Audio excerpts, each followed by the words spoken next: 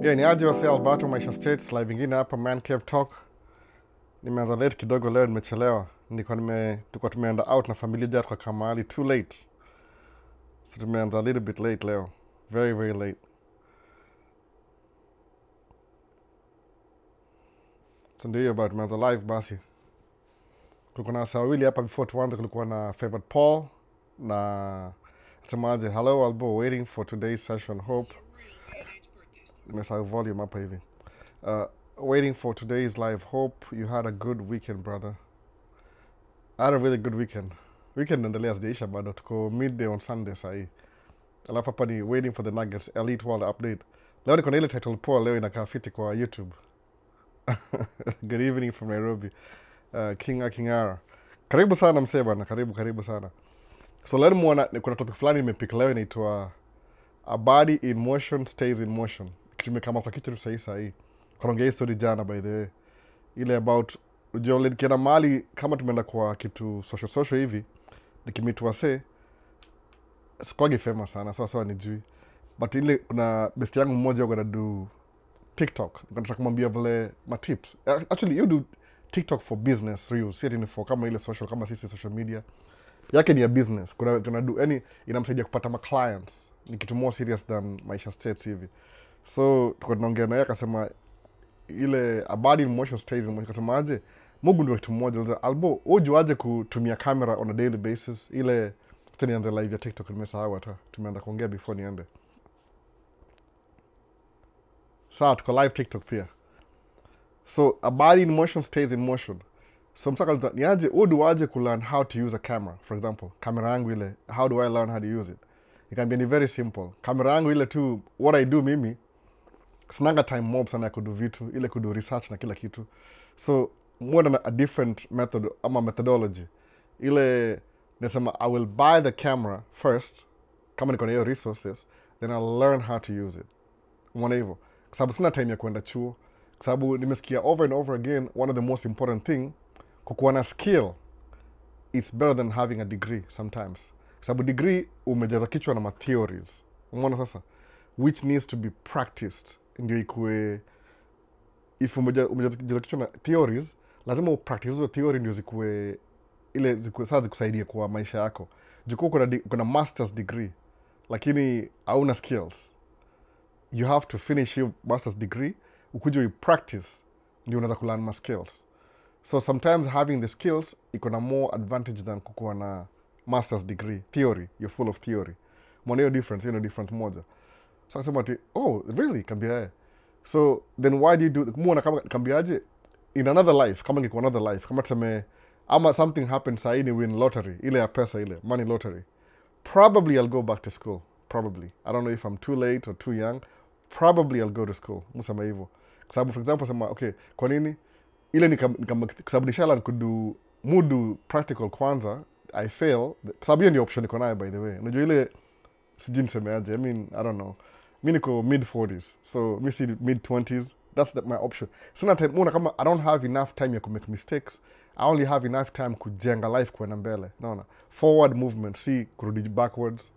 Hiyo ndio tunasema hivyo. So for example, kama nimechelewa hapa kidogo juu nikitaka kudu camera. Mwanga na kamera mbili.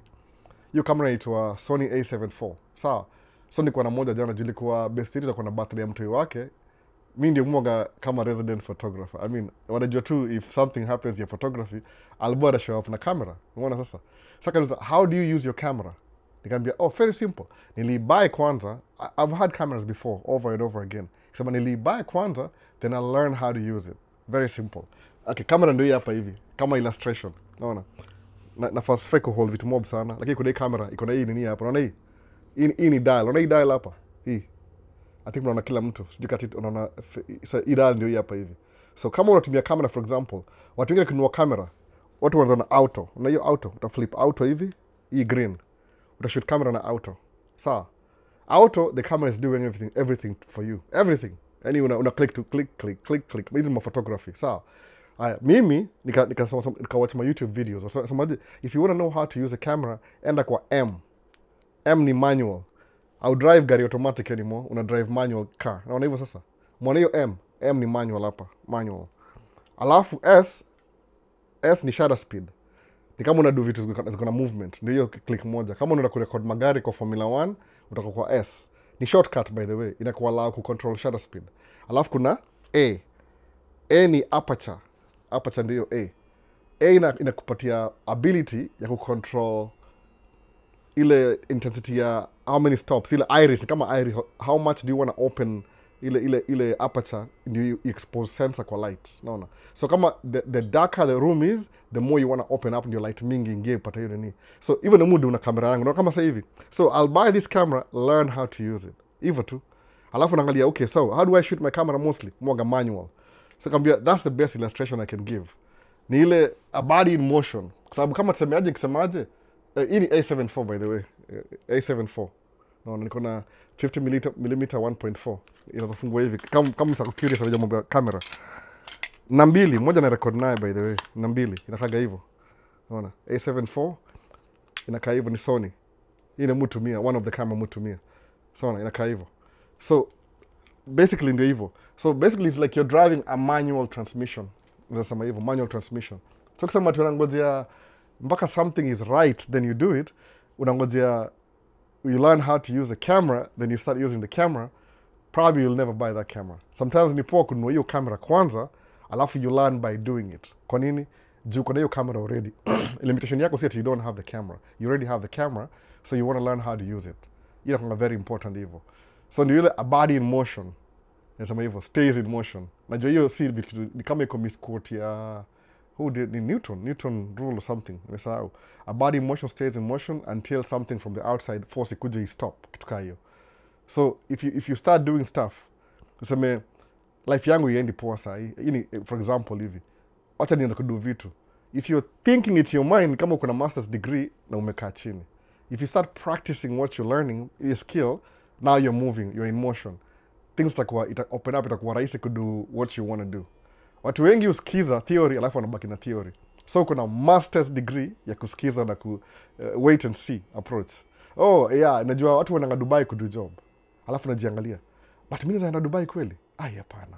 Niwache home, so unataka overthink. You overthinking na hiyo master's degree, overthink kubaki Kenya, alafu best yako waende. Meet 3 years after, they are making more money than you. Amekuwa exposed kwa maisha mingi ya vitu kama, yani ameona life in a different perspective from what you see yourself. Miss Jay na Dubai by the way. I will one of these days. Middle East. Sababu na stop over huko for 2-3 days hivi nikikam Kenya ama so, I don't know, whatever. Si karibu sana hapa hivi, ni mbali bado. Yani msema rather than kwenda Middle East, wacha niende mtaani Kenya. Ni kama almost the same distance, kitu kama hiyo. So sometimes kama kitu kufanya, wewe anza kuifanya tu. Anza kuifanya. Sema I don't know what I'm doing. Niko 20 year old, msikiangalibwa kiropoko hapa kila siku maisha states. If you leave from your town, your comfort zone, some utakuwa uncomfortable. Also manga very simple. Wealth is built when you're uncomfortable. Very simple. Unaona? Huwezi kuwa comfortable ukibuild wealth. Wealth inakuwa built when you're uncomfortable. So if you're waiting for wealth na uko comfortable, chances are it will never happen. Utakuwa na degree yako umekaa tu na ukalia sema, wow, this degree is so beautiful. Whatever. Sasa ndio kama swali haraka haraka. Nataka tu get that out of the way haraka haraka. Kwa discuss story jana. Tumecome home kama 3 am in the morning. Nimeamka sijui 11 time yetu hapa. Sasa sijaenda mbali. So kuna nani, kulikuwa na Kinga, Kiruri, so kuna alimeenda kwa nani next? Oh, Kinga asema it's always good watching you bro. Thanks a lot by the way. But they like video. Kuna wase 19 kwa YouTube, wase kama 5 TikTok, double tap.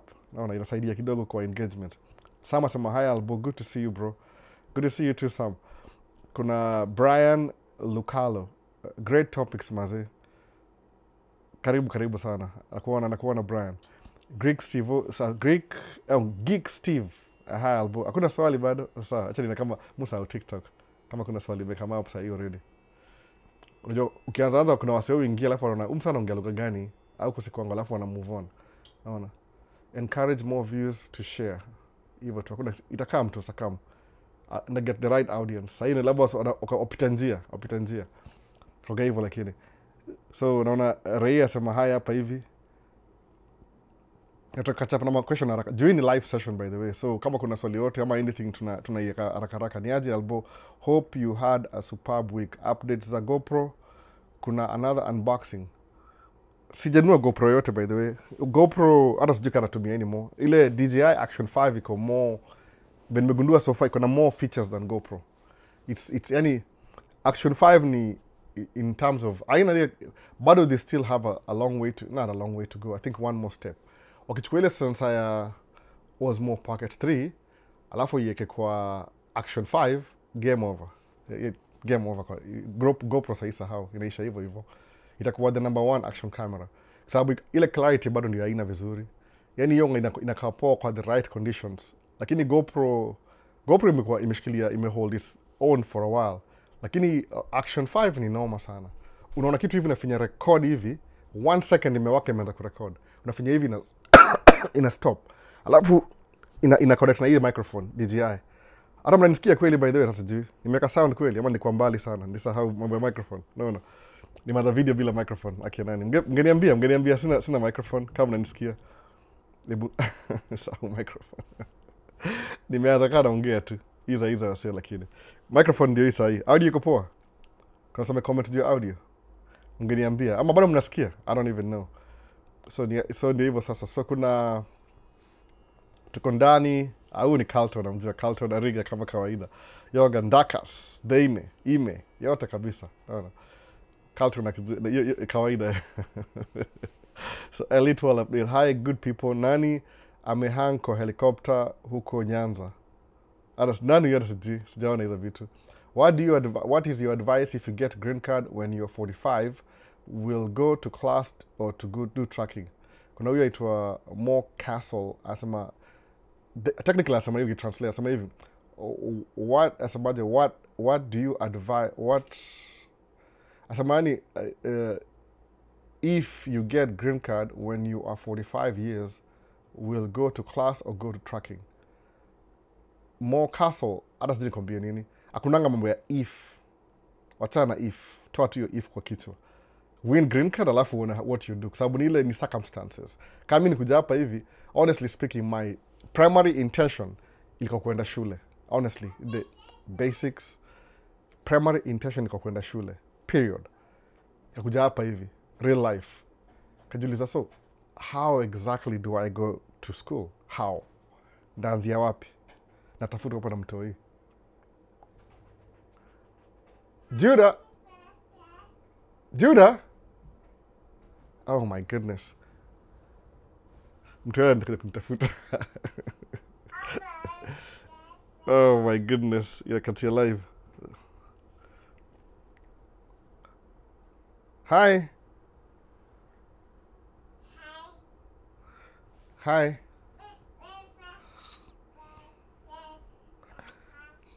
Ah, see.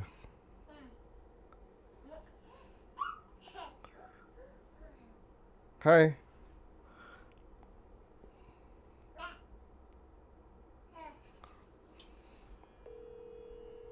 Call has been. Oh my goodness. Hawa watu lakini.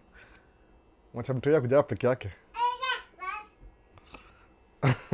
Kati live. Si mwingine iko wapi?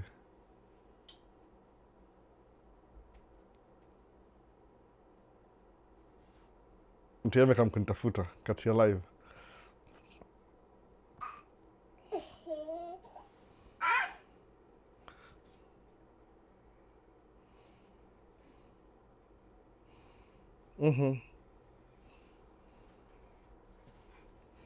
Hi.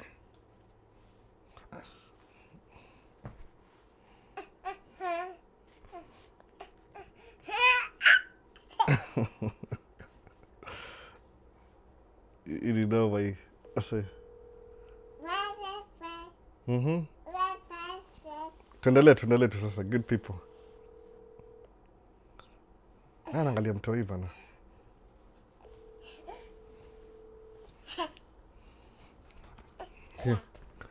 Yeah, come on. Please leave your message for 6126. Asa ni let down hapa bana. Niko peke yangu na kama mtoi kwa.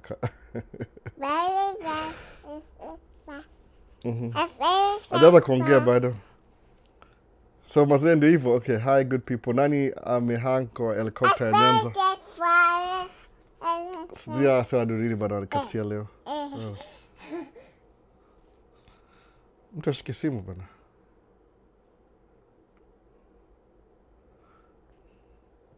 Mtu wangu ndio huyu mdogo by the way, asajai muona.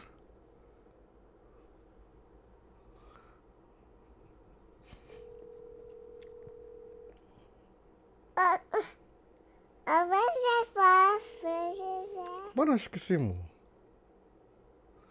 Wase kidogo, hata ni try ku...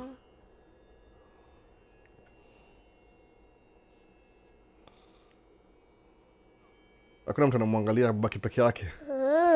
So muda yake, hii ni noma hii. Sijui kama tutadu anything today. It's okay, we enjoy the baby's company today. Unajua nafika mahali aseme anataka kukula. Alafu takuwa na shida.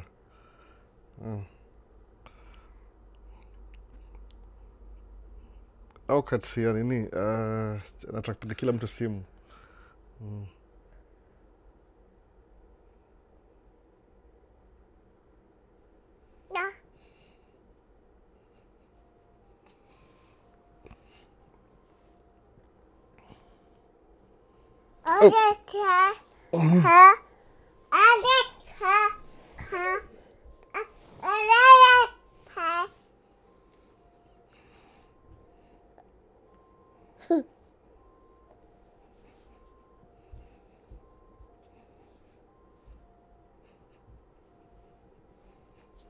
Sasa tutahang out na yeye mpaka mtu akuje. Umemwacha tu. Sijui hata nashindana namwangalia mtu. Yeye anafaa kuwa na mtu at least at all time. Hafai kuwa peke yake. Yes. Microphone? Say lakini. Funny sana.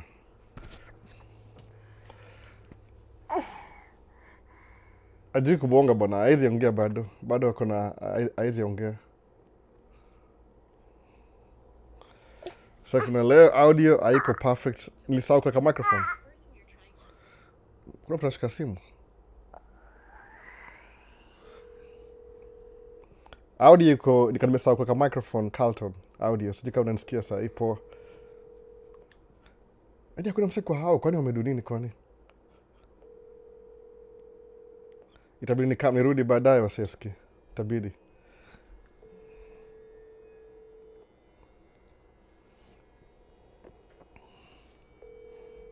Your call has been forwarded to voicemail.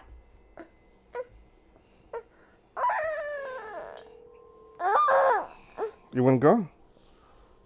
You wanna go?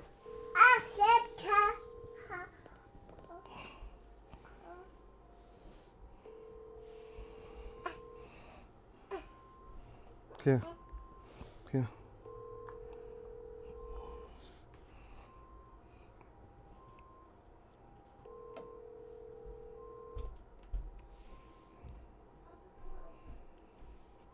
Your call has been forwarded to an automatic voice message system. 76335555259 is not available at this time. Yeah. Who was watching her? Boys, I was making books. She just came all the way down. The door was open. You gotta pull the latch too. Otherwise she'll come. Sorry if I have audio. I do have audio. Crashing the live stream? Yeah. Are you already on? I've been on for a while. Did you have to shut off? No. It's still live? Yeah. So you have a baby crasher?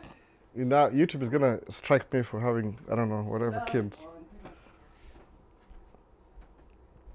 Tuendelee basi wasi. Imekuwa story mingi hapa hivi. Hakuna mtu anaangalia watoi, yani mtoi yako peke yake. Hii ni very strange na hao watu. Na maneno yao sana. Sawa, tuendelee kwa Carlton, tuendelee kwa swali. Akia nani? Si lakini, sijui. Sawa niko poa Carlton, nimesahau microphone niko bado huku mbali. Unajua nikiinstall, nimeweka backup mingi, nimeweka microphone hapa moja, nikasahau kuweka hii live stream. Michael, tuendelee basi. Anything hapa hivi tuendelee. Nimebring clickbait. Mtu yeye amekuja tu by the way, amestukia mimi nimesikia tu anakuja. Nashindwa niaje. Na mimi niko na mawaya hapa, niko tied down, siwezi tembea. So kuna Michael ache vipi, good to see you. this Palm Sunday. Leo ni Palm Sunday. Kwani ni Easter? Ama ni the weekend before Easter, ni Palm Sunday. Nilikuwa chuo ya Catholic. Mimi mwenyewe si Catholic, lakini nilikuwa chuo ya Catholic most of my early childhood. So nakumbuka ilikuwa a weekend before Easter. Sasa hii sound iko poa. Ni microphone, nimesahau kuweka microphone. Hii ndio microphone ya live. Unajua of multitasking. Vitu mingi. So hope iko fiti. TikTok ja complain bado. Hakuna the triangle thingies. Huyu kulangi triangle thingies. Huyu bado ni mdogo. Ni wale wengine wakubwa. Hao ndio kula samosa ama ni sambusa. But the difference ya sambusa na samosa ni nini? Ni nini exactly? Kuna samosa na kuna sambusa. What's the difference? Muske sijui sambusa iko na nyama, samosa iko na I don't know. Sijui. Somebody asked me. As a favor Paul, I would like the difference between LLC, corporate and sole proprietorship. Sole proprietorship ni wewe unafanya biashara, wewe kivyako. Favored Paul, wewe ndio biashara, uko na biashara yako mmoja. Sole proprietorship. Sole ni kama single. Sole ni wewe peke yako, you use your name and everything. Lakini sole proprietorship inakuwa risky juu in case kama ni trucking, business yako ni trucking, then you get into an accident, alafu mtu aumie, insurance mlipe, bado kuna zile maybe more injuries that insurance could cover, they will sue you, watakusue wewe kwa sababu your company or you caused the accident. So if they sue you then and they win, they will come for your property. So kama one is sole proprietorship, you will sell yourself to them, meaning you lose all your personal assets kwa yeye, alafu achukue kila kitu, akuache bila kitu yote because you caused the accident. Kumbuka hiyo story. Accident ni big deal by the way. Si ni ile tu oopsie. Kuna you're liable for your damages na kila kitu.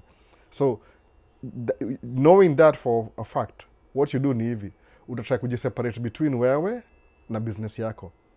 So utaingia kwa LLC, Limited Liability Company. Sawa? Hiyo ndio LLC. So LLC itakuwa ni kama wewe uko hapa na kampuni yako iko hapa. Lakini juu ni LLC na wewe ni LLC iko na members, haina owner, ni members. So kama ni wewe pekee uko na hiyo LLC, itakuwa single member LLC. So if anything happens, the same scenario, mtu apate accident, insurance mlipe, ikataka kulipa ile more expenses, what happens ni ile watachukua ile in the beginning ile whatever the insurance cover, they will sue you. But they won't sue you as an individual. They will sue your company. So your company's asset, whatever your company owes, they'll come for your property. Alafu watachukua compensation yao, alafu they'll move on. Hiyo ndio LLC. Iko na somewhat limited liability. Kama Mungu ana limited liability, nimejiseparate between mimi na business yangu. But because mimi ni member, so I'm actually liable. Sababu mimi ndio umusign makaratasi. There's a human being aspect. So it's somewhat connected to me sababu mimi ni single member. Kama kuna multiple members, then tuko sisi wote ndio ma owners pamoja. So corporation is totally different. It's a whole big different animal. Corporation is totally separate from the individual. 100%. Yani iko hapa na uko hapa. So naweza sema hivi, LLC is a wannabe corporation. Kitu kaa hiyo. It's a wannabe. Si real. It's just a wannabe corporation. So ukianza business, utaanza na sole proprietorship. As your business grows, switch to LLC. Suppose you're making over 50,000 ama 75,000 I think siku hizi juu inflation. Itabidi kuwa na LLC. Ukimake over 100,000 profit ile adjustable after everything, itabidi julipe kama S-Corp. Jina make more sense because you'll save on taxes. Ni mambo na tax strategies. Sawa? Kwa sababu LLC by itself, sole proprietorship, kuna run business, uko subjected to income tax yote ile ya social security, everything kama employee hivi, plus business taxes. Uko na LLC, uko na kitu inaitwa Schedule C, unafile Schedule C. Ile income and expenses, deduct some expenses za business ubaki na whatever profit you make. Hiyo ndio kitu kaa hiyo. You can file as a small S-Corp, small corporation within an LLC. Hiyo unajiseparate. Wewe unakuwa wewe ni employee wa kampuni yako. Alafu whatever is left on the other side na baki the other side. Na kuanga hivyo back and forth. Umeona sasa? So hiyo ndio difference hizo tatu. So ukianza na sole proprietor, alafu unaingia LLC, alafu corporation ile sasa umeenda kukwenda kama ni multinational. You can't really run things by yourself anymore. Imegrow sana. Sasa Favor Paul, hiyo ndio difference. Tuendelee. I am a sole proprietor and under LLC. Sasa huyu ni Motherland anasema hivyo. Kuna hii free truck driving training that companies often then inakatwa ni option pia inakatwa Cody Fan. Sijui poa kabisa familiarity. Tumesema kuna free au sema anything kukuentice kuingia, kwa sababu unajua mara mingi kuna kampuni mingi zogana wasema there's always a driver shortage ya trucking. Ni ile your life ya trucking over the road ni very difficult, by the way. It's very difficult. It's like you're camping in your truck, so you're away from home. Musema kuna drive over the road kuna challenges zake. It's very challenging. Si rahisi hivyo. Kuna challenges mingi sana driving over the road. So wakisema they'll train you for free, chances are they're losing drivers. They want to get back their drivers. Sababu kampuni, they make money anyway. No. Ni ile tu high turnover rate. Juu walipo watu kidogo in the beginning because of no experience. Most people cannot deal with that. Yosemanga either tracking is for you or not for you. Ndio mu advocate mara mingi, kama it's not for you, bakuna pesa na una option nyingine, jaribu kufanya tu vumilia for 1 year alafu kuja urudi local. Na local si start a job, create your own job kama kinda make sense sema hivyo. Buy truck yako alafu run truck yako. Itakuwa tricky, you have to learn how to run a business. Watu wengi wajuangi hivyo. Bakile nasema in the beginning, hii topic yote ya hii story ni nini? Nimesema nini, nimeita a body in motion, kitu kama hiyo. Sometimes ni poa kuanza kuwa in motion, sababu ukingojea utaangalia all the bad news on how this thing is not going to work, alafu uta procrastinate, alafu uta end up you never did anything about anything, alafu story inaishia hapo tena. Naona hivyo sasa. So tunakusikia poa. Robin Musau, nikanimeka microphone kando kidogo YouTube. So kuna DW Films just joined Guru here. Oh, that's Guru? New name? Yeah, that's really good. Oh my goodness. Jina lako ni fit hiyo. DW Films. Hii ni poa sana, by the way. Ni poa. Nimekuona. Guru here. New channel, new name. So kuna Michael Ocheng. Prince amesema yeye leo ndio ana run man cave. Hiyo princess. Hii leo imekuwa Princess Cave. Amekuja tu, by the way. Hiyo nitafuta. Akiona kama anashindwa, okay, where is dada? Simuoni hapa. Sasa mwacha nimtafute maliniko alafu nimpate haraka. So naomba mtoi atakuwa mnoma in front of the camera. Hope so tumeke pesa mingi sana. Yakwe ana vlog mimi namfuata. Ako sawa, sukuma 10 to 20 minutes hivi. Nimecall kila mtu. Good to have missed Maisha States. What do you mean, Femi? Good to have. Oh, okay, good to. Okay, sir. Maybe comma. No. Mary, we love Miss Maisha States. Oh, okay. Miss. Okay, the little girl. It makes sense. It makes sense. Ilikuwa hii time ya akikuja hapa mtu hii. Hello Albo. Ashrak here from Zanzibar. Nimemiss comment hapa TikTok kwanza before tuendelee. Ilikuwa asemaje? You can be a sole proprietor and add a partner under sole proprietor. Question mark. Ama umesema nini? Ni swali ama ni nini? Tolito's Motherland. Example is Swift in Swift. Iko free training. Is it good? Cody Fan meaning ya Swift. Yangu ilikuwa different. Waliniambia nikiingia Swift itabidi niende kutrain, ilikuwa Memphis, Tennessee, I think. Ilikuwa one of their trainings. Or Phoenix, Arizona. Hapo ndio kuna training facility. Memphis, Tennessee, Phoenix, Arizona. Mimi kwa naishi Minneapolis. But that time I couldn't afford kuquit job yangu niende training full time. Juu sikuwa na mbele wala nyuma. Nilikuwa naishi na kuzo, tunashare one house pamoja na tuna split rent. So singe afford kukabila income. I needed an income. So what I did, niliongea na shule fulani ifungwe shule kwaitwa American Truck Training School, kitu kaa hiyo. Jina moja generic. Wako wanafanyanga hivi. Wana partner na Swift Transportation na Warner Trucking na Schneider. Na kuna kampuni kama ngapi na JB Hunt, karibu kampuni 4.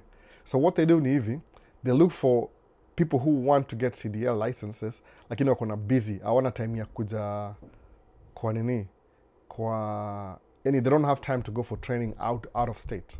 So what they do ni hivi, una collaborate na hiyo shule, they find you financing, alafu una get financing na qualify, then they take their money, then they train you for about a month, 4 weeks. After 4 weeks you do your test out, kisha test out per license, then unakuwa recruited either to Swift, alafu Schneider, alafu JB Hunt na Warner, 4 companies nakumbuka siku hiyo back in the days, I think in 17 years ago or something. So then when they do that, ukiingia Swift, because they come through your driving school, Swift helps you pay for your training. Each itakuwa kama maybe $200 a month. When they stretch out, yani, they don't give you all the money at once. Kwa paycheck yako hivi after everything, unaona hapo hivyo umeongezewa $200 for reimbursement of your track training. Akupatii lump sum, unakupatia tu in bits.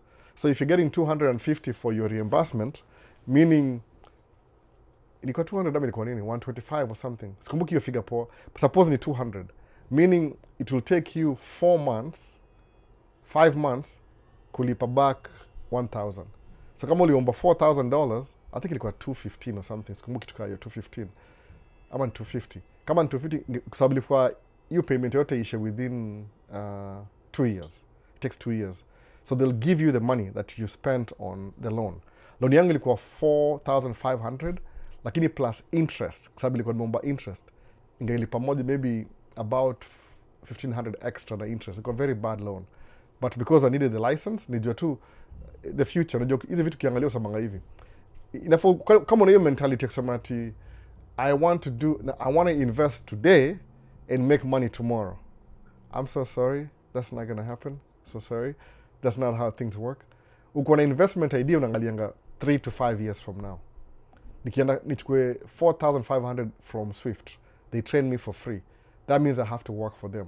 Kama una ties na hold back, kama sikuwa na, I didn't really have a living, ilikuwa one way either ni quit, ni hame kwa Kuzo, niweke vitu zangu zile, the few stuff that I have belongs kwa storage, sub storage ni cheap, itakuwa labda 100 a month, watu waka vitu kwa storage, alafu niingie Swift, sina how, I don't even have a place to live, niishi kwa track full time. Umeona sasa ubaya, it's not a really good idea ukidu hivyo. Ni poa ukiishi kwa track yako full time when you have your own truck and your own trailer, because you're getting paid more money. Lakini ukiishi kwa minimum wage na kwa track yako, is like you're homeless basically. Umeona sasa, unaishi kwa track ikiharibika in the shop au na place ya kulala. So ile balance of things kana, this can't work out for me. Wacha tu niende kana Kuzo, niende kulipa half the rent even if I don't live there, alafu to move on hivyo. Ikabidi, ilikuwa hard kidogo in the beginning, sikuwa na ile dynamics, but I did it anyway. Junijua, so kama Swift ina offer training, take it. Usingojea ati the right time to do it. If that's what the path you have right now, just do it. No, just do it. In short, can I add a partner and a sole proprietor business LLC? I don't know what you're saying. Kama sema two things are the sole proprietor is wewe, you're a sole proprietor. You wewe solo.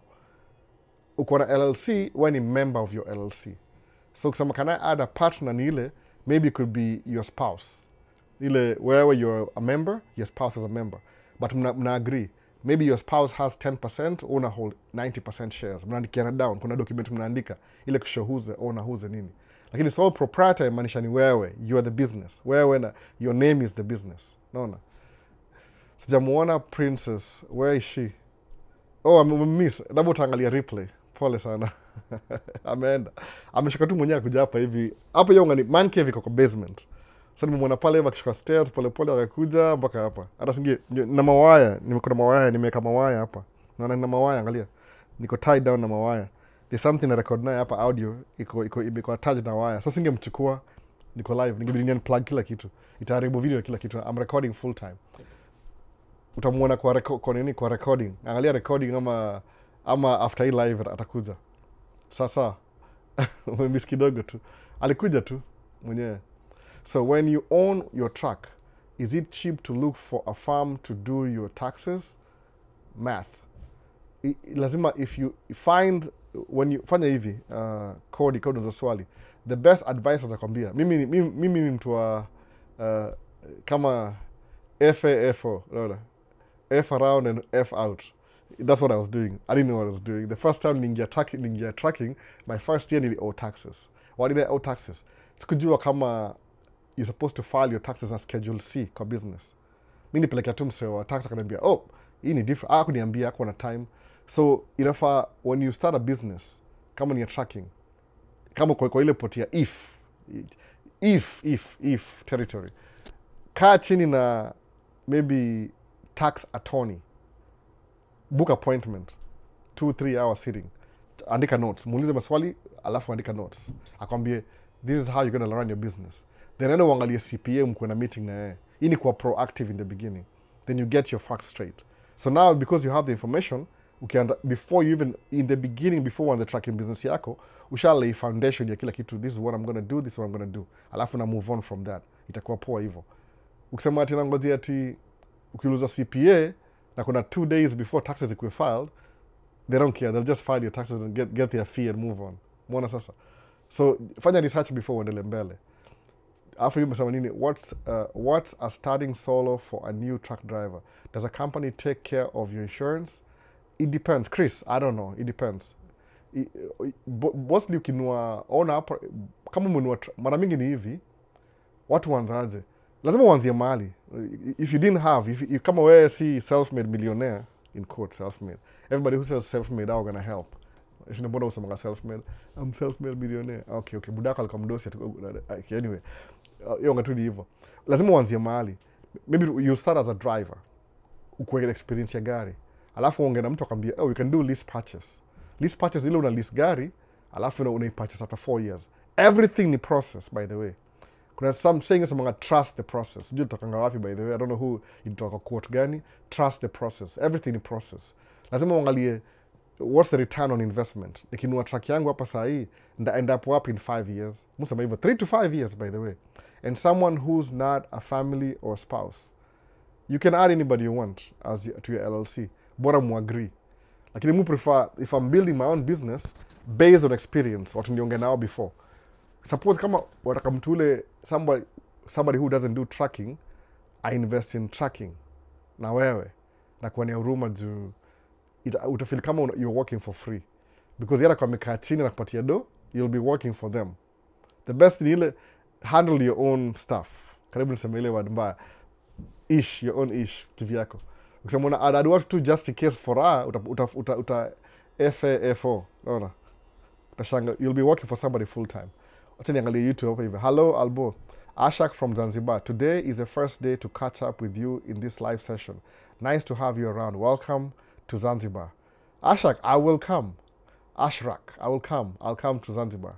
Hiyo iko to my to-do list. Naona. Ndakuja hivyo for a week or something. Nakutafuta. So kuna Chiki Lady K9. Niaje Maisha States. Niko na swali. Niko na dem kutoka Atlanta. Okay. Ako 32. Mimi niko 26. Na niko Kenya. Tunapendana sana lakini tuko long distance. Any advice for this for me as a young guy? Chiki Lady K9. I mean, si mconsummate marriage, nini ingine tena? Si ako Atlanta? No.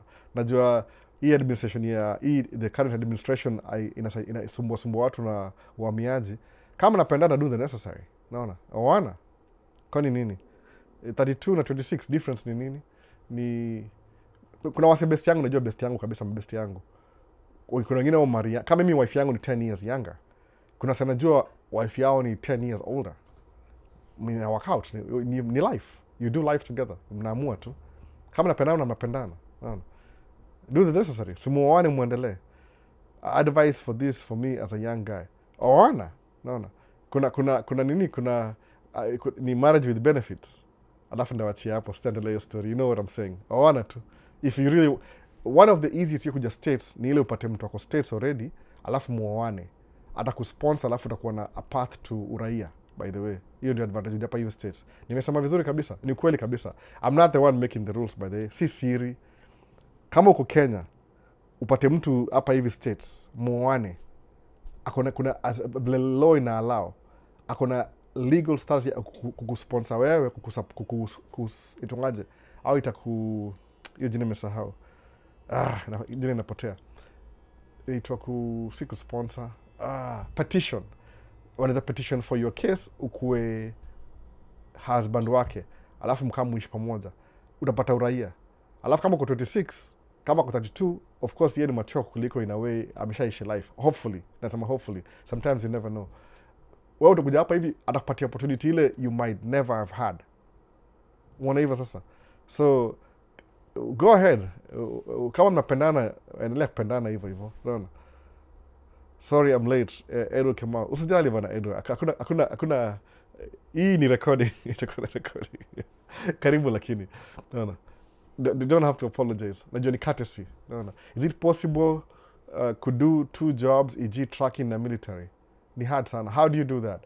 Tracking hiyo utaka full time, military utaka full time. Juu ikikaa una do tracking, for example, uko military, unless wewe ni reserve. So I don't know how you do that. How do you do that? Tracking at the same time. How? Is it possible to have 2 wives at the same time? Mmoja kwa Kenya, mwingine ako hapa. Yeah, it's possible. Lakini yule itakuwa white. Utakuwa unapigia hiyo kelele. Alafu hapa. Yule itakuwa white pole pole. Na uko 26. Na tumejua 26 alafu utakuwa na stress mingi kwa na wife wawili. So, how do you do? Kama ni reserve, akuangi active duty. You can be doing tracking. Then when the call of duty na happen, una abandon alafu na call of duty. If it makes sense. How do you do it at the same time? Unless we establish in a way that iko automated. Even without you being part of your system, it keeps running. Sasa, nimesema hivyo ama, Voste, that's what you do. That's the best way. Kama ume set up already, it's already running. Like kama iko stationary, I'm telling you, ni hard sana. So, acha nirudi TikTok. I'm sorry, YouTube. Tuna catch up, maswali. Happy Palm Sunday, Maisha's family. Joining now. Lency, karibu sana Lency. Afasema, sweet daddy girl has your chicks. Yeah, ni mdogo bado. Kuna mixed, watu wengi. Mary hapa hivi. Albo, quick question. How can someone make money work for them? Stories za kuwa employed ni ngumu sana Kenya. Mary, kitu kama, awasamanga hivi, kama ile tu in broad, niligusia last time, mua gonna do, I don't think mupatianga hii nini live stream justice, kwa sababu mua gonna topic of discussion, but na end up kufocus na Q&A, which I get it. I think nafani ya session ingine ya man ke vile tunaongea tu na address hiyo topic ya last week na explore in full, alafu na create question. Ubani ile I'm constrained with time, hiyo ndio shida yangu. So we'll work it out. Ile making your money work for you ni, for example, ni hivi. Suppose uanze biashara Kenya, iko automated. Tuseme maybe, I don't know, seriously think, biashara kuuza M-Pesa. I don't even know, sina hiyo, mimi niko dated kidogo. The last time niko Kenya ni 18 years. Tuseme, uchukue loan, which is, your money working for you ni ile unachukua pesa yako, una-invest mahali, then your investment keeps making you money. Not the amount you'll invest, but a fraction of it consistently. Naona? Kama sasa ukienda kama hapa US kuna ma treasury bills that pay you. Kuna ma companies na stocks zao, they give you dividend every 3 months. Kama ukiinvest na energy ni kama power. Yani hizi ma utility. Ukiinvest stocks kwa energy, kuna energy fulani, utanunua hizo stocks zao for $20,000, for example. In example, by the way. Alafu $20,000 uwapatie boop ununue shares. Every month, just because you may buy a piece of their share, that means you may increase the company shareholding. Yani umepatia pesa, it's like you're putting your money into a company. So you're part of the owners when you invest in your company. They'll give you $1,000 a month.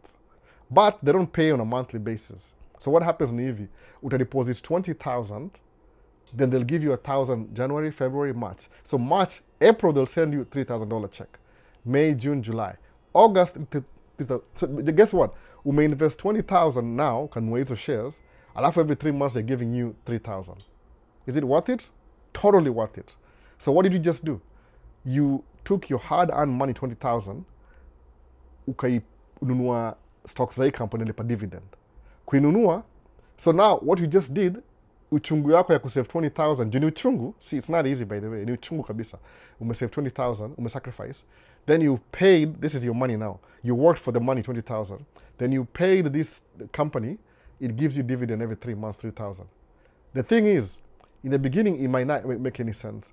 Why am I giving up 20,000 just to make 1,000 a month? Nimusemaje? Time is more valuable than money when it comes to investing in shares. Sababu, You 20,000 umesave, you've worked for 20,000, will work for you so hard that within 2 or 3 years hivi, guess what? You're making 1,000 a month. Ataka unalipo every 3 months is still 1,000 a month. What's going to happen in 12 months? Utakuwa an equivalent of 12,000. Imefiki hiyo pesa invest. How much did you invest in the beginning? 20. Okay. What about 2 years? Utakuwa 24,000. Do you have your return on investment? Usharudisha pesa yako yote 20,000 in 2 years. Okay, what about the next 10 years? Kumbuka uli guarantee. So you worked so hard for 20,000, uka-invest kwa stocks fulani in a pay dividend, then dividend pays you $1,000 every month forever. Mbona? Hiyo ndio example ya how your money works for you. Hiyo ni one example. Suppose ununue apartment building na deni, uombe loan, uka down payment ununue. But uzuri deni ni ile, it's already built. Ni kama ilikuwa building ya Albo, alikuuzia juu asema tu, I don't want to do this anymore. Niko na ploti moja Kayole na sijui 30 units. Alafu uchukue loan, down payment, deposit, uweke down, ukue owner, new owner, tusaini mapepo wakikwe yako. So, uliomba loan kununua hiyo nyumba. But nyumba umenunua ni ile iko na cash flow already. Kuna ma-tenants, they are paying rent every month. So how does your money work for you? This is how your money works for you. Pesa uli-invest kwa real estate, hiyo nyumba ina exist, na iko na rent, na iko na tenants, utaomba loan. So every month when you're making, kama suppose you generate, in example, nasema example tu, sijui figures right, tupate hypothesis, ile tu example, ina generate 30,000 a month. Mortgage hiyo nyumba, because uliomba loan, ni 10,000. So how much are you making extra? 20,000. We choose 10,000 takam kwangu mimi, alafu 10,000 ndacheka kwa hiyo account ya hiyo property, kama emergency fund. So what is your money doing? It's working for you. That's what you do. Lazima uinvest kwa kitu fulani, iko na cash flow. But angalia the beginning part you have to miss. You have to work for the money first, then the money that you've worked for, we invest, so your money can work twice, 3 times, 4 times, 5 times harder than you. Mbona sasa? Lazima uanze from making money first. Ukiana 9 to 5, na uko naishi hand to mouth, hata una ile space ya pesa ya kuinvest. Juu unajua employment ni employment. They pay you to show up. It's like you're exchanging your time and energy for a little bit of money.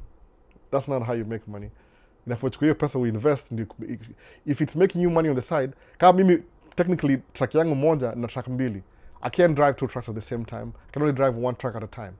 So when the jobs are available, muwe kadereka truck moja. Are they making money? Yes, they make money. So technically, my investment hiyo truck ya pili, it's working for me. Kwa sababu ni invest.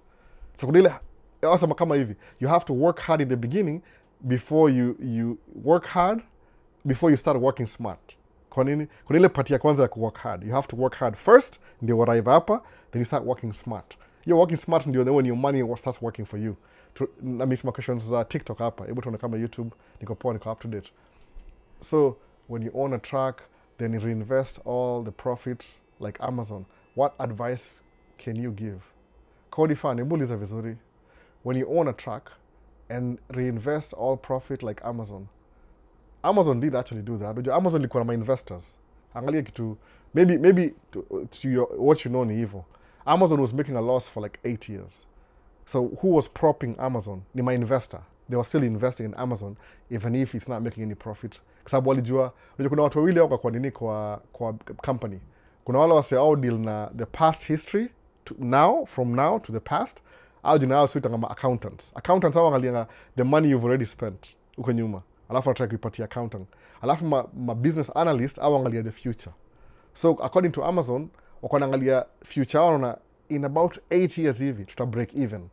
Breaking even ile, all the money you poured into the company itakaa imegrow mpaka itakaa ile level ile, now breaking even mtafika mahali mko equilibrium, mtoshana hapa hivi. After 8 years ni profit too. Guess what happened? So wali inform my investor wao, we'll make a loss for 8 years when you're trying to build a company. Kwa sababu all the investment we get, try invest in building the company. Sawa. Once we've built the company after 8 years, then we'll put a return on investment za kuja sasa hivyo. So it took them a while to invest, knowing that 8 years from now ata make do. Na ilifika mahali ika-balance, ika-even out, ikuja hivi. Hii ni growth, na hii ni ile, unamwaga pesa kwa growth, inapanda, ika-even out, boom, katikati. After hiyo even out equilibrium, ikaanza kwenda juu. siku hizi hao make profit vibaya sana. Alafu unajua Amazon kama ujui kabisa, it's a software company. See, they don't sell goods mostly. I'll sell digital products. Kwa sababu I'll create a marketplace for regular business people to sell their stuff through Amazon. Mwona hivyo. Wana create ile platform. Amazon, I got it from Amazon. Wana create ile infrastructure ya kufacilitate your commerce, movement of things from manufacturer to consumer. Umeona sasa? So hao ni ma middlemen. So wameperfect hiyo story. That's why Amazon iko na wealth yao si physical at buildings. They have buildings, they own warehouses na nini, lakini wealth yao ina exceed hivyo. Now that's how the world runs, by the way, mara mingi. So kama wale na run na stocks, kama Tesla, they don't make money from selling Teslas, hapana. Na ile idea ya technology, like they are moving, it's a software company. Hiyo gari kana more software than hardware. Ni kama iPhone, Apple itaitangi iPhone. iPhone is made in China. Kila mtu anajua hivyo. Everything is made in China. It's the world factory in China. Lakini they create the software that runs the hardware. Hiyo principle inaanzia kwa Bill Gates. Who is making more money? Ni ule msa ali-invent itongaje, HP computer ama the software that runs a computer? Of course ni software. Sababu software ndio lifeline. Ni kama between wewe mwili yako na who runs your body. Ni wewe ama ni chakula na damu? Si ni damu na chakula? The internals. So software ndio ikona yani ainanga limit. That's what kima most of the companies that have a lot of money kwa world ni kama software companies. Kwa nini? Aina limit here how high it can go. No. Apple ni $3 trillion company. In terms of nini?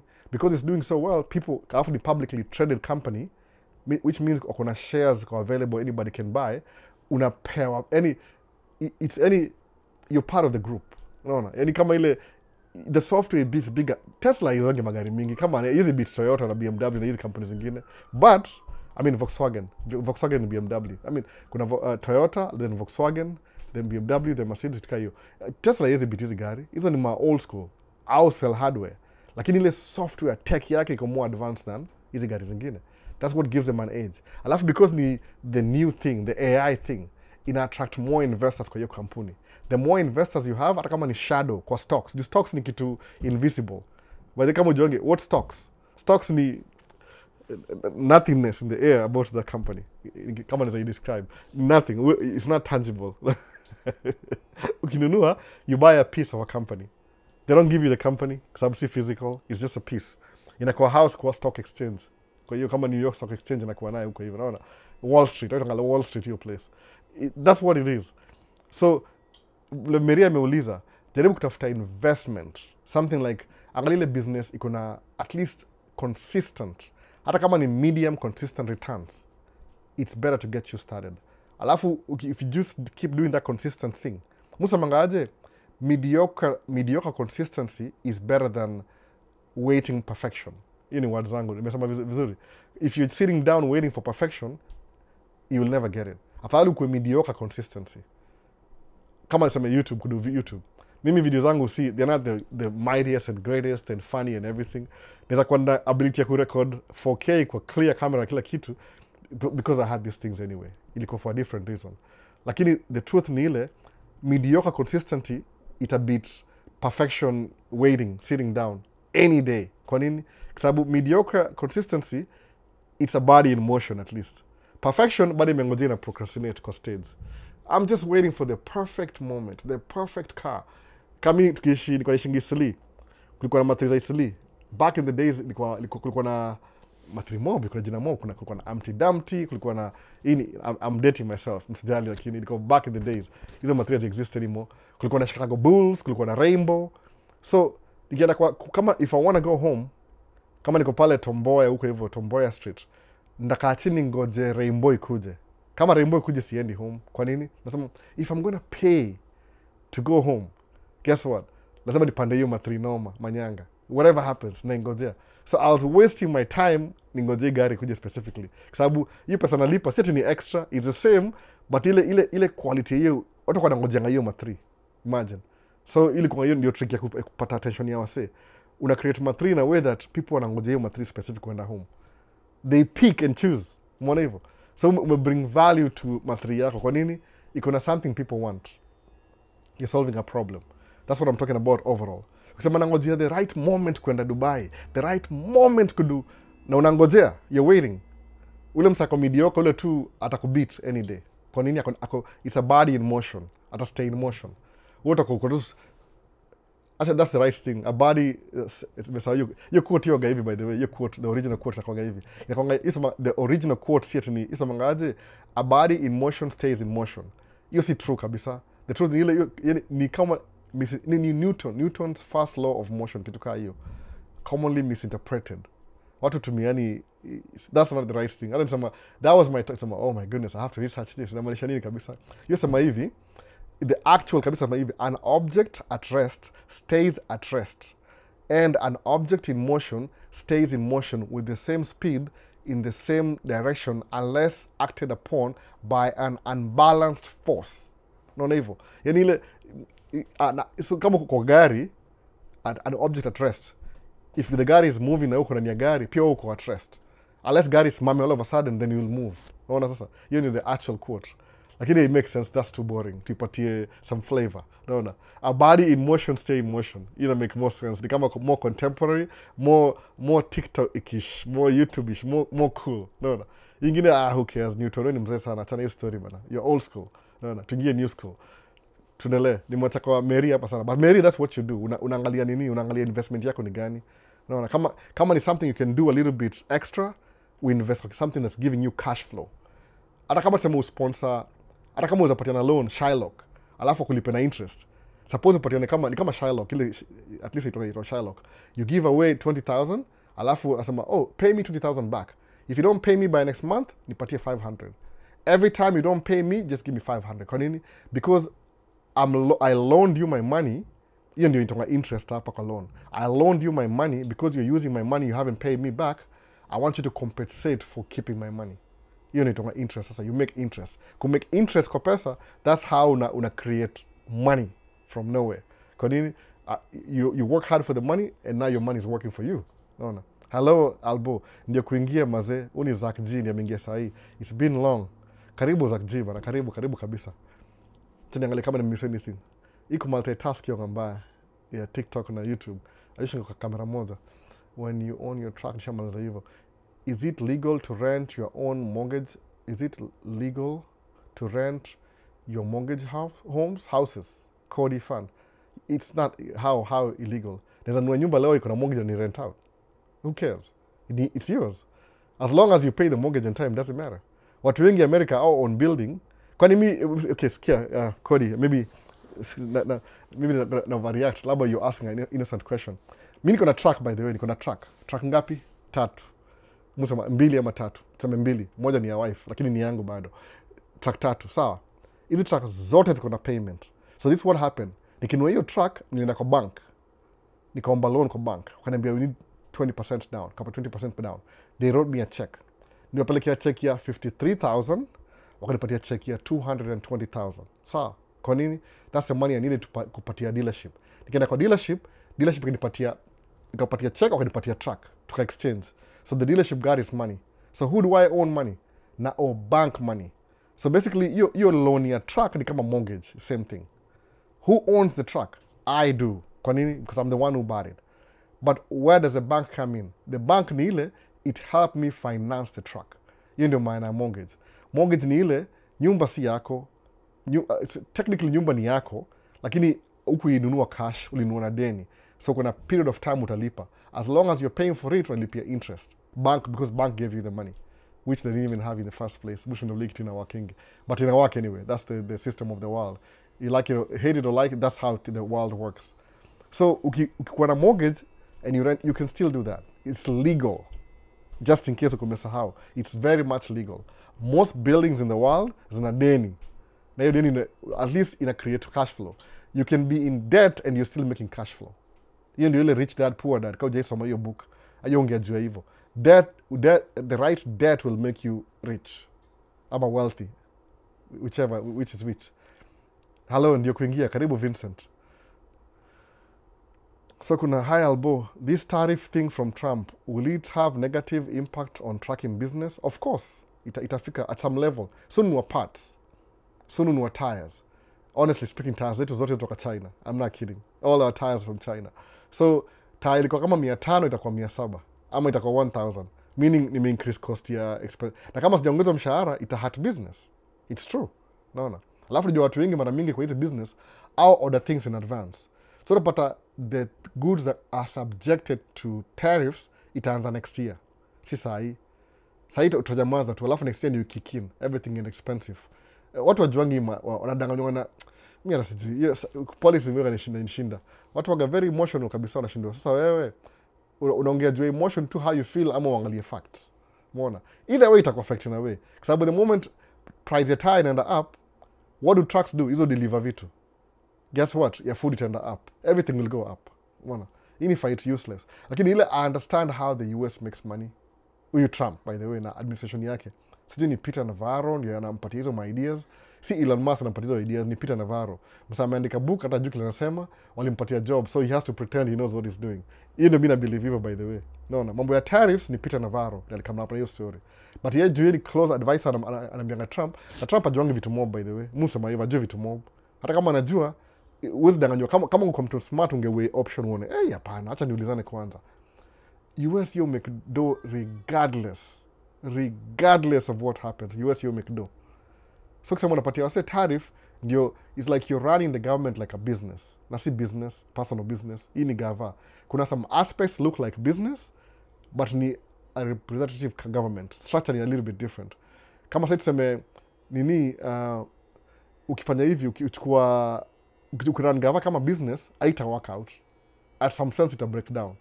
Gava ni business ndio, but you can't, sababu kuna ile elections. Nazo tukiao CEO wa government yonga elected every 4 years or every 5 years. Siyo ni CEO, by the way, ile na run vitu. Ndio jina ingine ni president. Yonga elected. So si permanent, ni temporary. So lazima ukuwa na hiyo akili understand. It's an elected position. Kama ujui uonga na ma-advisors. So King Chris tariffs sema US inaenda hasara, na hii si private business, hii ni gava. Iko na social responsibilities too. No. See, just business responsibility. You can philanthropy. Anyway, Mrs. G, that's a channel story too. Itakuwa political tena. To stick where we were. Tulikuwa habari in motion. Ni aje Albo ndio kuingia. Manu Sudi, karibu sana. Mrasta Bahrain na kuona. Good afternoon Albo. Hope you have you been my brother? Signing in to 3-man cave. To the man cave. Okay, the. Na samara karaka ni muna 3. The man cave.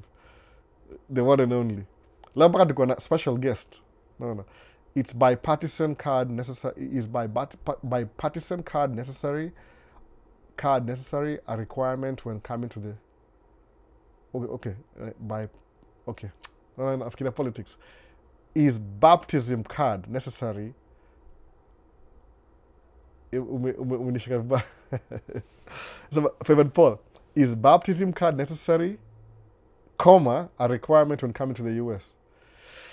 Kuna freedom of religion. You can practice any religion you want to. So kama your religion lazima kuwe na card imeandikwa baptism, but I don't think they ask for it kwa embassy. I don't think so, unless you're using it as a legal document, because at some places it's identified as a legal document, baptism card. Juu hiyo ni ile show kuna wase hawajuangi nini, hawajuangi when they were born, lakini ukuja na baptism card ina confirm they exist. It can be used as a legal document. But coming to the US, sidhani kama wanaulizanga hivyo, unless that's the only thing you want to use as your legal document. Kusho ulibatizwa, that means you exist. I don't know. But I don't really know, honestly. Duko V10 asema nini? Oh, hello. Karibu sana Duko V10. So, favorite Paul, how many types of companies are there in road construction project? I don't know what. Unajua road construction project, yani ni hivi nisemeaje, based from what you asked me previously, LLC sole proprietorship, most big companies ni corporations. Understand hivyo. iPhone ni corporation. Hii inaitwangaje? Apple ni corporation. Hii inaitwangaje? Macintosh Inc. I think ndio jina. Google inaitwanga Alphabet Inc. Most of these companies ni corporation already. Ama kama si corporation directly, zinakuwa run na holding company. Umeona? Kama Berkshire Hathaway Holdings. Berkshire Hathaway ni kampuni ya iko associated. That's ile the legal term, technically kampuni ya Warren Buffett basically. But hiyo ndio holding company ile utumia kurun other companies. Sawa, zile zake. So most of the big companies ni corporation. Kama construction company kuna moja itonga Macrosans and Sons. Hiyo ni incorporated, ni corporation. Hata ni kampuni mfanya kazi broker itonga MBE Inc. ni incorporate, ni corporation. So you kuna more members, more board, something like that. Big companies, if you want to do big business, lazima uko corporation. Utapata very rare, utapata LLC ikirun big business. Unless ni software. Juu software utapata in the beginning, hauna physical things, ni mostly digital products. Unaelewa? DJ Voicey ampotea, amepatikana leo. Alikuwa very good contributor kwa nini. DJ Voicey yuko Iowa. Akana majina mingi, a man of many names. Naona. Not a baptism card. No, umejibiwa sahihi, that's good. Ako active leo. Asemaje? Favorite Paul ndio answer yako. Asemaje? No, a baptism card is not a requirement when entering the United States. The US does not ask for religious documents as a part of immigration, visa application or entry procedures. Umesikia umeansweriwa clean kabisa full. Sawa, tuko up to date kwa YouTube. Acha nitry kwa refresh hapa hivi kama kuna anything nimemiss. Is it good to start? Okay. What is... Okay, kwa legal. Chris asemaje, why is it that people at states discourage us? They say life isn't difficult. Why don't they come then? Kuna so many parts of question. Doesn't try to interpret. That's the first part of your question, Chris, ni why is it that people in states discourage us? Okay, so discourage us. Ungeongeza sentence ikuwe mrefu kidogo, but I understand. Maybe you'll try to type haraka. They say that life is difficult. Isn't difficult. Okay. So number one, mesema, people in America discourage you, number one. They say life is difficult. Alafu sema, why don't they come back then? Chris, maybe we're watching a YouTube creator. Unajua kuna difference ya influencer. Maybe I'm not trying to win your okay, maybe napata your attention, but I'm not trying to make money from YouTube. Sawa? Kwa sababu napata watu wengi, mimi nimekagundua from my own observation. Unapata most Kenyan YouTubers, unajua kuna, how do I explain this bila kujishoot in the foot? Okay, Maisha State mimi ni content creator. DJ Voice ni content creator. We're all content creators. Sawa? So kwa ile content creator life, one of the perks ama life ya content creator ni ile, you have to produce new content every time ukishow up kwa camera. Kuna hiyo pressure ya new content. Sawa? So what happens ni easy. Kuna hii vlogs are different. Vlogs ni ile, I'm documenting my life in real time. Hiyo ndio vlogging. Sawa? Leo nimeenda kula, I don't feel so well. My life is so miserable. My dog died. Unaongea vitu gani zile tu as they come up. Hauna procedure, ni vlogging. By the way, kwa vlogging, kama kwa YouTube, ile kategoria ya vitu ziko serious, financial matters ndio number 1 topics kwa YouTube. Alafu everything else at the bottom. So vlogging, because ni kitu cheap, you have to be very interesting kupata more views. Kuna sopata views ukivlog, by the way. Just the life is so sophisticated. Oh, look at me and my kids. Oh, me mtu yangu ameingia hapa by mistake. I don't even like having my kid on camera. So that's not the objective. Itakuwa na less seriousness nikibring watoi kwa man cave. In man cave talk. No. See kids cave. See watoi, see family life. Au taka privacy yao. So Chris, kama watching TikTok creators, unafollow diligently. Wengine wengi hapa. Alafu wanaongea tu maneno out of the blues. Hebu niambie, hiyo channel ni ya entertainment ama ni ya educational? Kuna difference ya content creator. Kuna content creator waga entertainment. Na kuna wale wa educational.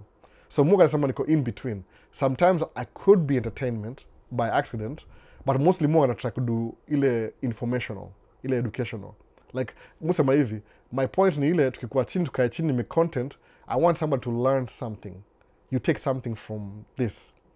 Kama nikidrive na siongei, angalia barabara uone, kwa sababu na the way mu set camera, mu track set camera in a way that si normal. Mu kamera moja kwa dashboard pale mbele kwa screen ndio angalia barabara the way I'm seeing the road. Alafu na kingine nyuma ni kama niko na passenger. Alafu dakika moja gani niangalia because I have to talk to you. Naona hivyo 3 cameras. Kwa nini? Niwapatie views. I want you to feel ni kama uko ndani ya gari kwa na mimi. So even me driving nakupatia perspective, kwa sababu ukuja states the same view I'm trying my best to capture ile attention ya what I'm experiencing in real life is what you'll experience. So basically ukiona video yangu take away ni ile you'll see yourself in my place. Naona ni kama you live, ni kama unapatia ile this is how you drive ukuja States. Even mu emphasize na hiyo, si mostly entertainment. Mse ataka entertainment, you want to be entertained, ata watch video for 2 minutes, a click out and kutafuta ingine ile kwa more entertaining. So if you listening to somebody ule vlog kila siku, alafu leo ameamka because something happened kwa life yake, and I feel kama it seems like life is so difficult. Maybe akana do job kwa gava this year akavuta job na nini Dodge ya Elon Musk, Department of Government Efficiency, so they're jobless. Akina na emotions zake atakwambia maisha ya America ni ngumu, alafu kesho ambue you got a new job, Mungu ni mwema. Kesho ambue mtu wako amepass juu nini, Mungu ni mwema. Kesho kuta asikia akamgonjwa, sisikii poa leo, na shida. So shindwa, okay, what are you watching? Una watch vlog yake, like is going through the up and downs of their life. Mse kama huyo, maisha itakuwa ngumu States leo, itakuwa rahisi kesho, itakuwa happy kesho. Niambie ukweli, whoever you listen to, itakuwa hivyo. Haitakuwa ati ni ngumu kila siku. Ni ile, how do you interpret that? Musa manga hivi, do you know how many things I'm going through personally? Sometimes Mungu kuja hapa mimi ni mgonjwa. Kama ilikuwa 2 weeks ago, niko na allergies mpaka hapa, yani niko mpaka hapa hivi. Nikunywa madawa ndio nikaa hapo for at least 3-4 hours, ni manza na history alafu nilikuwa mgonjwa. I go back to being sick.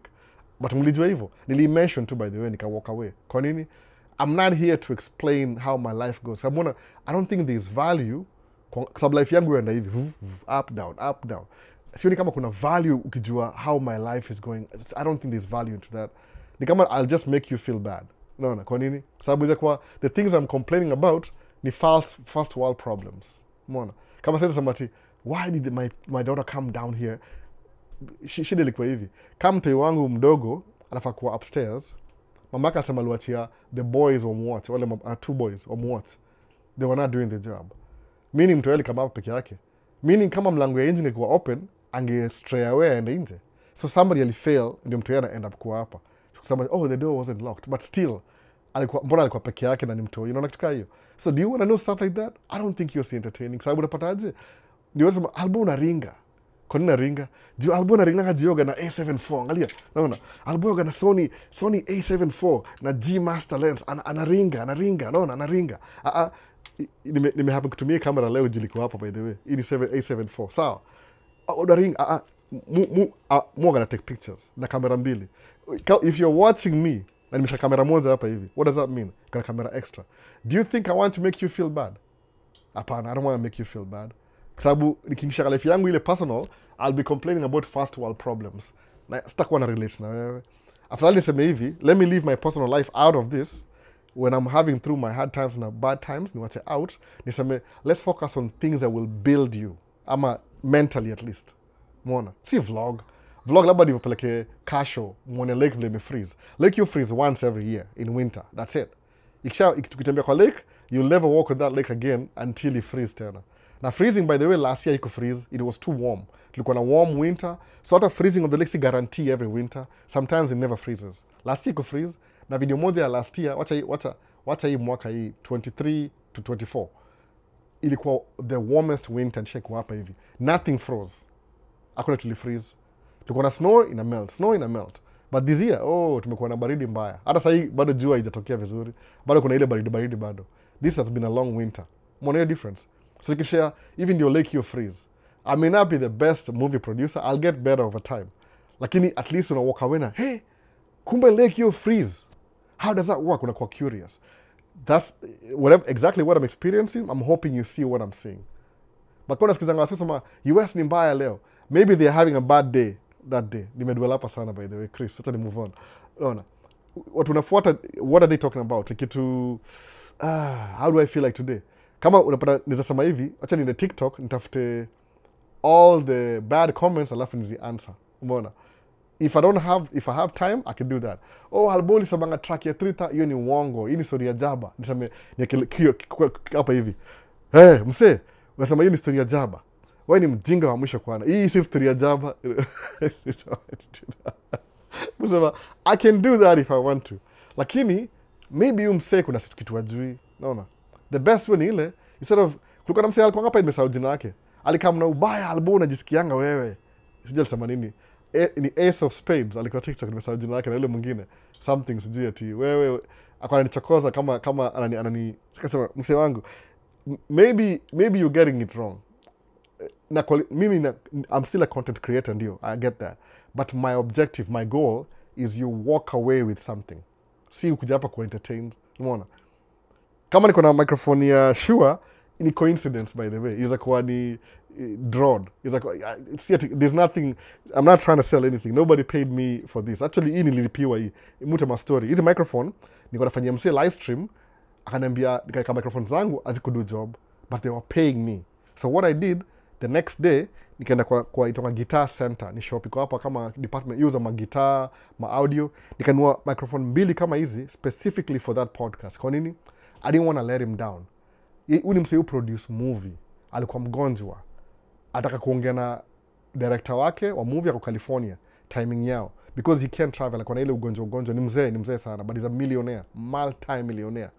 Kusema millionaire nitafutie job, alafu ni let down, microphone niangushe. Hakuna kitu kaa hiyo. Nilinunua hizi microphone on the fly.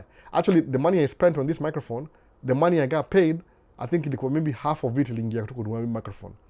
But because ini microphone uitumii once, uitumia more than once, guess what? A couple of years, it was 4 years now, end up kwa use kama kwa podcast. Kwa nini? Natumia the same thing.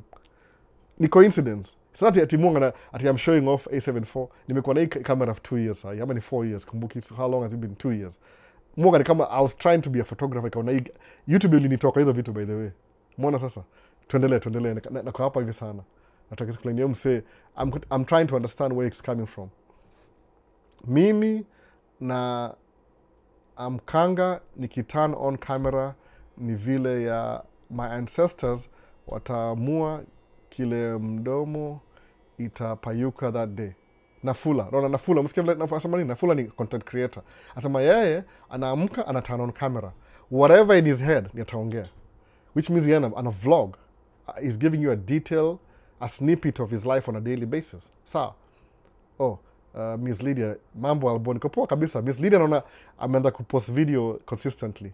Alikuwa nazo. I knew it. I'm very impressed. More than what. Napatiani kama ile I'm giving you spending some energy in flowers, by the way. Nile, that's good. Keep doing that. Sabu, all you have to do is repeat. Sabu, every day kuna new audiences. So whatever you're doing, it's good. It'll pay off. Believe me. Mediocre consistency ni better than procrastination. In simple words. No. So kuna Vina samaniaji albo. Poa Vin. Miss anything hapa kweli. Ace of Spades. Akitonga Ace of Spades. Alikuwa amekam na hits about mimi. Albo, unajisikianga. Sometimes, by the way, honestly speaking, if I vlog my life, I'll piss off some people. It's true. I understand that. Ata ile itongaje, ile app ya China itongaje, ile Red Book, kwa terms zao, nasema don't show off money. Kwa nini? Nikisema, some people, ukiana lifestyle, you'll be pissed off. Because nasema, okay, my goodness. Ile pesa mu make every month, I'll spend in a day. Umeona sasa? So mse kama huyo, I'll get pissed off. Sababu, yani, mu work hard kumeki do in 30 days, when I spend in 1 day. What do you do? No, sasa. Ndakuwa prone to feel jealous. So if I start vlogging my life, ita piss off wase wengi sana. So msema once in a while nasema acha niwaachie. Last week sinapatia video studio because somebody asked me, that's why. Niko na computer hapa, niko na screen hapa, hivyo. No. It's something like you can do too. There's nothing, see difference. Tuendelee anyway. Ni vlogging. No. If someone wants money, entering military is not a good option. What advice would you give? Cody Fan. Start a business. Simple. Start a business. No. Chris, DJ Voice ananisaidia leo, hiyo ni poa sana. Acha nisome juu wale wase waoni TikTok. Amemjibu hivi, Chris amesemaje, alianza hivi. Tuende wapi? Ebu. Cody Fan. Why do most truck drivers in the US drive with windows closed? Difference from Kenya truck drivers. Cody Fan. Was in Kenya, but BK. Sijui. Cody Fan. Sababu truck za America ziko na air conditioning. AC, air conditioning. Umesikia? Umekuwa answered na air conditioning. Kama Kenya, kama AC idu, najua AC ni kama luxury in Kenya, I think so. Hata mimi siku najua AC ni nini mpaka kuja States. AC kuna air conditioning. So kama siku ya summer, moon drive truck, window yangu iko wapi? Juu. Kwa nini? Air conditioning inachukua ile hewa iko kwa gari, cool down and it stays cool. So you're more comfortable kwa gari yako than nje una sweat and ya gari uko comfortable. Umeona sasa? So kama AC kufungua dirisha hivi, you lose all the air, tena inaenda kuwa hard ku build tena. That's why songa tunafunga dirisha in summer. In winter tunafunga dirisha juu gari iko na heat. Nje ni baridi, same thing. Niona mu drive truck winter na bado niko na t-shirt. Kwa nini? Juu ni gari iko na heat. Lakini nikidrive asubuhi kama video ya last time, nimevaa koti yangu ile ya asubuhi bado na kofia. Juu niko baridi before ningia kwa truck. Mbona? Truck yangu mpaka iko na heated seats. Hiyo heat seats, seat ina warm up kama una drive. Kaa 2 minutes hivi na warm up. So it heats up your whatever. Tuendelee. So if someone wants money and okay, in military, ingia start a business. Naona. Truck ukua how much? Imemisi ngapi by the way? Hebu tuone. Turudi juu kwa millennial team. Is it good time to start tracking business? I think so. Right now is not a good time, by the way, kuanza tracking business right now. Sababu economy iko so unpredictable, it's not a good time to start a tracking business. Nasema hivyo. Lakini when is a good time? Suppose right now is not a good time. Sababu kama sisi tumekuwa very slow na construction. Gari moja ina run, si gari 3. Maybe mpaka May. I thought last year was a May full. But nimeona kwa news kuanzia kesho watafunga barabara. So kuna construction kama 2 major zinaanza kesho kwa the same highway. Meaning construction season is on officially beginning Monday. Lakini maybe they'll need trucks from Tuesday, Wednesday. I'm hoping all trucks run, they at least ni pay off truck moja sahi. Lakini when is the right time to start a business? There's never a right time. Wewe ingia tu to figure out. Sababu mtu anadhani business with the goal of failing in business. Business itakupatia profit. Profit ni extra from what you need. So there's never a right time. No. Why is it that people in states... Okay, nishamaliza. Is it good time? Nimejichanganisha sana. Millennial team 58 phase 5 area code. Oh, millennial team. Ulikuwa 58, 58. Buru. Ama uni DJ Voice. Kama sababu Buru. Between savings and loans and a loan, which is the best way to start a tracking business? I don't think you can save enough. You can if you want to. Everything is sacrifice.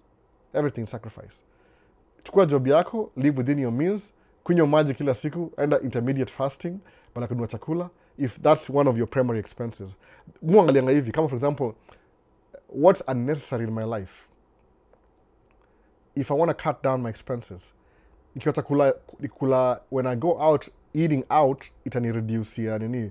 I'm losing money. Every time I eat out, you're paying somebody to make you food and bring you spend more ukikula out than kujipikia. Kujipikia una save dough. So what do you do the first thing? Anza kujipikia. Meaning it takes time to cook because jukumbuka hivi, suppose utakuorder dishi kama hizi mambo za Uber Eats na nimesahau wengine. Grubhub una call msee, una order dishi kwa restaurant, then somebody shows up and pick dish na kuletea. Umeona? Kama sasa dishi ya lunch umespend $20 na delivery ni $10. So hiyo meal ni cost $20 imeenda kucost $30. Kwa nini? Because you're paying somebody to deliver the food. Kama ungepika mwenyewe, maybe ingekuwa $5. Juu ulibuy viazi in bulk, maybe ulibuy vitu za $30, zime last 3 days. Umeona sasa? So approximately ni $10 a day ukijipikia. Ukioda lunch ni $30 per meal. So if you're trying to save for a truck, what do? You ordering your meals, okay, no problem. But sema hivi, wacha nikate story ya kuorder kwa Uber Eats leo, alafu hii ya ni save towards kununua truck. Then when I buy the truck, I'm going to go back to your habit ya kununua kwa Grubhub tena. I'll support the economy by spending money on food deliveries. Mwona hivyo. Kama samanga kitu moja Mungu anajua mama wife yangu hiyo Westdo kuorder food. Sadaka na do apikangi kabisa apikangi. Yule atoi, what do you want to eat today? Wasema this. Achukua simu.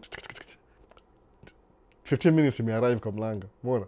Namwambia that's how you waste money. Aujui aoni kabisa. Na sasa kama mtu mmoja ni $15 ama $20, imagine wase 4. Okay, labda ni watoto wase 3. Unaona? Itaka $45. 2 meals a day, $90. 1 week. Umeona sasa? Aona kama na spendo. tu I'm living my best life. Namshauri hapana, chapa yako angalia hivi. Income, expenses. How do you lose money? Angalia statement yako every month. Mimi the only time mu order dishi, nimeenda kuchukua part mahali asubuhi na mapema 5 nika drive, nikafika huko pata oh my goodness, part iko available. Nikaenda place ingine, so I miss ile appointment yangu ya breakfast. Hata somewhat mweka kama njugu kwa gari, kitu yani ile some snack ile njugu ni njugu. Kama mu nuanga cashew nuts, hazina flavor yote, ni 100% cashew nuts. The only thing ni ile they are in a bag. That's it. Hakuna sukari, hakuna chumvi, ni natural. Juu nasema if I'm gonna snack, wacha ni snack kwa the actual product. Kama utakula nyanya, usinunue tomato paste. Hiyo ni process. Nunua nyanya yenyewe. There's no difference. Juu kama nakula out, itabidi kwa sababu ni breakfast imefika, mwoga na maji kwa gari full time. Except winter juu na melt inakuwa ice.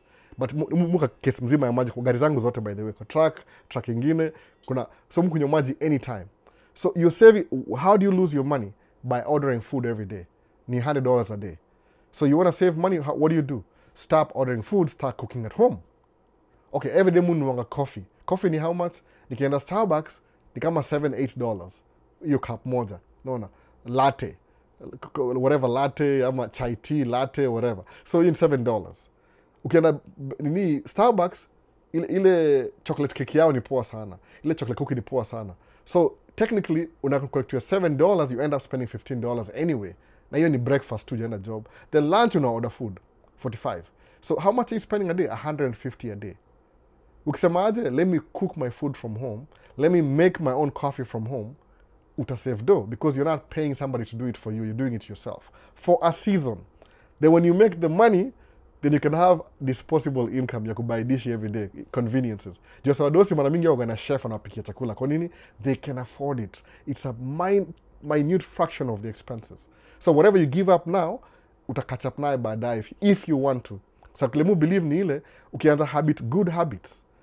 Good habits ni kama bad habits. Hizo become habits. Inakuwa routine.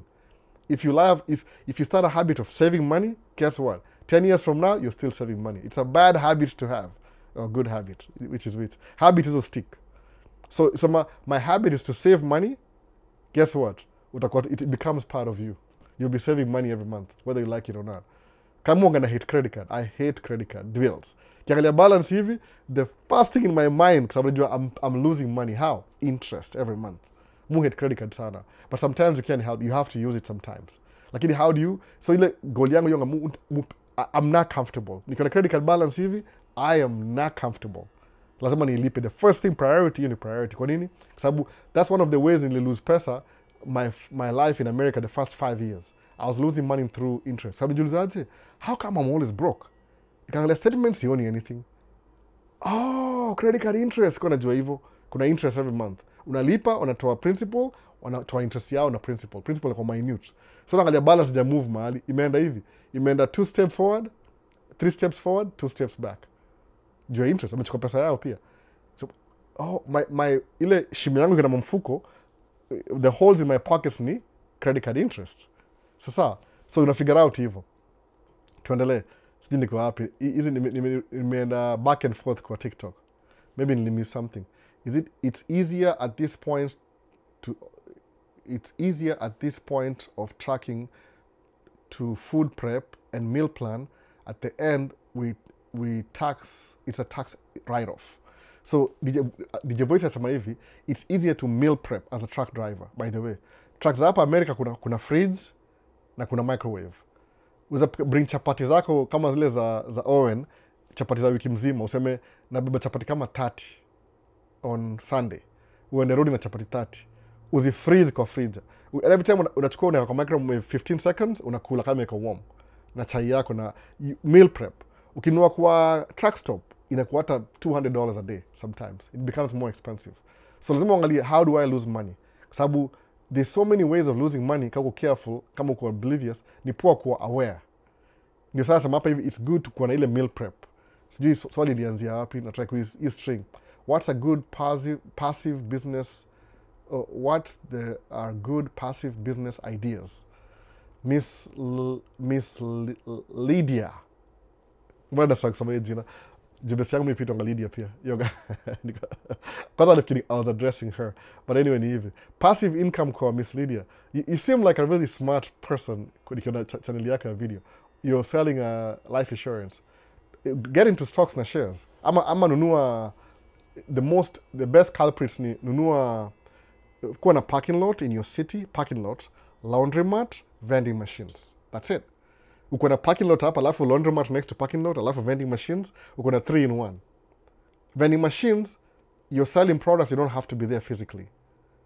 Unakam tu maybe in the evening kurestock na unaenda. People wana tap card yao, alafu samanga hivi, uko na vending machine, usitumie cash mostly, waka ile ya credit card. Kwa sababu people tend to spend more when they use their credit card. Kwa sababu they don't feel like they're losing their money. Hii ni from Dave Ramsey. They feel like it's just convenient. No. So then $10. Acha nitumie 20. I mean, siwezi tumia soda. Muenda kwa Tamu Grill. Let's take an example. Muenda kwa Tamu Grill. Tamu Grill ni Chef Jojo. Ako Minneapolis. Fanaka Nation. Kila kwa Tamu Grill, parking around your building ni paid parking. Sawa? So watu wengi avoid paying parking wanai-avoid. Wakifikiri ni very expensive. Kusema ukweli kabisa, nikienda kupark kwa Jojo 3 hours, hiyo ni cost $2. Guess what I do? Mutumia app inatoa $2 from my account. Juu niko na app, nalipia parking ya 3 hours. I don't need to use cash. Ndachukua app, ni park gari, niangalie number, ni enter. Kara huyo akuja hapa angalia, oh, this is paid for. I move on. Hata sometimes mulipa 3 hours, I walk away, na hata hiyo parking kama nimeilipia na bado iko on. So if somebody comes and we park kwa spot yangu, karawa kuja rona, this has been paid for. But siweka license plate. I think so. They can tell because mweka license plate. Everything iko preset by the way. Inaitwa, tenuasha hiyo app. Ni hapa hivi, inaitwa Minneapolis Parking. Kane za show. Inakaaje? Siwezi linataka. Siwezi show exactly. Ningeenda kwa the beginning, get kwa screenshot. Minneapolis Parking. So, yani, it's cheaper kwa sababu ni convenient. I will pay $1 from my account. Asema, oh, you know, when you use $1 in your credit card, we end up paying for fees, we don't make any money, whatever, Mr. Kijua. $1 and swipe $1. Kwa nini ni parking ya 3 hours? Kuliko nisema ati, let me be nice to the city. Nitembea nje chukue cash, alafu kuna kitu kaa hiyo. I'll swipe $1 kwa account yangu. Jini parking ya 3 hours. Kwa nini? Sitaki mtu akuja interfere na gari yangu kwa parking juu ni place next to university. So your place iko very busy, by the way. Chef Jojo iko ito Tamu Grill. Ukitaka address, Kenyan food, flavor, ndala kwa description ya hii video. If you're visiting Minneapolis, enda Tamu Grill. Mwana. So, Ms. Lydia, idea ni hivyo. Kama utapata parking lot, vending machine, laundromat, ni business iko looked down upon. But it's gonna consistent cash flow. Sikia story. Mediocre consistency is better than procrastination. Iza kwa labda hiyo ndio the best nini heading ya kitu. Mediocre consistency inaua procrastination 10 times, by the way. Doing video. Very boring videos. Almost boring. You understand. Video yangu number 1 ni hivi. Location yangu naishi United States of America. Kama sasa niko TikTok saa hii. Sema, who's this guy on live anakaa yellow hapa hivi. Hii quality ya TikTok si poa sana by the way. Ni a little bit shaky. But ya YouTube recording ni fiti. Ya live stream recording ya YouTube live ni 720 si mbaya sana. So, okay, location yake iko United States. Anaongea English as a second language. Anaongea Kiswahili. We don't get it. No. So, sikia first nikidu hii video zangu, niko nekanga tags za mali naishi. Na sahau population yangu around, kama ni Minnesota residents, watu 78% ya Minnesota ni white people. So don't know Kiswahili. So nijua, nini yangu ni very narrow, ile audience yangu. So nikispeak Swahili, I'm cutting off a lot of people, your piece of pie. But guess what? That's why I don't do this for money. Mifanya kureach out kwa watu understand my language, English as a second language. So if I want to make like creative content, naweza napata hivyo kwa drone, ni fly drone hivi, niweke hivi, alafu niseme tag Minneapolis, Minnesota, tag na kila kitu. Wasewa watch ni kingosa seme, "What's up guys? This is Albert." Na shout ile 5-15 seconds. I can do that. But hiyo ni unnatural kwangu. Sababu mimi ni mzae. Hii si generation yangu ya kuvlog. Bypass kidogo. Mimi ni mse wa Microsoft Windows G3. Unaona? Si Windows 7. Turudi nyuma.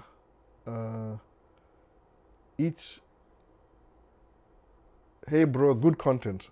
Ben Mtai. mimi okay hiyo niko hapa hivyo nikaenda hey bro good content example each gadget I buy I have a payment plan gigs for it's planned uni DJ Voicey you're gonna do tracking we have a lot in common by the way you do tracking kama hiyo ndio main gig akona DJ equipment akona video business akona yani ni all rounder basically akimit na Ibra nimjua through Ibra huko US aliambia umseni kama wewe you do kila kitu kama wewe kapata it's true you do tracking for business anadogi DJ akona DJ mtambo akona ma video so everything akiplan kununua equipment yake kuna purpose kama nilinunua kamera zangu juu ya photography honestly speaking nikaona I don't have $9,000 kununua the best camera let me spend less let me make my dollar nika stretch dollar yangu kwa sababu angalia the best kama nimwambia gig hii ni Sony A7 IV sawa mimi another season professional muaga kama once in a while kama tuseme somebody's baby shower birthday nini vitu tu yani ile temporary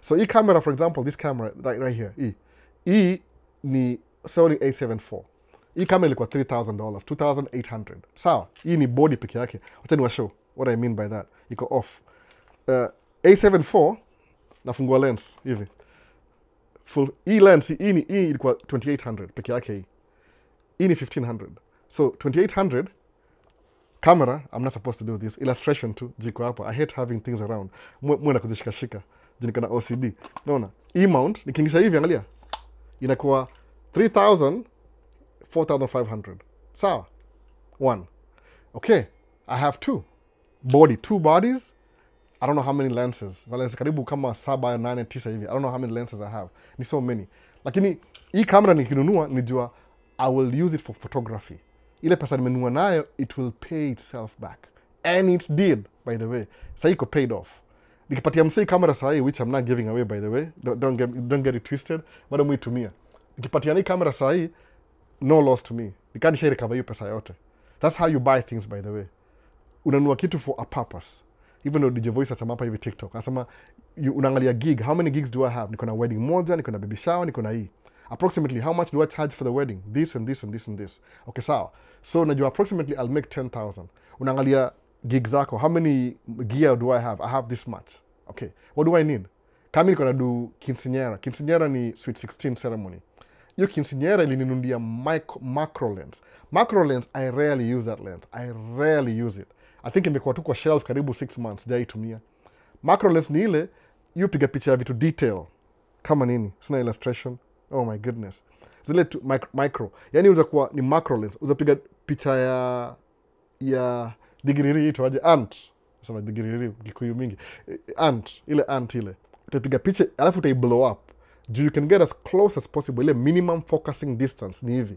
macro lens you macro thing sawa hiyo lens nimenunua na hiyo whatever was paid for your gig ya quinceañera nikanunua na hiyo lens mbona hivyo sasa so when you're buying something usinunue tu vitu just for fun buy to use them musema I'd rather kile mupatiana I wish nifike 10k karibu subscriber I'm giving away a camera still nilisema 1 year ago ijaifika I can't force things sababu I need to be doing more interesting videos but longevity ni poor pia mediocrity consistency ni poor kuliko procrastination ndapata na camera by the way kwa nini something that will benefit somebody else everything they want hata nizauliza what do you want kabisa what do you want ndaka ina okay when you umekuwa selected I'll give you all these things nishagia na camera already by the way nishagia na camera already my old cameras kuna watu wako nayo at least iko kama starter camera si ile ndio full kabisa when they use it kwa more familiar you buy according to your gig usinunue kamera ya 10,000 na inakaa kwa shelf hiyo si poa hiyo ni waste of time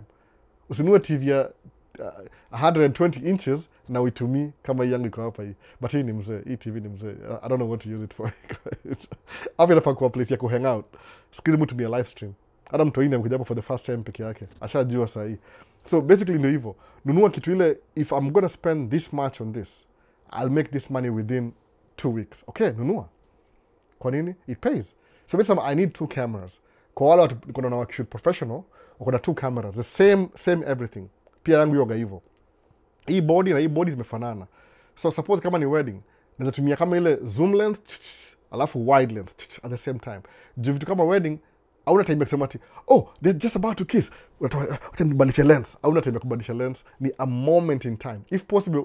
Sijiko ushaenda pale Safari Rally, ili kwa one of the biggest event Safari Rally Kenya, uko na wale ma journalists au na kamera ngapi? Ushaona Safari Rally ikianza kuna sawa na kamera hata 4. Kwa nini? Ana time, they're getting paid for that. Umeona, ana time. Olympics, msaki win amewin, if you didn't get the shot, too late, hauna time. Umeona, hiyo photography, you have to capture the moment when it matters, kwa sababu hiyo picha moja it could be $1 million, you never know. Umeona sasa? So because unaangalia investment, how do I buy these things? Hauna time, boom, unabuy kamera mbili zinafanana. Kama sema mwaga na ile there's an ideal camera that I want, na kuna ile compromise. A7 ni compromise, by the way, in terms of camera gear. Just kizi mfanyanga YouTube, I don't have time to go take pictures of photography. YouTube doesn't pay me, but kuna more satisfaction than getting paid to take pictures. Kwa nini? Hapa we learn from each other. No. I meet very interesting people. Tuna learn. Kama nimemiss anything. Nimechanganikiwa na TikTok content, ilikuwa DJ Voicey, track MPY. Track huwa how much a new one. Track yoga kama, it depends. What kind of track do you want to buy? Ina vary from 150 to 300,000 to $1 million. What truck do you want to buy? Depends on the use. Kama ni standard over the road, brand new, I think it's 150 to 250 hivi. Juu na features. If you want this, you don't want this. Kuna wase au strip down. Wataka tu ile bare bone. Truck inakaa tu, ni truck tu, utility done. Kuna say, oh, I want this, I want that, I want extra this, I want... Unit depends. 2 alternators, battery nyuma, long wheelbase, disc brakes. Kuna options. Mtu pick. Kwa sababu every option ina cost, ina bei yake. So semangaje, ukitaka truck brand new, lazima ukae chini na salesman, akwambie these are the options. Alafu you pick your options, what you want. Maybe you want a brown interior. I don't think truck ina interior mingi sana. Yoga very plain. But kuna grey interior, leather seats, cloth seats, heated steering, non-heated steering wheel, leather wrapped. Kuna hizo ma-option na chagua as you go. Utaka ikuwe na 2 dashboards, ikuwe 2 screens, 1 screen, 3 screens. So ina associated ni ile have your build because it's brand new au kuuliza hivyo. Kusema, do you want to build your own or do you just want generic ile wako nayo kwa nini? Mimi kinunua Volvo nilinunua whatever they had. Sikuwa na time kusema ati let me find my fancy. Bahati hii truck ilikuwa na heated seats na massaging seats. Ili ni sell off. Okay, I am getting this. Ilikuwa na airbags, springs. Kuna 3 types of springs. Kuna zile leaf spring, walking spring, air rides. Air rides ina type 2. Kuna Hendrickson, kuna, it depends which gear. Kuna kama Volvo, kuna Volvo transmission, kuna Allison engine, kuna Volvo engine, kuna Cummins, kuna Caterpillar. So you build as you go. Kama ni brand new, you build your truck. So sema cost ni 150 to 250 over the road. Dump truck 250 to 350. That's it. Hakuna difference hapa hivyo. Hiyo ndio truck yoga home. Hata kuna jina, kuna masymbol tu hapa hivyo. Mona, my co-strong hold. Albo ndio huyu ule Nafula wa hosting.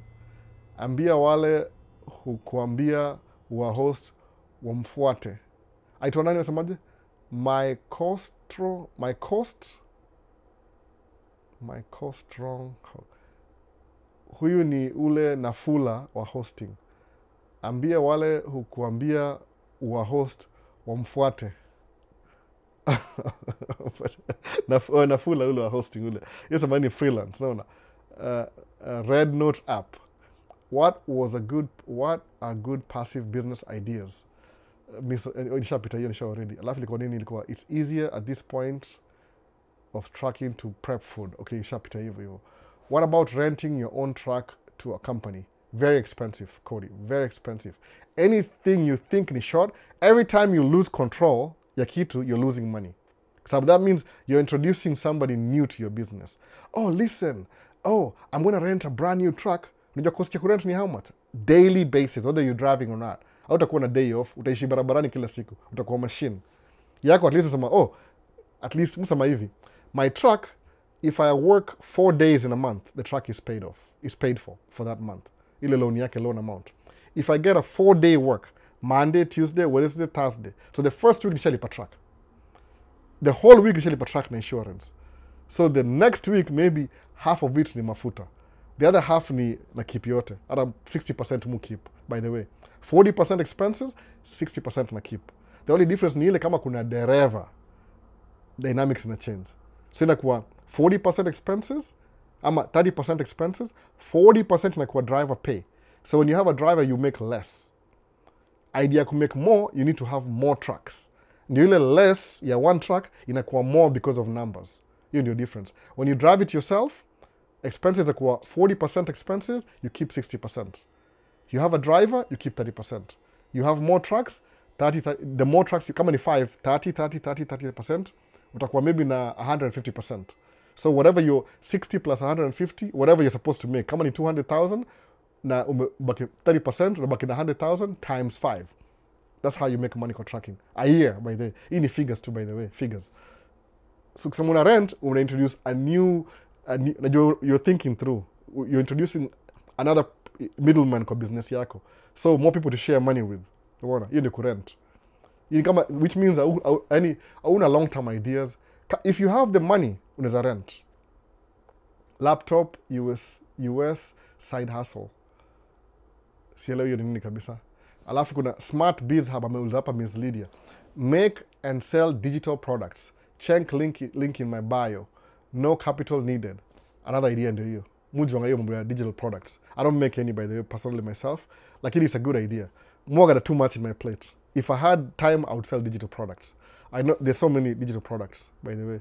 It's an array. So Smart Biz Hub anajua hiyo story. So Miss Lydia, hook up na Smart Biz Hub. So huku parking lot ni $1 upwards. Ya wapi kabisa parking lot ya wapi? Kwa sababu $1 upwards ni hivi. Ni explain parking lot. Kama kuna parking lot Minneapolis. Sawa. Hiyo parking lot iko na how many floors? I think una city, but iko na 1 2 3 4. Iko na 5, ni kama building. By the parking lot ni kama building sometimes. Downtown. Downtown, one of the biggest problems people have downtown ni parking space. So unapata hivi, uko na parking lot iko na 5 story. Sijui namba ya magari ni ngapi, approximately ballpark. Every floor ina hold gari 300. So Miss Lydia, wasema $1 upwards. Hiyo ni parking ya city. City jua hiyo ni subsidized. Hiyo ni ile subsidized. Ile kwa street. Wameka machine, ile machine ile unaingisha coins ndani. Every 1 hour ni coins. So what I do move to wanajua hivi, coins ni hassle. So if you can use a debit card inakuwa cheaper because you're using a debit card.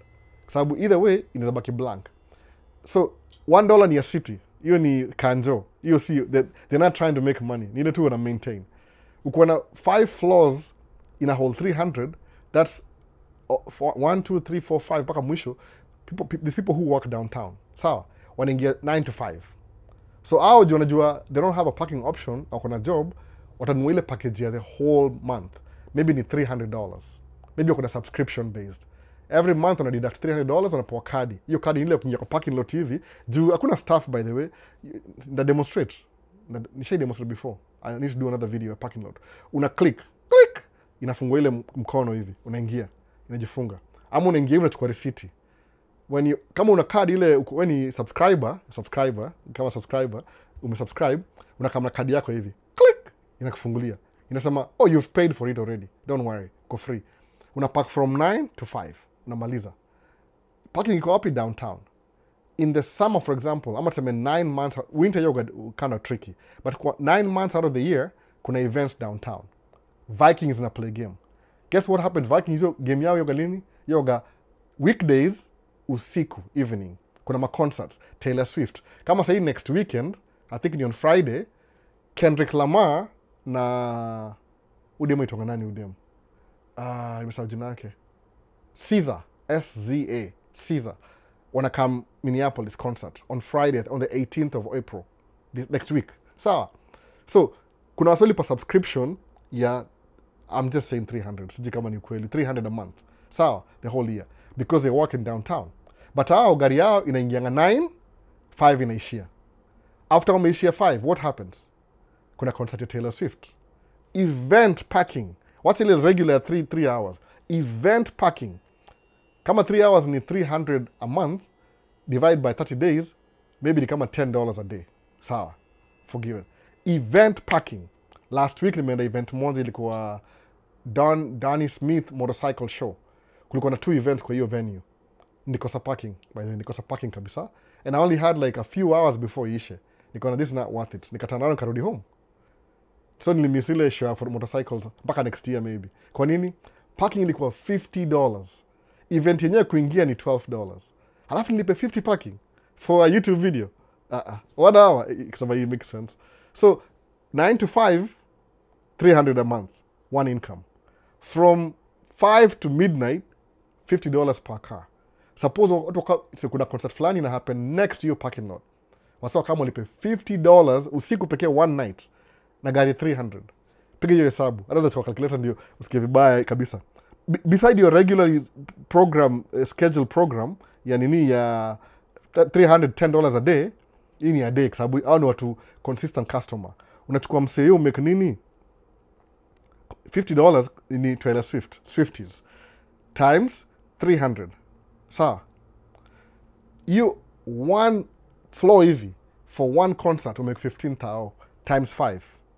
Sawa, 75,000 in one night juu kuna parking.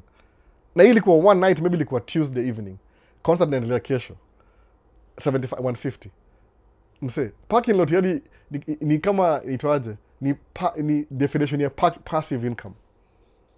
Na si hao hakuna electricity, kuna electricity of course, maybe hata si lazima kuwe na bathroom, no, lazima unaweza hire one individual kwa kila floor, ana walk around tu kama security kuangalia kama if there's any fishy going on, weke I don't even know. Yani hiyo ni kama, hiyo ndio definition ya passive income, parking lot. It may not be a lot of money kwa Bill Gates ama Elon Musk, but kwa mtu wa kawaida kama mimi pata parking lot kama hiyo, akia nani? Ama ya truck parking, una 100 units, watu lipa $350 per month times 100, utaacha job kesho. Mona. So $1 ni city. What website can I find selling laundry mats? Lazima uangalie local. Ili kitu yani, you have to do your homework. Kwa sababu mara mingi nunua an existing business. Naona, an existing business. So nasema 1 million and up. Nime refresh. Nime lose everything. Nimesahau nini, acha tutumaliza na YouTube bana. I'm getting caught up na history 1 million. So Elisha Mtwawa, what are the positive impacts of tariffs to trucking business based on your experience, Albo? Tariffs hazina positive income. Hizo ni inaongeza, ita increase. Yani we are already going through a recession from COVID 4 years ago. We are getting better, alafu bring tariffs. Naona. Ni kama mtu maskini alafu unamuongeza tena more bills za kulipa. Haina benefits za tariffs. Unless una support nini, una support administration. That's different. Naona. Unaona whatever they do, they are sinless. Nothing they do, everything unadu ni poor. It's only benefits za tariffs by the way. Ni kama trade war for nothing. Na tuna shida already. Unless unatumia cover up something else. Albo, huku watch cause you've everything. Albo, huku watch cause you have everything is possible. Bless you. I don't know what that means. Repeat, umitype haraka DS. Acha tuna kama repeat. Albo, huku watch cause you've shown me everything is possible. Sasa, I may repeat, bless you. Everything is possible. Fanya hivi. Mediocre consistency is better than procrastination. Sikudanganye.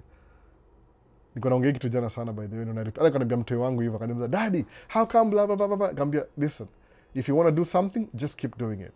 Consistency kwa sababu just keep showing up. Another way, keep showing up. If you show up, uta lose, uta gain. You're showing up at least, naona. Sababu when the wave comes, utaride hiyo wave. Utaiangalia from a distance. Kama nini DW Films ni photographer. Sawa. Ako actively taking pictures na videos kwa kila kitu.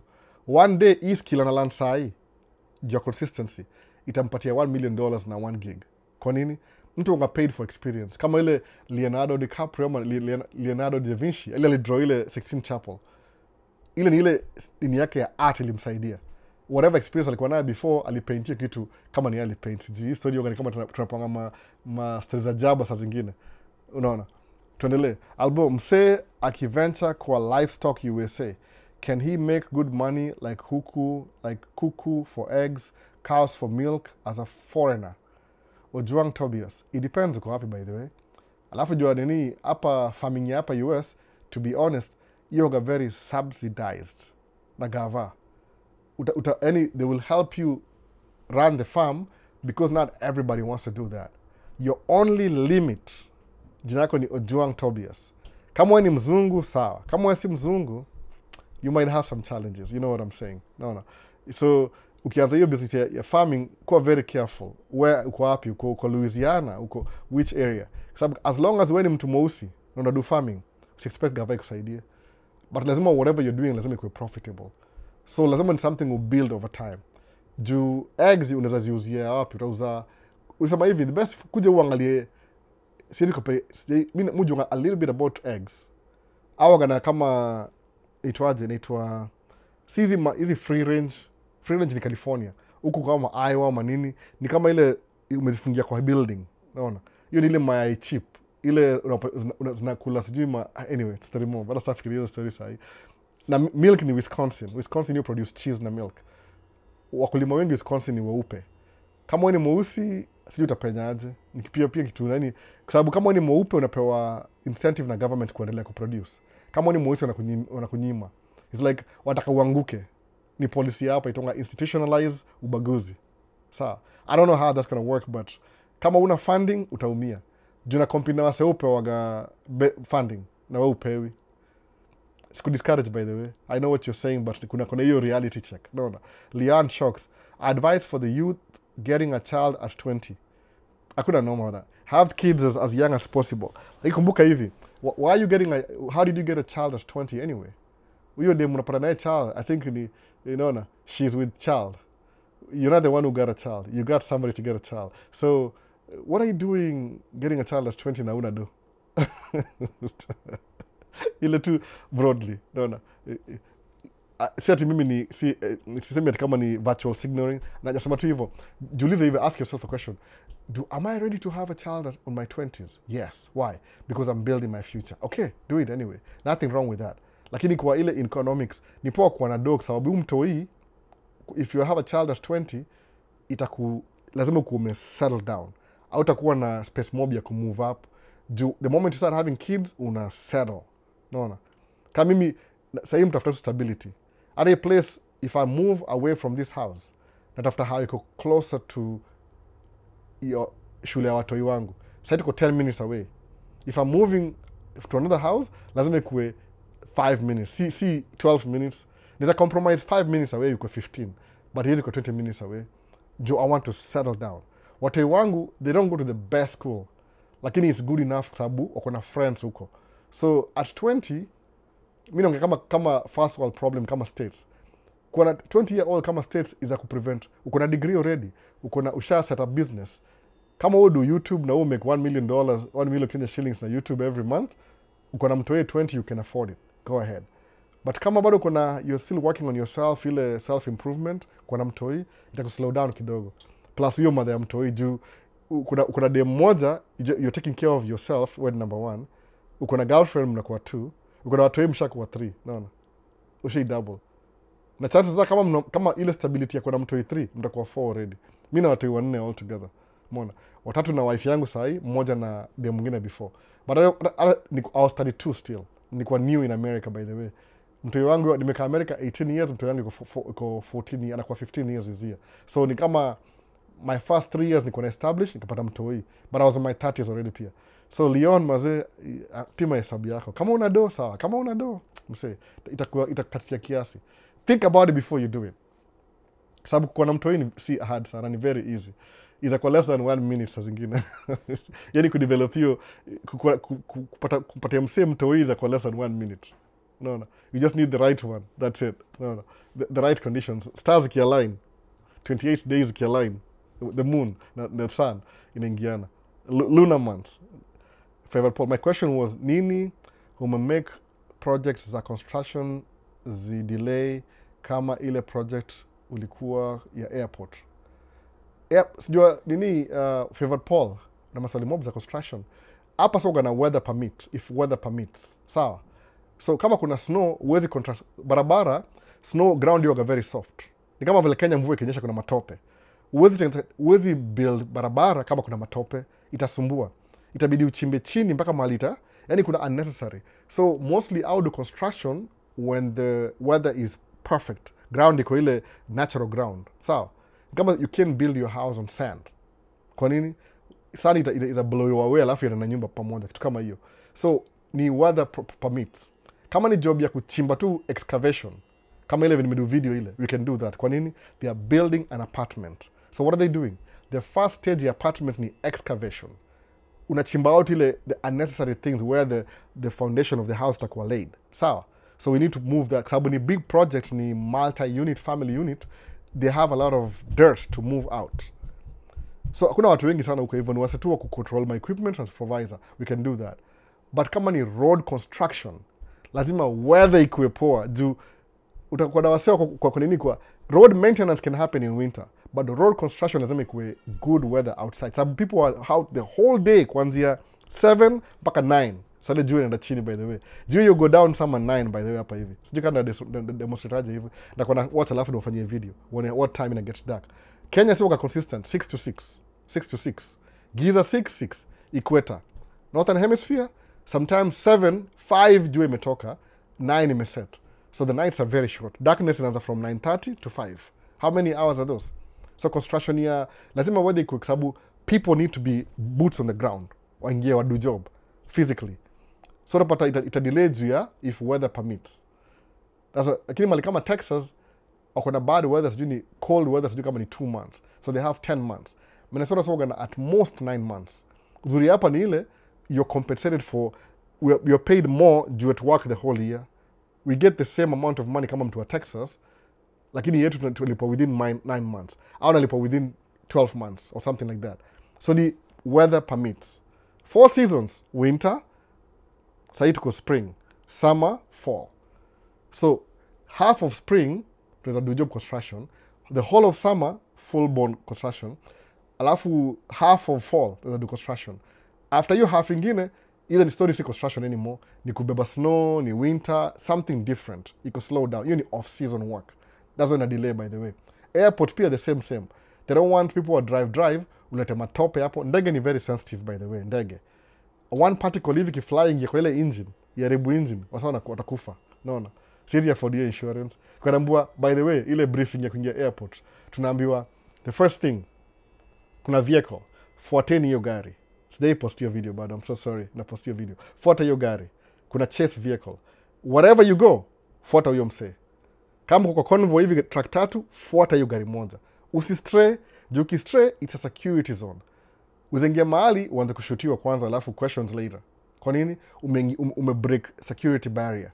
Unaambiwa, you know that plane over there, unapita hapo chini yake hivi, hii plane ni 300 million. So, do you think you want to damage a 300 million plane? No, you don't. Sababu truck zetu ni 200,000. Hata labda ni tire. Sijui what the expense. Sijui ni mafuta. I don't know. Our fuel kama sijui $40,000. Mafuta ya, I don't know, I'm not so sure. But hizo price ni weird, ni very expensive. So lazima weather ikuwe poa ndio job ianze. Kama sasa hiyo umeanza job inaanza officially on Monday, highways may shut down one side. Kwa nini? Sasa hiyo weather tuko kama mji wa Fahrenheit, 50s Fahrenheit. Sijui ni how much centigrade? 18, 16, sijui. Labda niangalie kwa simu. Tumeimprove na weather sahi, that's why. Delay sana kwa question. The method of how you process your green card, can you compare at that time? Ebu, know it all. The method of how you process your green card, can you compare at the time and now? Are there some changes? Mimi do once. Mimi najua during my time yangu ilikuwa paperwork. Siku hizi kuna digital, I think. I've never, you know, the funny thing ile, once you get the green card, it's something you do once. Ni kama kupata driver's license. If you go for a driving school, ni once. Unless something happens, you lose your license, you have to retest again. But kuna vitu mtu fanya once na unasahau. I think imechange kidogo, sijui. Na compare. I have to sit down alafu niangalie. If that's what you're asking. Kwa sababu ni a little bit complex question. But imechange kidogo. Process imechange kidogo. Kuna vitu msikia, yani ile siku hizi ni digital everything. Unajaza hiyo form ya ni nini? 260. Ni I-260 ama ni S-260. Kumbuki. Unajaza online, alafu unaisubmit. Alafu wafuatangi ile story ya namba yako ni gani. Ni first come, first served basis. According to your DS260. Your immigrant visa. Mona. Leon, shocks. That's not the end. That's not the end. All this is part of learning in life. Keep it going. Focus on your future. Mbele kuko sawa. Leon Nium, so getting a kid at 20. It's a good thing, by the way. Have 4 kids before you're 30. But kama inakusumbua financially, figure out. No. If you're not married, too bad.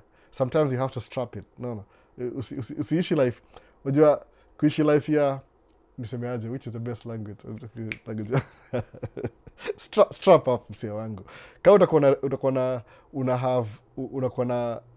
una participate na history ya mapenzi na hujaoa mtu, naona hiyo ni ile mapenzi bila responsibility. Ni dangerous, by the way.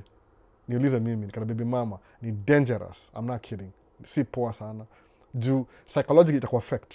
Mimi ningenunua truck maybe 2 years after Over the Road. But because niko na mtoi, ili ni consume mind, it took me another 2 years to buy my first truck. So nilichelewa kubuy truck. Kwa nini? Juu ya hiyo kwa na mtoi unprepared. There's nothing wrong kwa na mtoi. Lakini ile isikuwe reckless. You know what I'm saying? Kauna unataka kudu mapenzi, kuwa na mapenzi na responsibility. Kwa sababu hiyo ndio the most safest. Unaelewa? Juu ile kuwa na mimba, kuna mtoi, kuna doo mtaendelea. Ndio sema kwa Christianity, kuwa na mtoi kwa marriage. Kwa sababu yeye mmedeclare in public. Huyu ni demu wangu na mimi ni chali yake.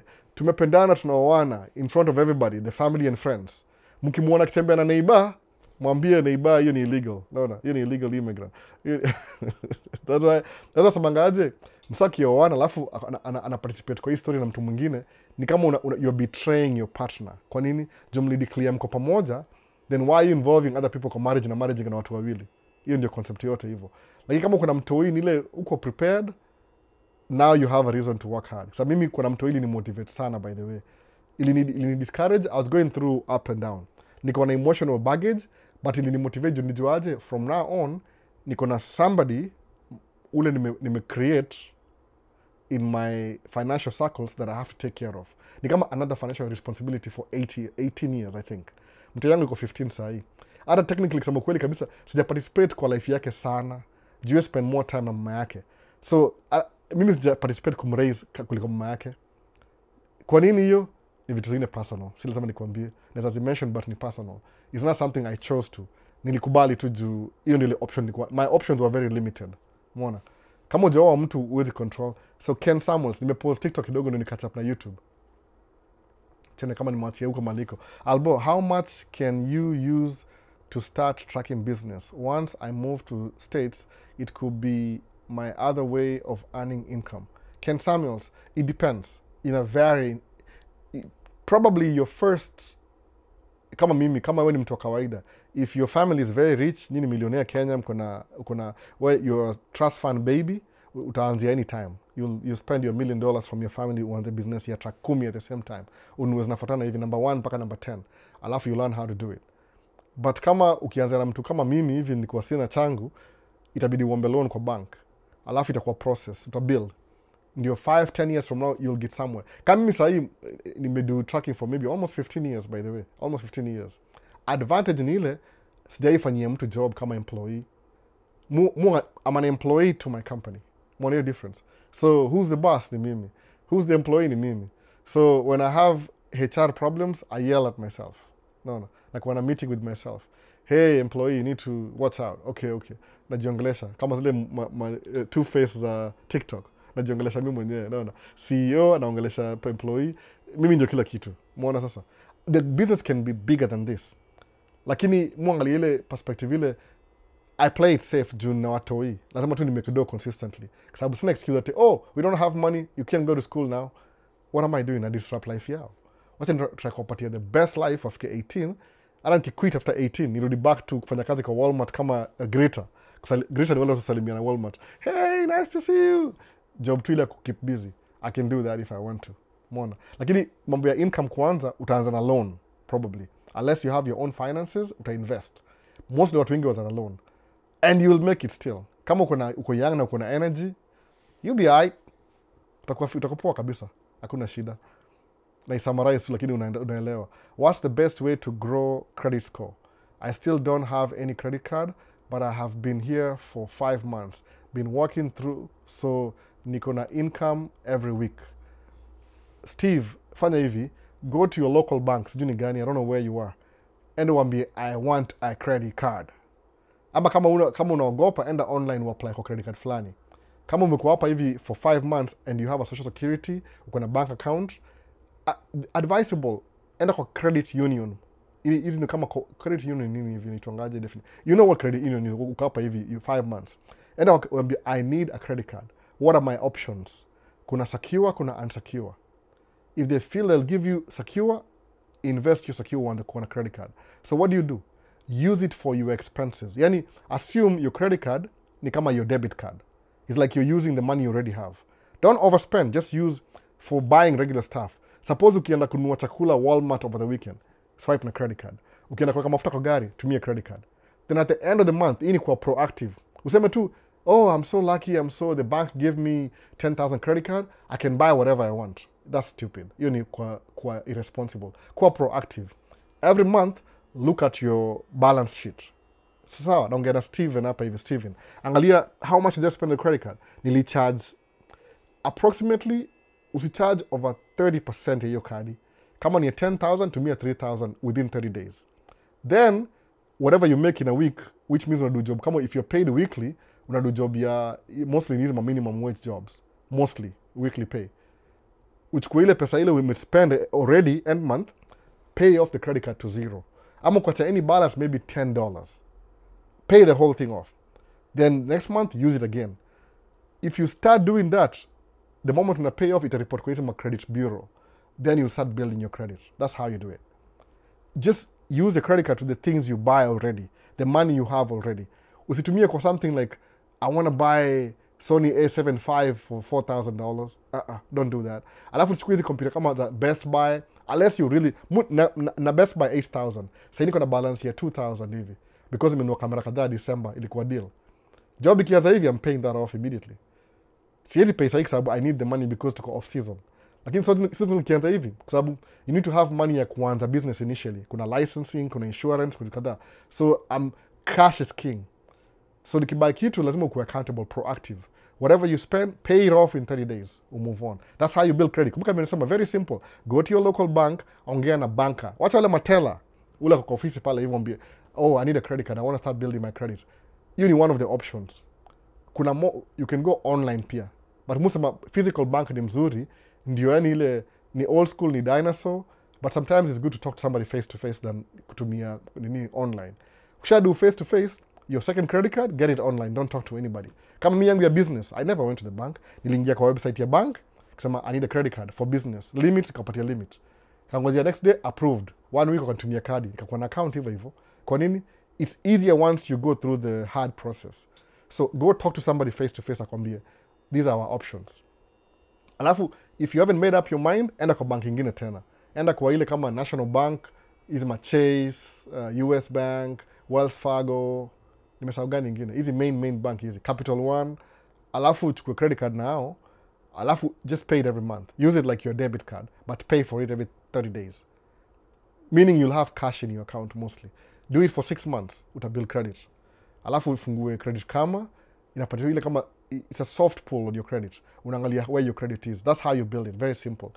Kama una swali unataka more deep, namba yangu ya simu kwa hata mshinda kupromise. Last week sijapigia mtu yote simu, by the way. Terrible. I don't know, I'm a terrible host. Sikuwa na time kabisa the whole week kuongea na mtu yote. Nilitext tu by the way. But get in touch, alafu tutaongea, utaniambia uko which bank, alafu I'll look it through na wewe, alafu nikwambia this is what you do. And you do it, by the way. Don't just say, oh, I'm going to do it. Utakaa 1 year hujai do anything. Just do it. Get it out of the way. Move on. Mona. Junior, a body in motion stays in motion. The fake quote. Sasa, so kuna Ken Samuels. Sell me that camera. I'm interested in buying it. I use it while I'm still here. I'm not selling it. It's not on sale. Maybe I'll buy you another one. If you want me to buy you one, nitumie pesa, alafu tuiship, to organize. Usiongea tu kama uko, somebody says, oh, Albo, nitumie GoPro na buy. And they've never got back, sijui kwa nini. Labda rethink your option. Rethink, oh, maybe expensive. GoPro ni cheap hapa, by the way. I'm not kidding. Na uzuri ya GoPro ni ile, it could be your first camera unaanza nayo, ile kama unataka kuvlog. Kwa sababu believe me, Kenya kuna more time ya kuvlog juu weather ni poa consistently. You can vlog from January to December. Najua Kenya sasa mko winter. Msiki kucheka tu yani.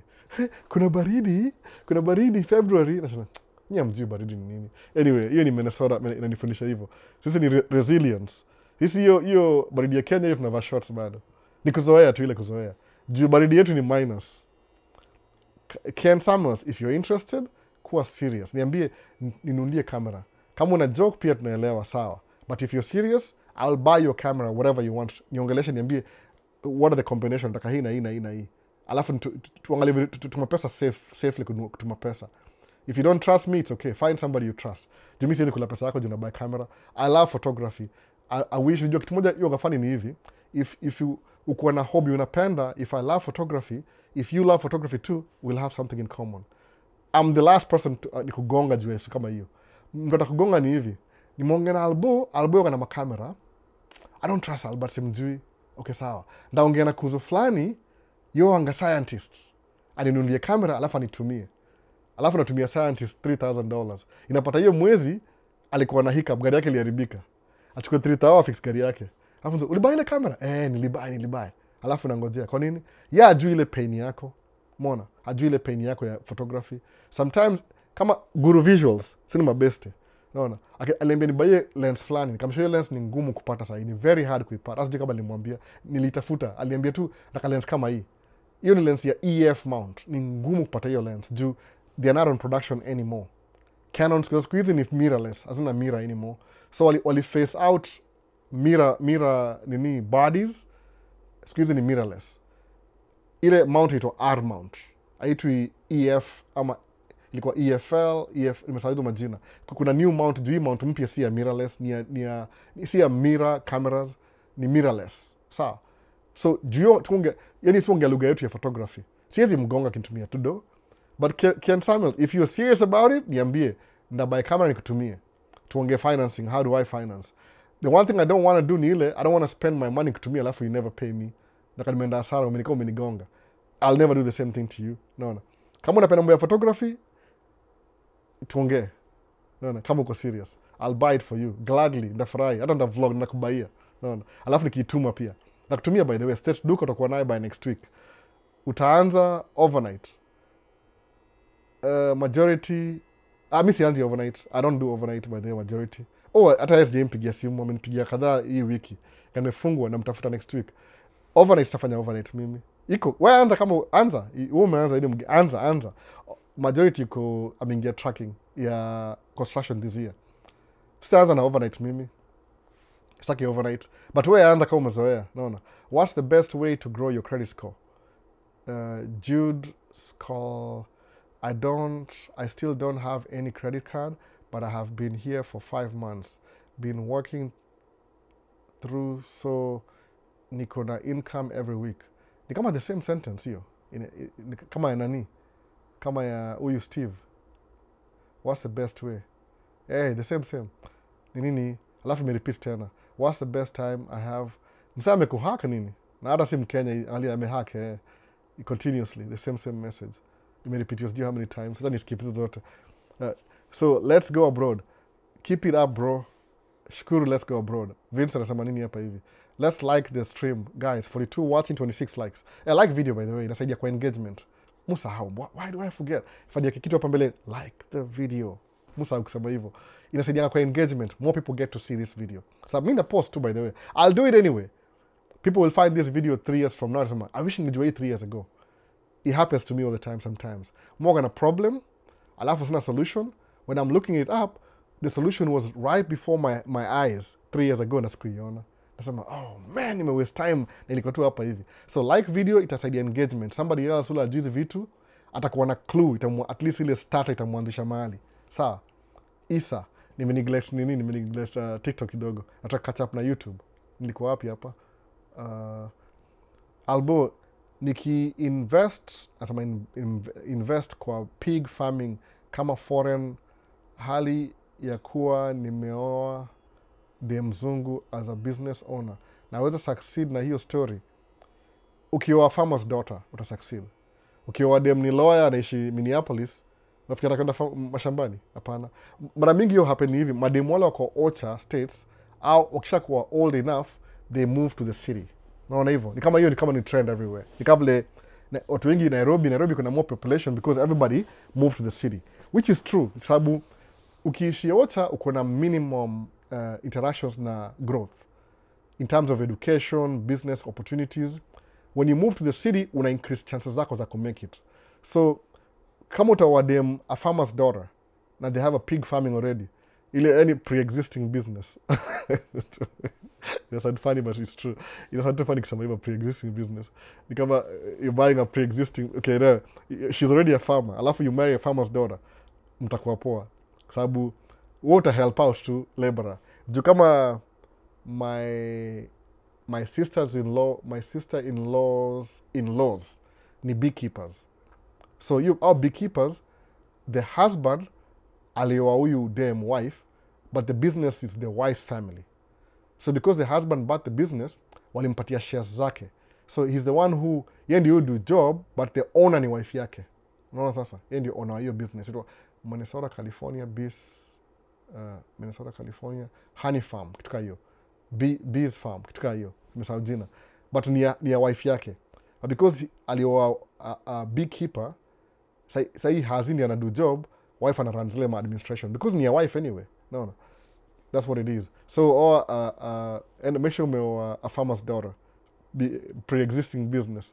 Albo, you know anything about Canada? We make applications. Hii inchi yetu Kenya ni mashida tu. I think Victor kuna wasa wanajua hizi vitu. Sijai watch juice, I don't know. Ni recommendie. If you know somebody ungemwambia Canada, na naweza mpigia simu, I can link na mtu tuongee na yeye. I can even fly to Canada. Nisikilize mwana hiyo idea. So let me fly. Nikifly na fly Colorado kwenda kuona nani Owen Kenyan American Home. Hiyo ni my first stop. Josha kuja hapa. I have to revenge. Itoka revenge. Ile idea mean. If I'm flying out, ukianza kufly out ku meet watu ma YouTuber, the first person nitakuona ni Owen, by the way. Joli alikuwa hapa hivi. Amekuwa hapa twice. You pitia once in a while. I think akwa somanga hapa hivi North Dakota. So ako familiar na Minneapolis. So if I'm a traveling YouTuber, the first person that travel kwenda kuona ni Owen. Alafu maybe niende kuona DJ Voice yako hapa Iowa. Hata tutamit na yeye kuja hapa. DJ Voice ndio ako the nearest hapa Iowa. Alafu ndio Owen ako Colorado. Alafu labda niende Seattle kumit Mkenya Marekani na hawa wengine wako Seattle. Alafu maybe niende wapi kwingine? North Carolina. Kuna wase wengi ma YouTuber. Wale msema if I get a chance to meet nao niende to fly in. Sitaishi nao, ndachukua tu hoteli around that area alafu try to organize. So if you know somebody in Canada, yonge ajua hizi stories za immigration ama nini, anajua hizi vitu, one of you guys niambie, I can link up with them. Alafu nda fly to meet tukuwe na interview. I would love that, by the way. Alafu mkupata hiyo resources, information, even if I have to pay them, sijui lazima niwalipe, I don't know, whatever, for the information we'll do that, to figure out. Naona sasa jisai mi sijui Canada, I don't know, sometimes kama uishi country you don't really, sababu ngale concept ukawa unaishi states na lukamna green card. Are you looking at Canada you don't even pay attention? Una focus na story yako, una move on. Kama mimi mwoga na watoi, my main objective ni kuraise watoi wangu the right way. Hiyo ndio one of my primary reasons ya coexist, raising my kid. So anything outside my scope ni hard kuigrasp na i-avoid tu. Naona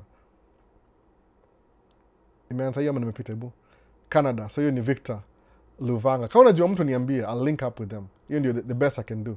I'm truly interested. You told me your number is on the link, but I haven't seen it. I need camera for outdoor event and I can still take good photos. Ni kama hii basi, hii ndio hybrid. A74 kuna A75 ina come next week, I think 18th or 19th. Itakuwa na more AI. I know exactly what it has. Ina borrow from A74, ina borrow from features za A7S, A7R. A7R5 ni ya photography. So features za A7R5 zinakuwa kwa A75. Juu A7R5 ni a little bit superior. Iko more towards photography side. Alafu kuna A7S3, hiyo ni video side. Alafu kuna FX3, hiyo ni video side. So ni yoga na different way, the way they name their camera. So nitafute, whatever you want to do, A74 ni hybrid camera, very good. Alafu saa hii because kuna A7 5 inakuja in the next 1 week or so, itakuwa cheaper. Nimeona price reduced by $200 by the way so far right now. Kuna place ingine iko $2,000. Mimi by last 2 years ago ilikuwa 24 something plus tax iko 27, karibu 2800 hivi. But that was then. Ishajilipa already by the way. Umeona? I'm not intending to sell it unless nipate gigi ya photography, but squeeze I'm very picky. I'm very picky in photography. It's either I do it for free, I have fun, or you pay me a lot of money. So either or. Niko very picky squeeze. So I'll keep these cameras. Camera is Akangi by the way. Do you really need the extra feature? Yeah, AI. No, you don't. Picture is the same too. Other A7 III itakuwa cheaper by the way. It still works the same way. Photography na video. Umeona? But ile foil improve sana juu ya mambo ya 4K something. 4K 60 with a crop. So, tuma text message tutaongea, majority. I will, but ni kama dispatch hajui when it starts. It gives me anxiety. That's why I called you. Oh, what I mean nangojea by the way, a majority, nangojea. Construction yoga hivyo. Si dispatch nangojea, ni project inachelewa. Technicalities. Video project yoga hivi, lazima mpate license, mkuwe approved. So napata ilikuwa delayed kwa licensing juu state ilikuwa na whoever who is in charge of the state ya ku-approve akona too many things kwa meza yake. It happens, ni construction. Lakini once umeanza kudu job alafu checks zimeingia utasahau history yote. Anxiety itaisha. But I know sometimes, like mimi niko, I don't have money right now. Kwa nini? Track moja miko Kiran. The last time nimedrew side amp ilikuwa nini? February this year I think. February. So sijadu, imekuwa quiet for a while. Ilianza last week for a few days. My brother was working. Lakini ni job ya pawn. I don't want to do pawn jobs. Niko na bad memories na. So utakuwa na anxiety. The best you can do, just keep doing what you're doing before ianze. Job inaanza next week by the way, because wanaangalia kama most projects zimekuwa approved. Kama Maple Grove wana shut down highway. Nimeona kwa Facebook leo Maple Grove, the city of Maple Grove. Mfuata ma cities by the way. That's how weird I am by the way. Na follow cities on Facebook. Kwa nini? Construction project. No, lazima nikuwe awareness. Muangalianga local news. So 94 inakuwa shut down. Albert Lee to Monticello inaanza Monday, kesho. Maple Grove inafungua kesho, inaanza kesho. Meaning there's a company that's going to work there. Either ni wewe ama ni mtu mwingine. Kuna mvua leo jioni usiku, majorities. So inaweza delay, hiyo mvua inaweza delay job kidogo. Kuna mvua on Thursday inaweza delay job kidogo. But job inaanza. Na usikuwe na anxiety, tulia tu. Learn kucope. Tafuta maisha stress to do video na wewe, utashangaa. Utakuwa mudu video kama therapy in a way, someone. Instead of thinking niko na anxiety, musema I'm getting anxious. What do I do? Niko free leo, Okay, wife, kuna appointment ya mtoi, kuna appointment ya mtoi. Okay, sawa. What I'll do, I'm home today. Nasema aje? Naenda kwa lake. Nasema, what video can I create kwa lake? The last time niko hapa ilikuwa nini? Nothing new. Achana nayo. Juu kwa lake nimeenda kwa lake by the way mara ngapi? Hata sijapost hiyo video, najiuza already. Nienda kwa lake mara moja nikatembea. While I was walking nikamake my video. Nikaangusha drone. A drone ilianguka by the way. But nimereplace zile ma wings zote, nimereplace zote. Ilikuwa nifuata nikasahau nikaingia mahali kwa miti. Haikuona ile branch. Clip. Hiyo na mention mweke hiyo video mmeiona by the way. Haina context though. So tafuta vitu zinakutoa kwa ile anxiety. Majorities, kuna Twin Cities Auto Show inaendelea. Minneapolis Convention Center. Imeanza jana on Friday, Saturday, Sunday. Alafu ina pause Monday, Tuesday. Inaendelea Wednesday, Thursday, Friday. So if you're not working, enda kwa hiyo event ya Twin Cities Auto Show. The first day enda uendesha gari zote. Second day enda utembea kwa gari zote za supercar. Third day enda uangalie gari za kawaida. Alafu fourth day bring familia yako have fun. Create some event with your family. Ita reduce anxiety. Maybe hauna do. Si expensive sana. Na ukienda kwa hizi ma auto show, withdraw cash. Don't go with your credit card. You'll spend more than you need.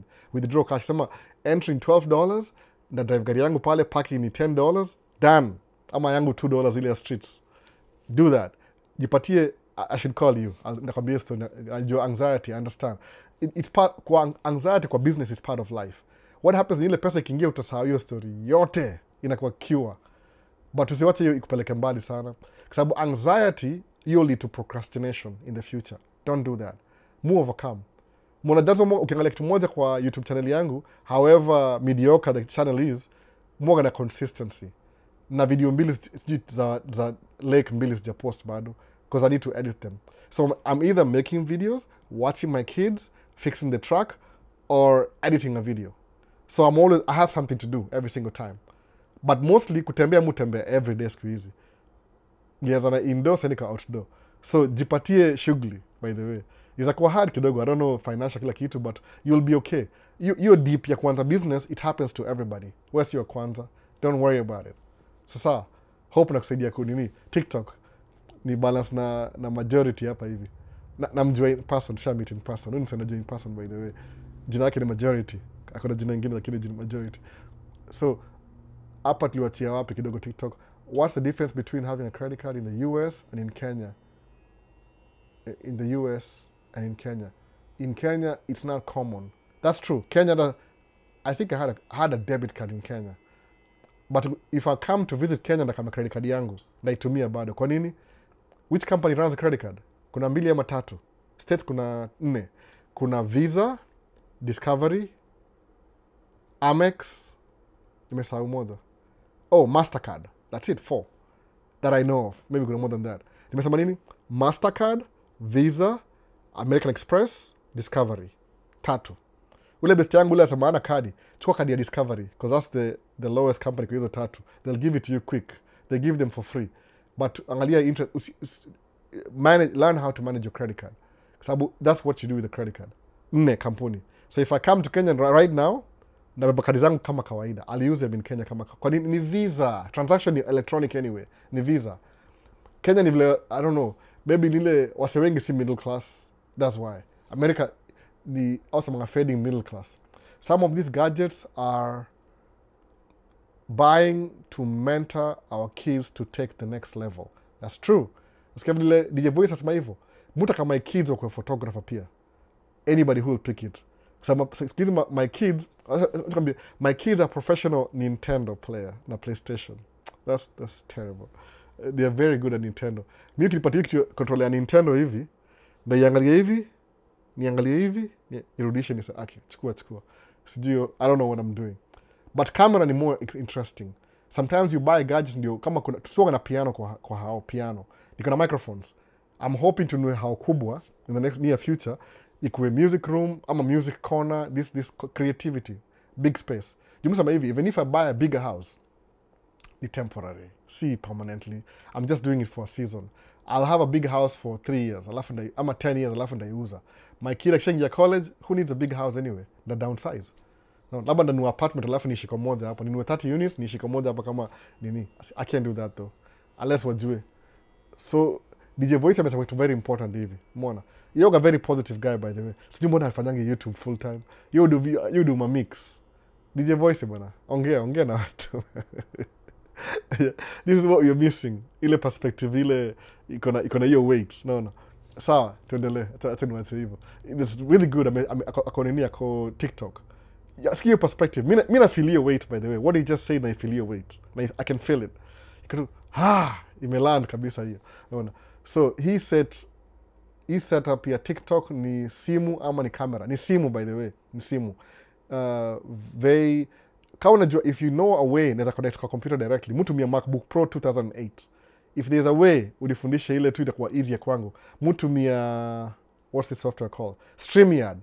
Kana zengisha TikTok kwa StreamYard. Perfect. Na kuna kamera moja. Na kuna angalia comments kwa screen. Na hii ni makeshift studio. Hii si real kabisa. Na kamera na 2 screens, 2 cameras. There's another side camera iko hapo lakini hii ni ya YouTube. Imekaa tu ile just in case. Hata situmiangi Musa how by the way iko hapo. Mpaka sema wait a minute, I have 2 cameras niangalia. So hii TikTok ni Musa manga hivi, I always tell myself ndafanya TikTok kivyake. But sijui kwa nini, yani ni kama I'm procrastinating, I believe it. Live ya TikTok unisumbua kichwa. Kwa sababu procrastinate sana. Should I do it? Should I? Sababu TikTok, because ni phone, I can do it somewhere out there. Maybe kujipatia roho nianze.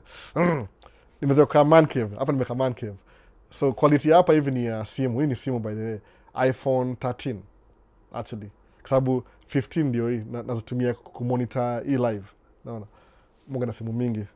Na discover my hate hapa hivi. First world problems. Simu moja ni ya business, ingine ni ya personal. Hii simu ya TikTok ni ile ilifaa kwa ya mtoi wangu. Mamake akasema, musema tu by the way, si siri. Alisema, she's too young to have a phone. So, aongeangi hivyo, nataka tu kui-dramatize. Anyway, aongeangi hivyo, that's not how she talks. Yonge na base. I'm kidding. I'm getting too, start kuongea hivyo. Mwaga kalulu saa zingine. Alisema tu, she's too young to have a phone. But she has a phone already. Nikampigia kamuza, you have a phone? Yeah, I do, but I don't like it, it's old. Okay, I'm going to buy you a new one. Mamake, she's still... So mamake ajui kama mimi najua. Anajua. Okay, tuendelee. Acha tujue story tu. No. Ni baby moms. Hakuna just story mob. Hii tu acha tu ni peace talks hapo hivyo. So his setup ndio hivyo. Ni phone peke yake by the way. Following live creator. But renting your truck inatoa expenses kama maintenance, service, driver expenses. Kodi fan. Fanya hivi. Siwezi kuconvince usirent truck. Wewe ukuje urent truck for 1 year, alafu at the end of the year to compare. That's it. It's TJ happened before. Nimekuwa trucking 15 years. Do you know how many people I know wali rent truck? Kuna msemo mmoja alikuwa military. Alikuwa sijui ni nimesahau jina yake, alikuwa msema military. Alikuwa something military. Hata alirudi back to hiyo job yake ya military. Alirent a brand new Mac for 1 year. Job yetu hiyo kama 9 months. So alirent for 9 months. At the end of the year, I made more money than him. Kwa nini? Even when we don't have work, alipia truck bado. So ana spend profit zake, alienda kama ame overspend profit yake anyway in the first place. Unaona sasa? Ilikuwa liability. So hata kuna jina moja kuna liability hapa hivi. Just got join for parking lot. Creative. What? Can I leave by like 4? Okay. I'm leaving too when I'm done. No. So, tariffs. I said okay, you can leave. No. We'll discuss that. I'll finish. You're wrapping things up? Yeah. Okay. Tariffs has really strained the economy, especially at this time. Major businesses are struggling. Agriculture business is tricky for insurance. Funding, ubaguzi, and they control the end market, e.g. Tyson Foods. Even without social, you can get credit cards. I think lazima uko na social. I think so, in most cases. Unless you're using somebody else's social ama kampuni. Liability for the parking lot businesses. Sioni liability in a general aspect of parking business. Mortgage your truck parking. The people that I know, who can set up everything from the beginning, hauna liability mingi kwa parking lot. Sababu the only thing una do extra, mimi malimu park truck yangu ni iko na owner. Of course your owner, he will never sell that part to me. Kwa nini? It's just an empty lot. Aizi niuzia, it's part of his property. Sawa. Mumlipa rent every month. What does he do? Kukisnow, anakama na clean mbele ya truck yetu. Anasikamata snow mbele ya truck. Ndio tusikwame. That's it. I can count how many times you clean your snow. Juu tuko off season, sometimes hata cleaningi in 1 month, once a month. So tuseme winter nakanga kama 3 months, you clean 3 times. That's it. So ni kama free money. Juu kuna property, he makes money for just having a property. Ni mimi park truck yangu pale. Alafu pia uko na mafuta gas station. So muje tia mafuta the same place. So telling you, no. Hakuna liability ya parking ni very low.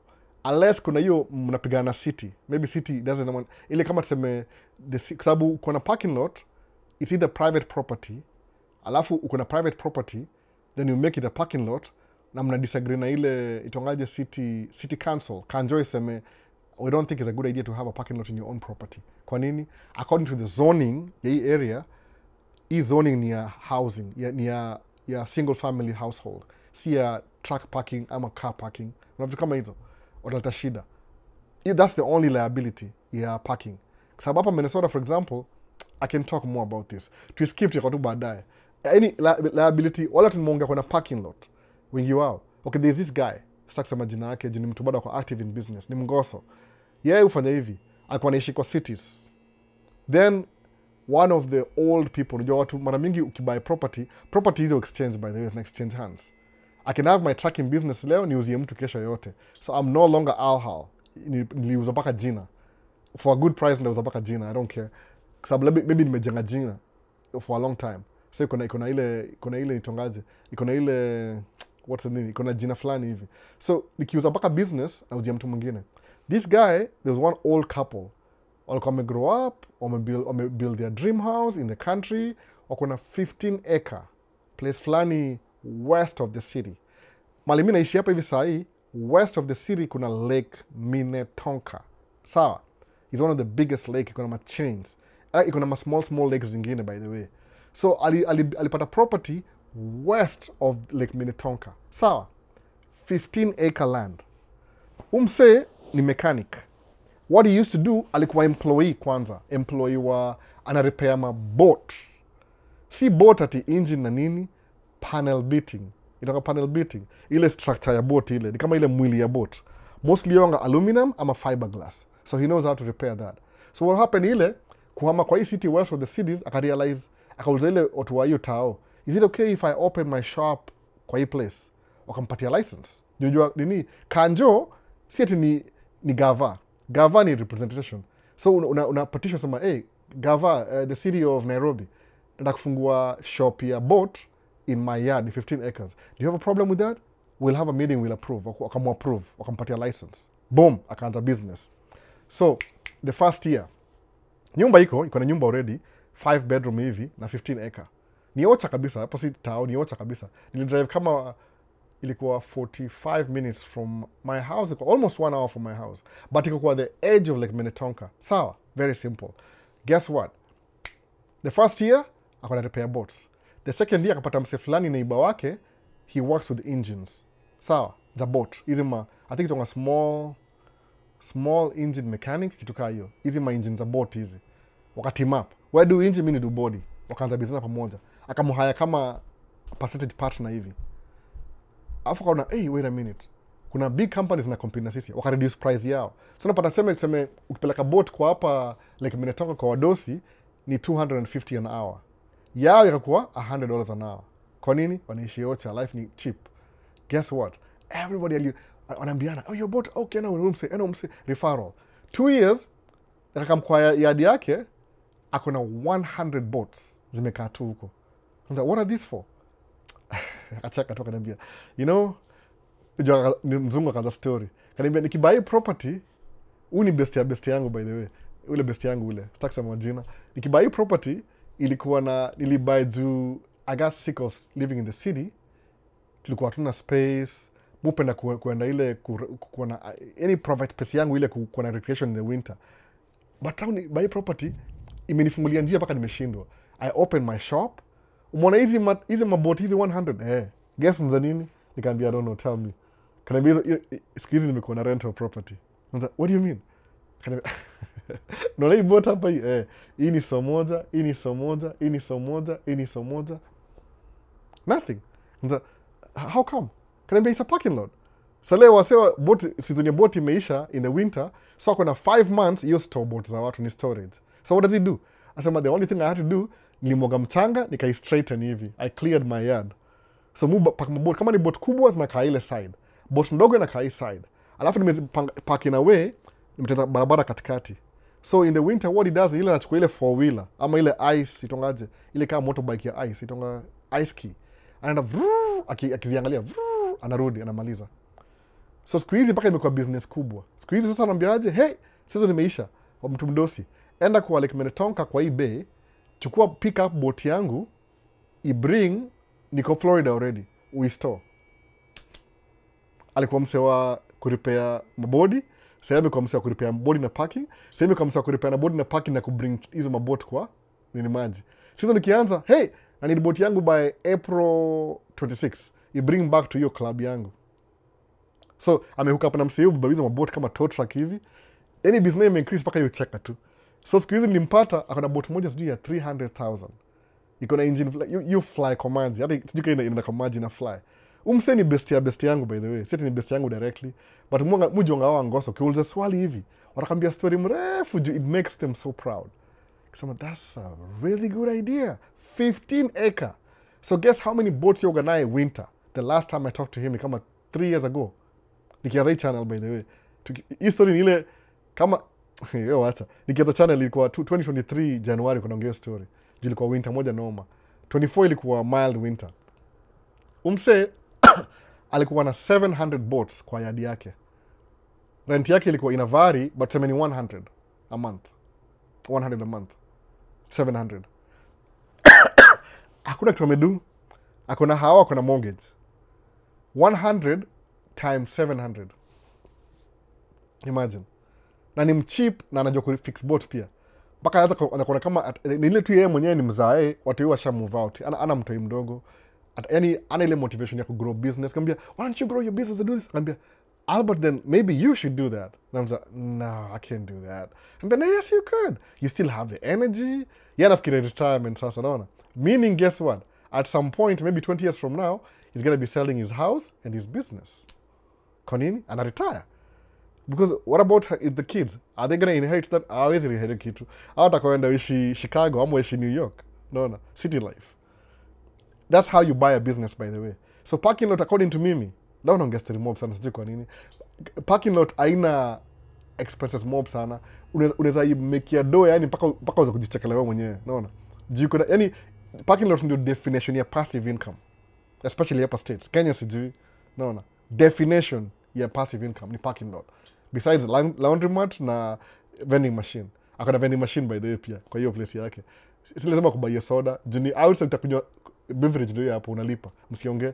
Kuna watu wengine au wadosi au marapa, msikie hivyo marapa au wase maybe Kendrick Lamar. Ndio anakuja hapa next week.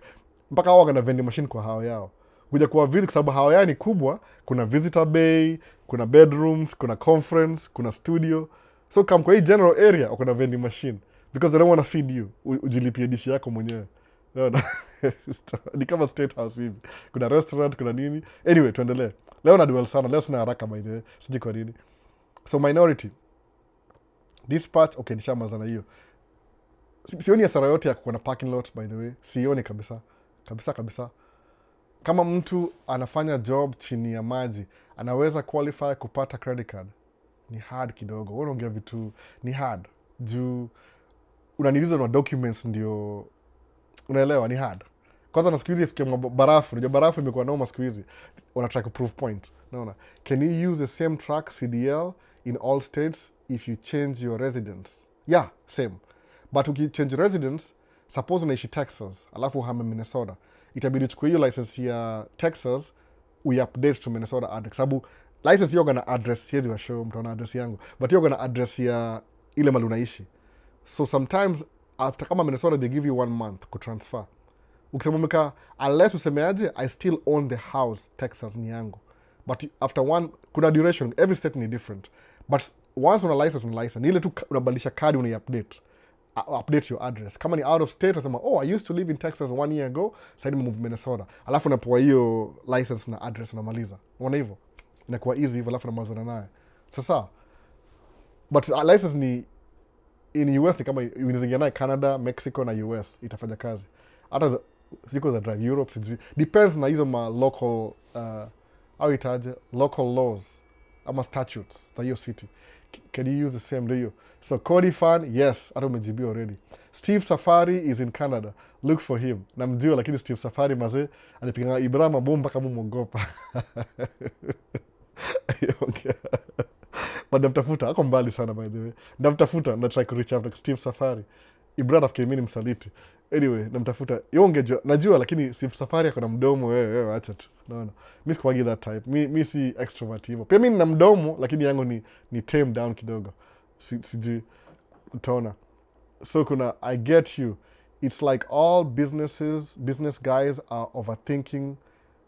I get you. It's like all business guys and overthinkers have anxiety. Creative journey. Always good to find a hobby. That's true. You have to. Your outlet. Because your business is so unpredictable, but when you're running it, it's so profitable. So guess what? It's two extremes.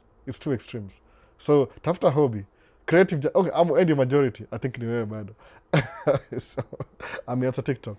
So Kevo King Kemboi, can you give me a video you made in English in YouTube? I'm living in South Africa. Na anadai K. I know what that is. Can you give me a video? I'm living in a kakama anadai ke. I don't know what that is. Personally, I don't do English videos. I do Swahili exclusively, but I speak English a little bit right now. So personally, got a credit card without social. Personally, got a credit card without social. Went to the bank. Amesema hivyo. Learn a lot from you, bro. Watching from Canada, Winnipeg, big boy, and explain I was building credit. The story is very useful. Thank you. Sijui kabisa. The only downside ya parking lot ni starting capital na state taxes. Miss Lydia, nakujua sahi. No, nakujua. Sijui nakwambiaje. Musamanga hivi. If you want to start something, you just start first. Alafu na figure out later. Kwa sababu kusema, ukiangalia limitation before uanze, that's the definition of procrastination. Kwa sababu parking lot yoga very tricky. Sometimes the city is looking for vendors to run their parking lots. Sometimes utana Minneapolis, you know, we are actually a government. We don't want to run parking lots. Hey, say we give you the parking lot. Then you pay us taxes. Yes. We've agreed. Alafu wewe usaini contract nao. Wewe uchukue parking lot, uanze kuirun. Ulipe taxes. It's yours. Nobody knows. Mona. Utakuwa contractor. I'm a vendor. So you'll keep all the profit, but they still own the parking lot, but when unachukua profit, as long as you maintain it. So unajua nini? If you maintain it, yani maybe city, they don't have money and resources ya maintain your parking lot. It's a waste of their time. So what a lease kwako for maybe 40 years or something. You run it. Leasing means you'll pay them whatever they want, but you'll make all the profit. That's how it starts, by the way. Ama sometimes up in Minnesota, one of my friends-ish, si friend, ule tunaongea kila siku, acquaintances, aliongea na city fulani akamwambia hey, naona hii kuna wetland hapa hivi. By the way, another thing ni hivi, kama kuna property, kuna zile power lanes zina run juu, power lanes. Alafu si swamp hapo chini, si swamp, iko dry.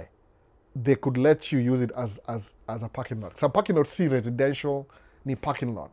So they might give you some lot. City inaamua.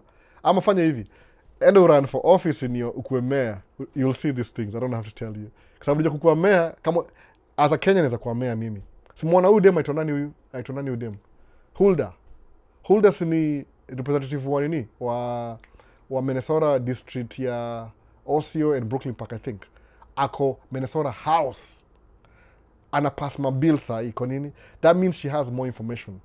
Kwa mada moja ito Somali, nimesahau jina yake, Msomali kabisa mada, amekaa hapa 17 years, alikuwa ana council ya St. Louis Park. Sasa ndio mayor, mama, a female Somali mayor wa a major city in Minneapolis, saba, ito St. Louis Park. Mali ile train ile ya Christmas ile, mayor huko place, ito nani? Sijui something Mohammed, nimesahau jina yake, ni mama. So ingie run for office, ingie council, you'll see what I'm saying, these things. Hizi idea munga nazo, because I talk a lot to the right people sometimes. Besti yangu mmoja munga naye sana. Namuuliza, how does that work? Okay. Mwana approach ile kama I don't know and I want to know. Sawa. Akiniambia na kama nawaambia for free. Hapa hivi pia. Tafuta city yako, angalia hivi. Kama kuna Minnesota kuna very swampy lands. Place ile, they're not even thinking of developing. What happens ukipewa land na city? How does that benefit the city? Property tax. So they'll give you the land. So it's like you're making them more money. Bring parking, somebody atasemaje, wacha nifungue warehouse hapa, wacha nifungue truck stop hapa. Kwa nini? Kuna parking. Mechanic ata show up, truck wash ita show up. Ina build by the pole tu. Kama Mandas, nimepost your video. And your video next. Video ya kesho, by the way. Nishai edit already. Ni ana Mandas. Mandas lianza na junkyard. Sahi kuna truck stop, kuna truck wash, kuna restaurant, kuna laundromat, kuna hoteli. Yani zinaongezeka tu, by the way, because of one move ina bring kila kitu. Umeona? Kuna contract moja ya train, sijui ni how many billions so far. Inaanzia from Minneapolis in the north suburbs, ito Brooklyn Park. Inaanza I think next year. Ni 5-year project. It's coming soon. Build your train, guess what happens? Every neighborhood. Nisha post video ya train ile ya transit. Every neighborhood iko na apartment. Kwa nini? People who work in Minneapolis can live out of the city and still work in the city. Kwa nini? Streamline transportation yao. Imekuwa easier. Sawa. That's why. So I don't know where you live, Miss Lydia. If I could pick brain a lot, ujue mu think. Mi niko limited na watoto na maybe Minneapolis na Minnesota. That's the only limitation. Mind yangu iko sijui iko federal government. Ama iko world business. Niko limited na mali niko sahi. But it's only for a while. I think bigger than myself. So Kevo King Kemboy, tuko Russia. I was telling him about your story and he wanted a video of you in English. Oh, you story ya somebody in English. South Africa, sijui Russia. I don't know. Maybe nafanya hivi. But siwezi ongea vitu kwa English. Ni tricky. Wewe mtranslate here. Kuna hizi vitu muongea, sitaki kujiexpose hivyo. Nataka nikuwe chini ya maji niongee na watu wetu kwanza. Unaona? Nataka tu watu wa Kiswahili wakuwe tajiri kwanza alafu ndio tujue. Umeona sasa? Mwambie mtranslate wewe mwenyewe. Anza translate na Kirussia utapata watu wengi by the way. YouTube hiyo lipa do by the way. Except mimi sifanyangi for the money. So, hapa tu up to date. Mwambie sijui po, mwambie tu story yangu yote atajua. Mtranslate here, that's what you do. Itakuwa poa hivyo. So kuna YouTube. Hey Maisha States, I'm interested in foreign exchange. I tried reaching out to you some time back for some support, but you didn't respond. Sulama Farm. If you're interested in a forex exchange, that's not my line of business. So can you use a foreign exchange? I don't even know what to tell you. I don't know anything. It's like you're asking me something. Forex exchange. Mi naishi, tangu nihame hapa hivi muishi tu within. I'm being honest by the way. I know nothing about it. So kiniambia forex exchange, you have to describe what that is. Alafu kiniambia nipatie pesa invest kwa kampuni yangu, I'm very picky in what I invest. Mufanya hivi. Business yangu saa hii miaka yangu ya mid 40s, mufanyanga hivi. I only pick on things that gonna returns. Siwasingi time. So kama forex sijui, maybe that's not for me. It's for somebody else. Sababu kuna so many avenues. But wewe uwezi unavile mimi naona vitu by the way. Muri vitu zina align na objectives zangu. Anything outside scope yangu itakuwa hard. I don't know what foreign exchange is. I don't kiniambia invest. Lazima ni convince kivyangu. Ni understand. Then I'll do it. But mbona ni waste time kuchukua energy kufanya vitu zile si understand. Sina hiyo time. But like perfect the things I already know. Kama uliniambia nipatie pesa nikutumie, maybe nishindwa what is he talking about? Ni invest kwa... I think I saw the message, but sikuwa understand nini. I'm not gonna send you money. Hiyo siwezi, kabisa. Ni liability kwangu. Suppose, generally, kama kuna idea ya biashara, alafu na kama mimi ni investor, convince me. Niambie. Show me, ni convince, uone. Lazima ukuwe specifically. Kabla msema aje, ukitaka kubuy truck, mwambie enda kwa bank, uongee na bank manager. Alafu nakupatia game plan, unaenda. Ukienda huko hivyo, unaona majority, kwa majority tuliongea na yeye before nikamwambia ni aje, hata yuko hapa hivi by the way, majority utamwona hapa sahi alinipigia akaniambia hivi na hivi na hivi, nikamwambia ni hivi na hivi na hivi na hivi, aka follow through. Guess what, hata ki follow through mimi sikumpatia idea ya what to do, nilimpatia pathway akafuata kuconfirm, nikamwambia fanya hivi na hivi na hivi, ika work out. Sometimes afu jua the best thing ile hata isipo work out akunilipa, nilimwambia for free risk because alinimit kwa Maisha States for free. Wase wengi tuambia pay for it. Kwa nini? Hata kifail still pay for it. That's why Myron Golden amekuwa kigetingi ma negative comments kwa YouTube because kuna watu walibuy course yake expecting to be rich just because they bought the course. Alafu akarealize it work out, wakaanza kumblame. So anaongea matope juu yake juu haiko succeed. Unaona sasa? What is the difference? Si ati nikwambia udo tracking uta succeed, hapana, kuna homework yako pia involve. Kwa sababu kumbuka I don't tell you everything. Mkwambia ile nakupatia ile ya kuanza. Ndio mimi sema ni muhimu sana kuanza alafu kuwa consistent. Kwa sababu ukianza alafu simame uta lose. Sawa? So kama niambia mambo ya forex, I don't know what that is. Let me explain you niambia forex ni A B C D C D hivyo tuendelee. But sema nilikwambia ukainvest I don't know what it is. Kiala comment ile sijui msemaje, I'll get back to it. Alafu labda ju comments ni mingi na sahau kurudi. So what's the difference between double axle na single in terms of horsepower? Horsepower, price, opportunity in construction kama yako. Double axle.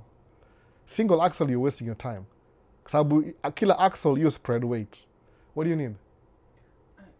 Can I just go? She's with the boys. Can I just go? Okay, go. Leave her with them. I don't know if that's a good idea, but if you want to go, just go. Don't ask You're me. wrapping up, right? Yeah. Yep. Because otherwise it'll cut into the bedtime if I leave any later than that. You plan your day. I don't know. Whatever you want to do, just do. Plan your day. Let me finish up what I'm doing. If you can go, just go. And leave her?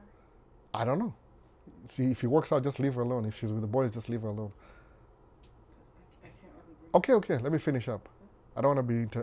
It's already been... Check on Joyce K. Nurse Canada. Mugo Zak. Namtafuta niongee naye kama to something in common. Juu kwa labda tunaongea vitu different perspective. I will though. Acha nitafute hiyo. Musa upen kila siku. Joyce K. Nurse Canada. Sasa ni type hapa hivi nikumbuke. Leo nakuwa interrupted nianze. Takuwa wapi hapa hivi? Hapa. Joyce K. Nurse. Sometimes nikikuwa referred kwa mtu kama sijamzoea naweza mtumia message ashindwe huu ni nani huyu. So kama wewe unamjua wewe watching video yake, mtumie message mwambie ni aje Maisha States Albo is trying to reach out to you. Kama unataka collabo mambo ya Canada uongee kitu kama hiyo. Umeona sasa? Kama kuna waseko najua even not to meet. Kama kwa platform yangu you watch video aizi nijua, aizi I'm not that famous. I'm famous to you, whoever is watching, to you. See, to everybody. I don't know everybody. Oh, there's this guy. He's a Kenyan. Do you know him? I'm like, how do I know him? If he's Kenyan, that's the only thing we have in common. Where does he live? Oh, he's in the military. Probably not. I'm the Kenya kind of population in Otonga. How much? I'm 60 million. So I don't know everybody. Sakoli yangu muji watu karibu 200 hivi. Na wengine ni acquaintances. Watu muji wa close hivi ni wacha tu. Ni hivyo. Lakini I'll watch her channel first, then nijue context. Alafu nitumie message. Niko hit me up. Niko. Sasa enda uone autoshow na watoi. Niliboeka hadi nika grease track yote. That's what you do. Tafuta hobby on the side that you do minority and majorities.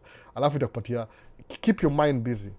Avoid negativity. Watu wengi procrastination ubaya ni ile when you're supposed to be thinking about something, convince not to do it. Alafu sale kinakuuma utasema I should have done that. Unaanza kuregret. Alafu because you're powerless, procrastinate kupita, alafu ka lose power na motivation, so now you start blaming yourself. Ah man. Alafu you start blaming others. Alafu inakuwa anxiety, inakuwa tu normal. Tafuta kitu ina break out. Mujiwanga hivi. I can go out there nichukue photography. That's what I used to do, by the way. Taking random pictures. Niko na pictures of 15 years ago, by the way. Mtashangaa nikiweza kushare. Kuna wasa wamekufa, kuna wasa wako alive. They don't even know that I have their pictures. Musema I don't even want to post it kwa sababu naweza amusha wound, sitaki kuamusha kwa familia yao kitu kama hiyo. But ni ile unajituma. Hiyo ndio jina kujituma. Unajituma tu. You go out there and do something. Kama hobby hivi. Donald Trump hiyo anacheza golf Florida every weekend. Hata Obama alikuwa msoa golf. Inamtoa kwa normal and kwa ile outside your normal things una reduce stress. Una kama kwa sababu job yako ina overinflate, una deflate. You have to find something. So Hassan wa Isa kufanya investment ya farming as a black guy, foreigner, owner in US, ugumu wake na wepesi wake ni upi? Ubaguzi. Kwa unajua what I say, hiyo ndio jina ubaguzi. Siwezi sema na English, ubaguzi ndio shida. Kama wewe una rangi yako si kama ya wale wasema hao ndio wenyewe, kuna ubaguzi sana. Kwa sababu si biashara farming, au pewa incentive. Nasemaje sijui Kiswahili bana. Isa sijui Kiswahili. Kama farming ya hapa America, yani government can buy them equipment. You can pay for the insurance. Wanapewa ile kwa sababu chakula ni kama food security. Because of food security ni first priority kuchunga hao watu na serikali. So unapata waweza uza vitu less but they'll make more money kwa sababu wanapewa incentives. Ama when they want to buy equipment hawalipi tax. Umeona? Ama wanapewa loan to grant. Chukua kwa sababu ni food security for the country. Mimi nasema in a sense government si business, ni more than a business. Ni kama your government ni kama your parents in a way, a parents. Kwa sababu zinakusaidia subsidies ni ruku in Swahili. Okay, sawa. Isa nimeambiwa hapa hivi. I'm reading as I go. Hapa hivi serikali ya Amerika, kama wewe ni mkulima, unapawanga ruzuki. Ooh, I've learned a new Swahili language today. Ruzuki, hii ni subsidies. Kama wewe ni mtu mweupe. Kama wewe ni mweusi, good luck with that. No. Juwesi priority kwao. Kwa sababu the people wale wana run serikali, wengi wao ni weupe kwa kila state. Hakunanga state ya watu weusi hapa Amerika. Wengi wao ni weupe. Naona. Labda Atlanta, Georgia kuna watu weusi wako na pesa. Maybe hivyo. Lakini ni very competitive. Naona. Goodwill. Emperor Mugeni anasema ni goodwill inamaanisha nini? So ndio hiyo sasa. So Ken Samuels, don't contact Steve Safari. Most people back in Kenya don't approve of him. He might tarnish this good channel. Nilisema hivyo, mi anaongeanga sitaki hiyo story. Mi si mtu wa drama kama hivyo. Alipeleka Ibra mbio karibu 1 year. Naona. Ilikuwa najua hiyo ni reaction, is a way of getting views, but ni kama Candice Owen kama namjua ni dem black, alafu yeye ni Republican.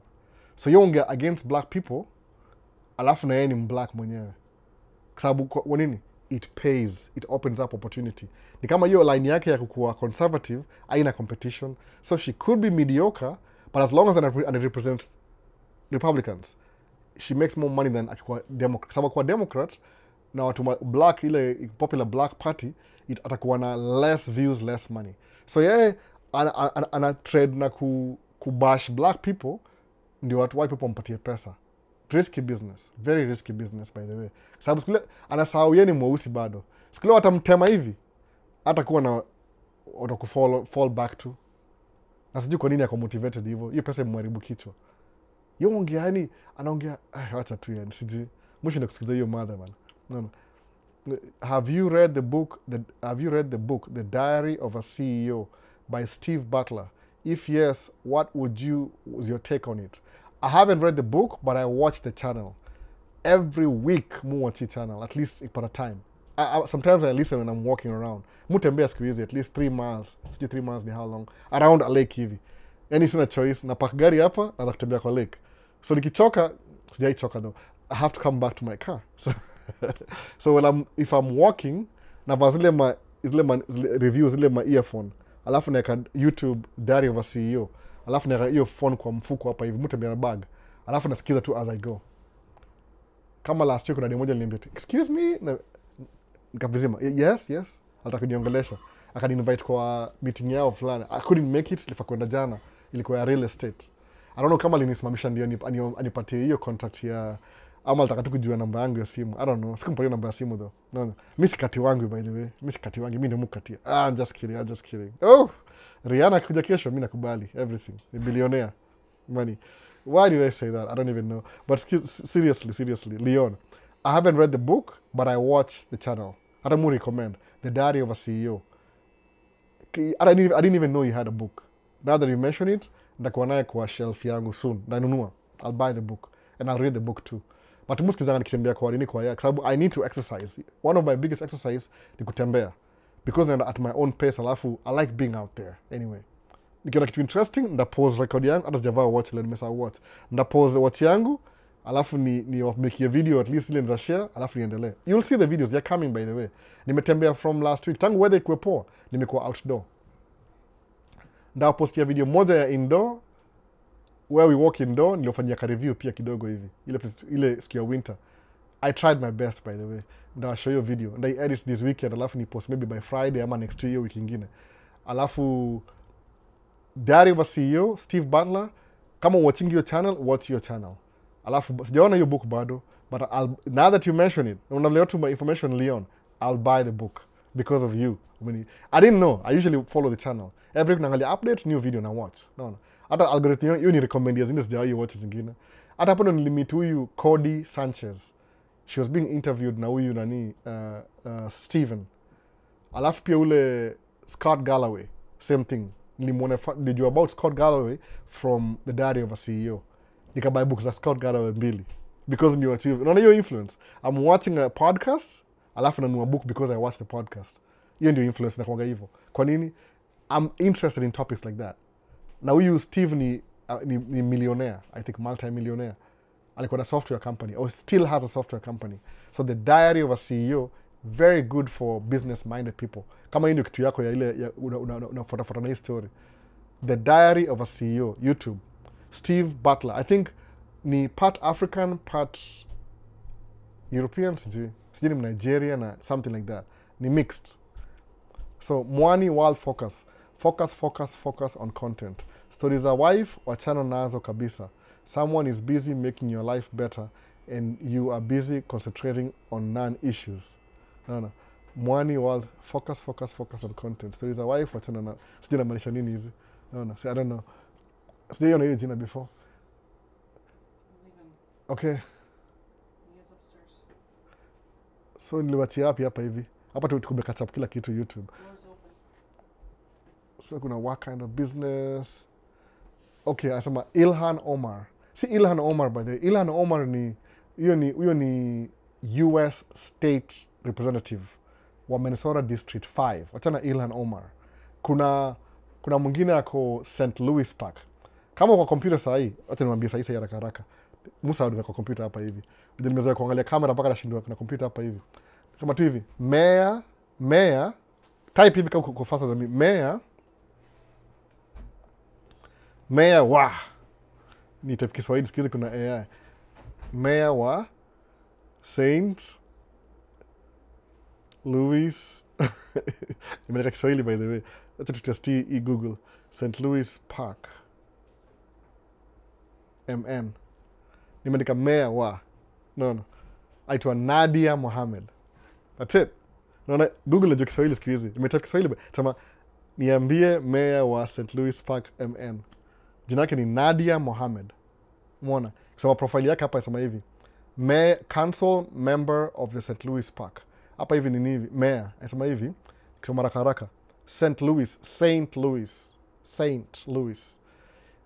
Mayor Nadia Mohamed began her term as mayor in 2024.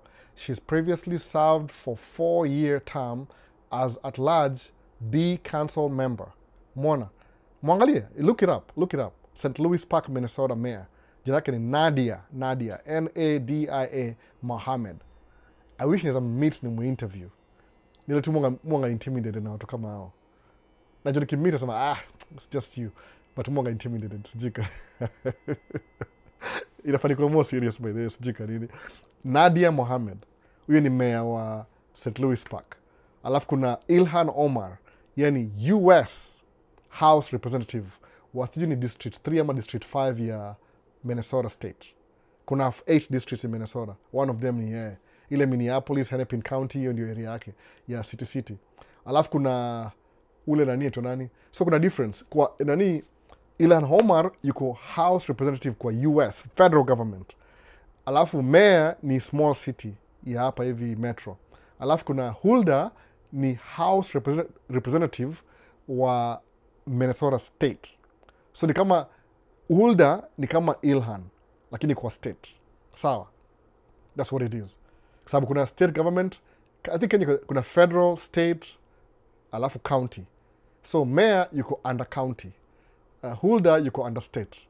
Ilhan yuko under federal government. Hiyo ndio difference. But the highest ni Ilhan. And I think Ilhan in the future namuona akiingia mahali ataingia mahali ataingia mahali kwa sababu the previous siku hizi ni Attorney General wa Minnesota. Kuna ile una grow in ranking, unajulikana, people gain trust with you. Umeona? So kia sema Mwani World focus on content. Stories za wife wachana nazo kabisa.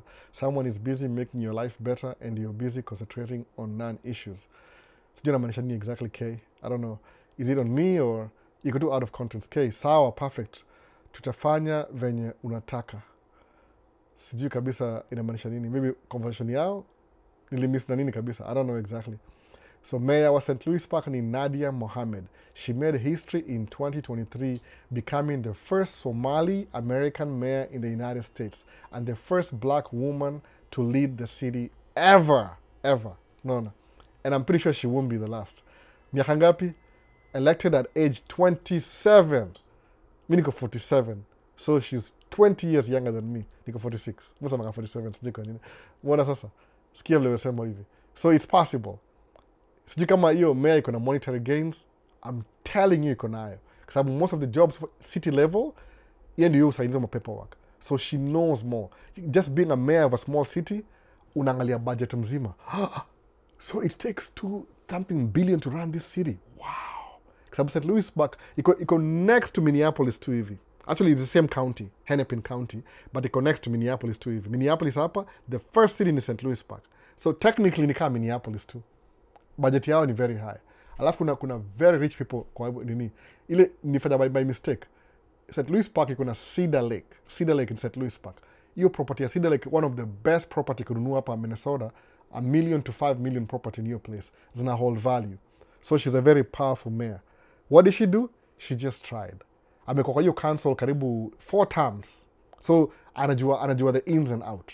Kwa nini? Longevity. Which means ni kama sijui ni 16 years. 4 year. 16 years kama council member. Alafu sa yeye ni mayor. Kwa nini? Nothing new. Ni kitu amezoea anyway. Umeona? Invest time.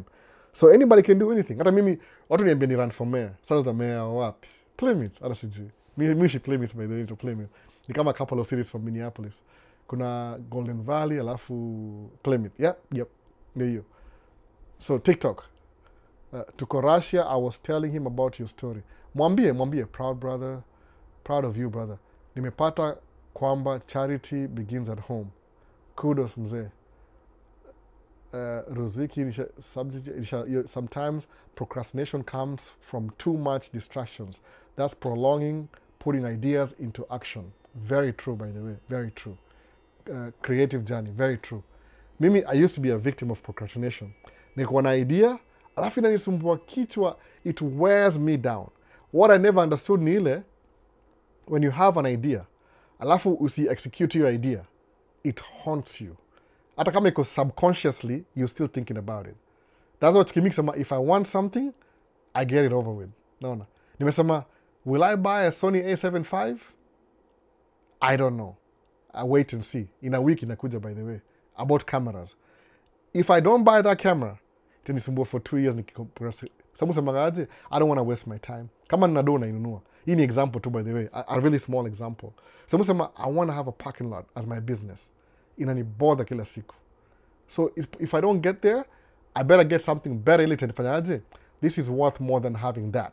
Sasa, tumekata up YouTube, Kofiti, TikTok, karibu nimalize saa hii. Wife anasema ameishia ama watoi hapa upstairs peke yao. So lazima nikashughulikia watoi. So kunywa maji kidogo. Leo nimebaki kombe ndogo leo. Mtu mia straw ndio iko haraka haraka. So maybe now you can tend to the family. Yeah, that's true.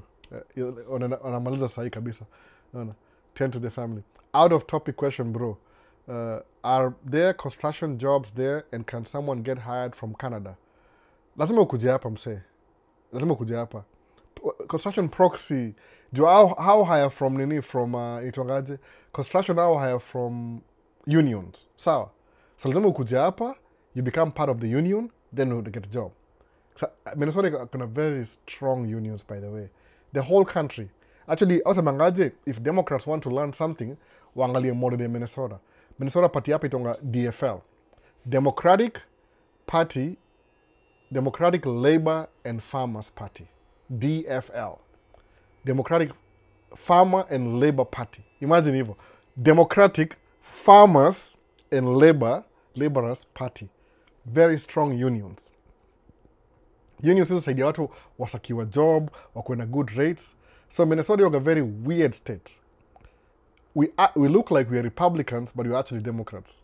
Not even funny kabisa. We look like we are Republicans, but we're Democrats. Kwa nini? Hapa kuna watu weupe, very progressive. In majority of them, si wabaguzi sana. Anile with a grain of salt. Hiyo siwezi confirm juu hao watu weupe au geuka hivi immediately. But ile tu the sense of kuishi Minnesota, unafeel kama ile ubaguzi iko mbali kidogo. Sijui kama ni true. I don't really feel it.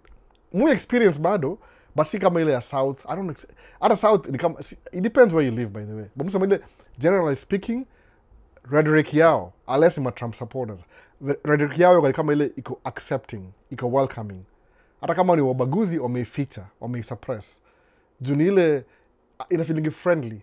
Mi huenda kupiga picha, kusema kweli as a YouTuber kuchukua video sijai kuwa discriminated to this day, na muenda kwa all public events. Actually Mungu wana ni kama conversation starter.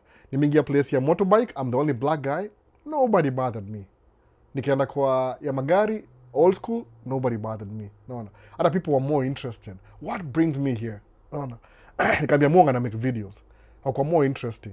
Alafu pia camera ina intimidate. Wanaona kama me, I know what I'm doing. I've seen everybody over here. You seem to be a professional. Okay, by the way, the opposite. Those guys are professional. Mimi ndio YouTuber. I happen to have a camera ili nakaa professional. Looks professional. Sawa. So I'm selling the looks. Si ukweli. Mona. Tuko up to date. So Canada, kuja hapa, ingia kwa union. Inaitwa 76ers ama 90 ama 49ers, something like that. Ingia kwa union after you get a job. Kwanza next week hivi you'll be hired. Kama uko Canada, uko na makaratasi, kuja na green card. Kuja work permit. Wewe ni Canadian bana. Kuja na work permit kama ni raia. Utapata job. Ala kuna construction job Canada. Sijui, maybe you don't know. No. Sababu one of my family friend, he makes a lot of money akifanya construction Canada. Aliingia tu community college, kitu kaa hiyo, equivalent. So, Nadia Mohammed has a mileage na akona backing ya community. Okay, akona backing ya community, e.g. Said Abdullahi, he featured on Charms Media TV today. Oh, ndaiona leo basi, siko najua. Ndaiona. Thanks mazee DJ Voice. Una contribute poa sana by the way. Na feel kama unafaa kumekaa hapa hivi na hii microphone nyingine. Sijai do ile live content. DJ Voice tuko podcast na yeye by the way. Nimetoka naishi mbali. Si hame huku DJ Voice, hama huku. Duncan Macharia. Vipi Albo? It's my first time kukupata live. Karibu sana. Karibu nimalize na wind up. So tuko up to date na kila kitu. So wife ameenda shopping, amwacha watoi na watoi. Since I'm in the house, nimedecide kate video hapa live, alafu nikashughulikia story ya uzazi hapa kidogo. Umeona? Sijui nini ilifanyikia wife jana, ako very proactive leo. Tulikuwa na discussion. I think tulikuwa na discussion na mabeste wetu. Maybe I realize she's not doing enough. Sijui kwa nini kitu kaa hiyo. I don't know how long. Kama leo amekuwa on her toes. Ni kama alikuwa challenge na some friends yesterday. Sijui ita last how long. Hiyo gani kama short-lived. Anakuwa very proactive alafu ina die out. In my own example sama hivi, hii ni nervous, ikifanya hivi munga nervous. Ile I'm sweating hapa hivi kama masikio alafu natagusa hapa hivi imenilemea. I've been sitting here for a long time. Very unhealthy by the way, but ni hivyo. Muka for 3 hours. So ni hivi, ukuwa na ile ukuwa na kuwa self-motivated in most cases. Usingoje msa kwambia udu kitu. Kwa sababu the things you want to do, kama if you're not the one doing it, kama uko self-motivated, you will never do them. Ukweli kabisa. Moga self-motivated. Kamera zangu ni very expensive, by the way. Nikiangalia damage baadaye. How much did I spend? Oh my goodness. Oof. So kamera zangu ni very expensive. So musema I want to be at least consumer, professional, a prosumer photographer. Sasa let me invest. Can I afford a G Master lens? No, siwezi. If I'm going to buy my first one, lazima ikuwe 50mm. Niko nayo hapa 50mm. Alafu na build. The other cameras, moja ni yangu, ingine ni ya wife. Ile mtu miyako live. One of this. Hii ni yangu, au hii ni ya wife. One, asijui which is which. They're identical kabisa. But because I bought two, nika realize advantage ya kuwa na 2 cameras ni kubwa sana. Because you can get 2 angles at the same time. Una approach ile almost professional. But nobody's paying me for it. So na try my best. Ni kama una create that persona you want to be. Naona? Be the thing you want to be. Hata before ufikie. If you want to be a successful businessman, act like a successful businessman. The way you manage your finances, soma vitabu, jipatie education. Be the person you want to be. Imitate the person you want to be. By the way, another thing. Imitate. Watu wengi, majority of us, saying is believing. Ukiona Nadia Mohammed ni mayor wa St. Louis Park, guess what? Strive kukua mayor pia. Ukiona how long it took her, kama ni 4 terms, and ufanye 2 terms run for mayor pia wewe. Ukifail, look at Biden. Biden alijaribu kurun for president 3 times before. Akafail. Finally, Obama akamchukua kama vice president. Because of your authenticity kwa vice president, he ended up being a one-term president. Ndio alizeeka. But career yake is a career politician. Ameingia Congress kama sijui kwa how old. The longest serving member of Congress, Biden. So yeye ameona vile gava ina run. Hata mkimtukana, I'm face na anything. Juu amekoma. So naangalia watu kama hao kama hivyo. Be the person you wanna be. Sijui ni nini by the way. I can't tell you. Utafigure out wewe mwenyewe. Mimi sijui hata mimi. I just imitate people. Be the person you wanna be. Imitate the person you wanna imitate. Live the life you wanna live. Hata before ianze. Ndio kumotivate self. Kwa sababu self-motivation, guess what happens? If it comes from inside, iwe nanga tu out. Itakuwa action. Procrastinate, hiyo ndio cause anxiety by the way. Alafu nakuwa na issues za uko na mental health, unakasirika haraka, juu kuna uchungu kila saa. Naona. Huyu Albo ni nani? Anatumia show microphone kwa podcast. Ameka simu, wewe ni nani wewe Albo? You are nobody. Wewe nakwambia it's true. I'm actually a nobody. You see, that's not, you're 100% right. Then what? I've already accepted. I'm a nobody. Then what? Unaishi hapa kwa nini? Nasema, unani therapist. A therapy session. Jushaniambia nobody. You think I don't know that I'm nobody? I know that already. So there's nothing new you're telling me. Ni ile angalia, what makes you think negatively about other people? Kwa nini? Juu umebuild hizi vitu. Uli procrastinate, ulikuwa frustrated. Kuna saying moja nilipata sijui kama ni ya Denzel Washington. Nilikadao nikianza videos sijui kama 2 years ago. Aliongea juu kitu. Unaona? Ina cause ingile na repeat tena nimesahau hiyo saying kabisa. I can't think about it right now. But we'll leave about those words ile. Come from within useme I'm gonna take action. Alafu follow through. Utashanga sana by the way. The things that look so hard zitakuwa easier. I wish ningesema history ya jana but sitaki kusema, niko too private, it's too soon. Nabonga na besti yangu.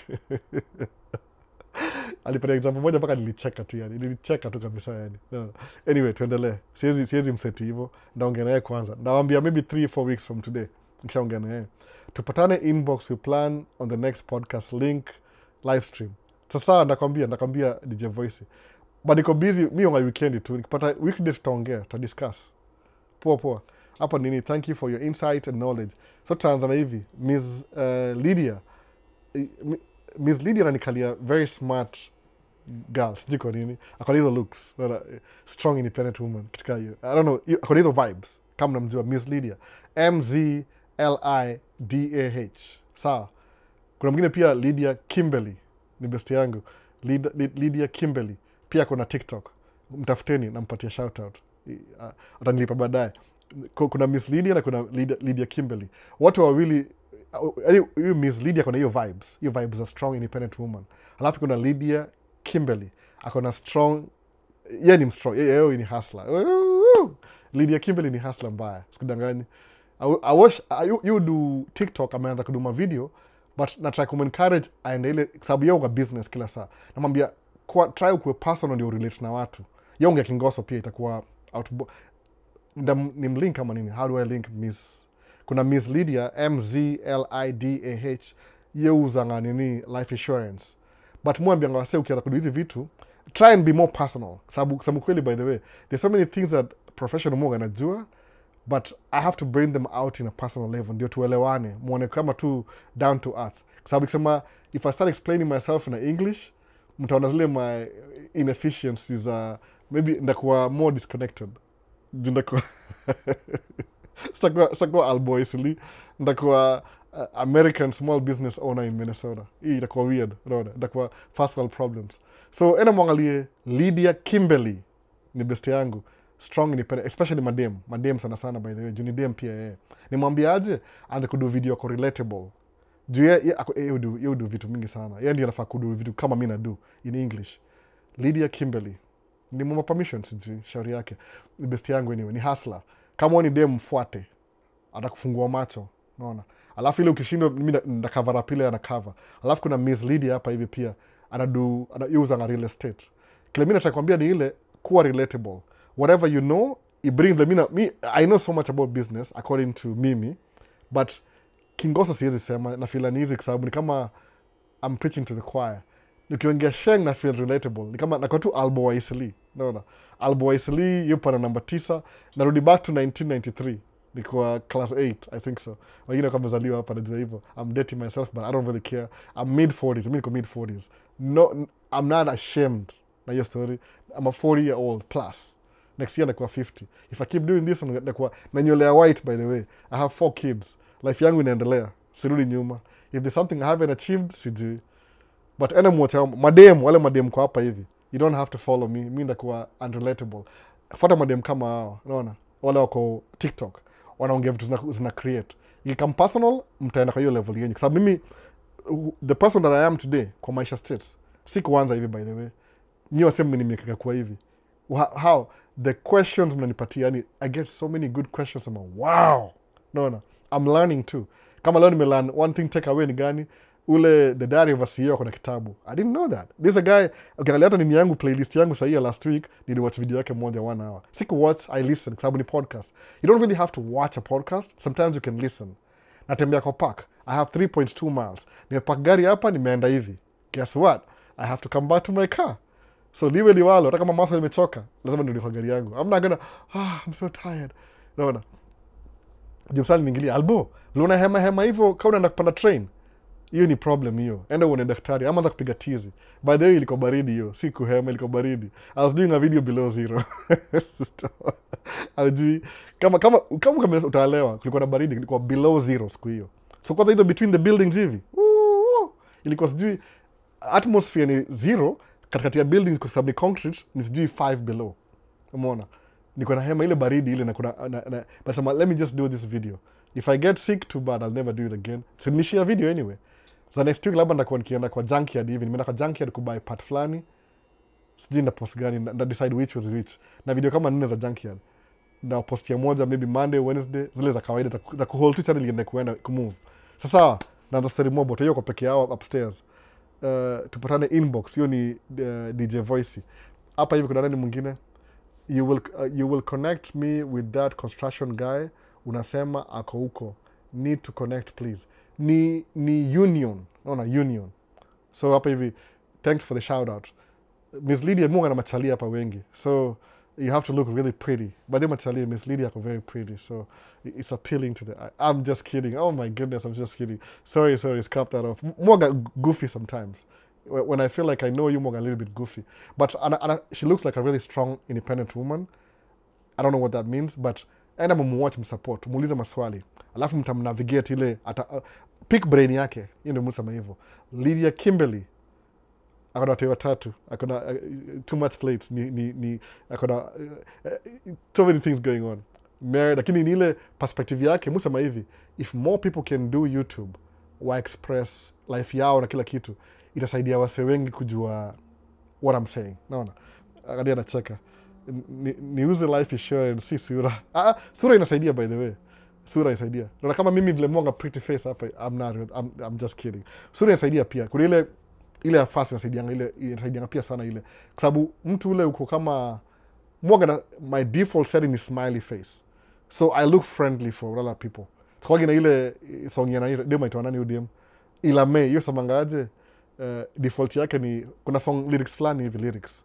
Hiyo sababu kama frown face ni default. More na smiley face default. So if somebody meets me for the first time, anakuwa na ile friendliness. Anaona tu mse ana ubaya. If he's smiling even before I talk to them.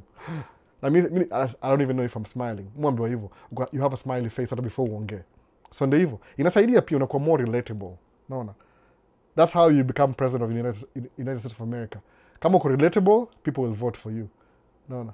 Kama wewe ni Republican, kama wewe ni uko itongaje Y alafu na T utapata kura hata kama hujaisoma. Tumalize live nenda kwa watu sahi. Back to being a parent sahi immediately. Vinia sema nini? Akuja YouTube. Lydia, Miss Lydia, anza YouTube pia. It's the same thing by the way. YouTube kuna YouTube Shorts. Ukiogopa anza na post everywhere by the way. Musa kuambia wase kitu. I need to tell them that. TikTok ni very easy. I don't know everything. But policy yangu ya TikTok ni hivi. Ukipost video because ni short form, ile title of your wedding about your video, iweke hapa juu, weka hapa juu. Kwa nini? When somebody you're talking to the audience on the other side.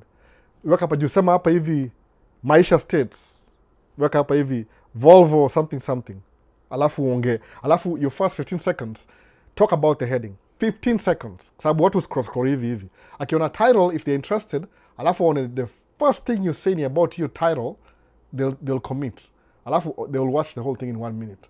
Akiona title, alafu uanze story ingine, uta scroll next. So kama do shorts, YouTube shorts, TikTok, Instagram, Facebook, nimesahau gani ingine, LinkedIn, post everywhere at the same time, sababu every platform iko na different audiences that want to know something about you.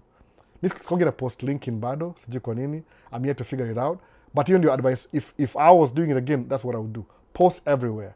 Miss Lydia, YouTube ndio mimi do exactly what I'm doing right now. Tena ongea na wewe kama last time sama jua camera. Muanga na hivi in the middle.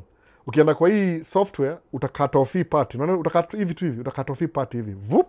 It's a horizontal video, utai edit alafu ipost kama shorts. Same video. You can make one content ikutole 15 shorts. Hiyo ndio trick, by the way. Consistency. Kama una time kama mimi, make one video on Sunday, hii ni 4 hours. If I was doing the shorts kama before, ilikuwa nafanywa na aitwa nani? Ongori, nimesahau jina yake. Done. This video hii unai multi-purpose. You do it like this, unai trim, unai post tena. That's it. Every day one video on their faces every day. Sababu kuna watu come TikTok Monday, wengine Tuesday, they will follow you because they want to see you again. No. Mtu akufollow wase tena nasema let me scale back. Sababu sema as a content creator, ile content you don't want to follow too many people, inakuchanganisha ideas. Sometimes ni poa kufollow wale watu you can relate to according to nini. Sababu fungua account nyingine different ya kufollow wale wase I want to follow. Alafu account moja ya kufollow wale ile kama Maisha States, mfu anybody na follow Maisha States ni ule mtu akona association na Maisha States. Channel yangu ile nyingine ile ya Alhal, hiyo ni ya photography na videography.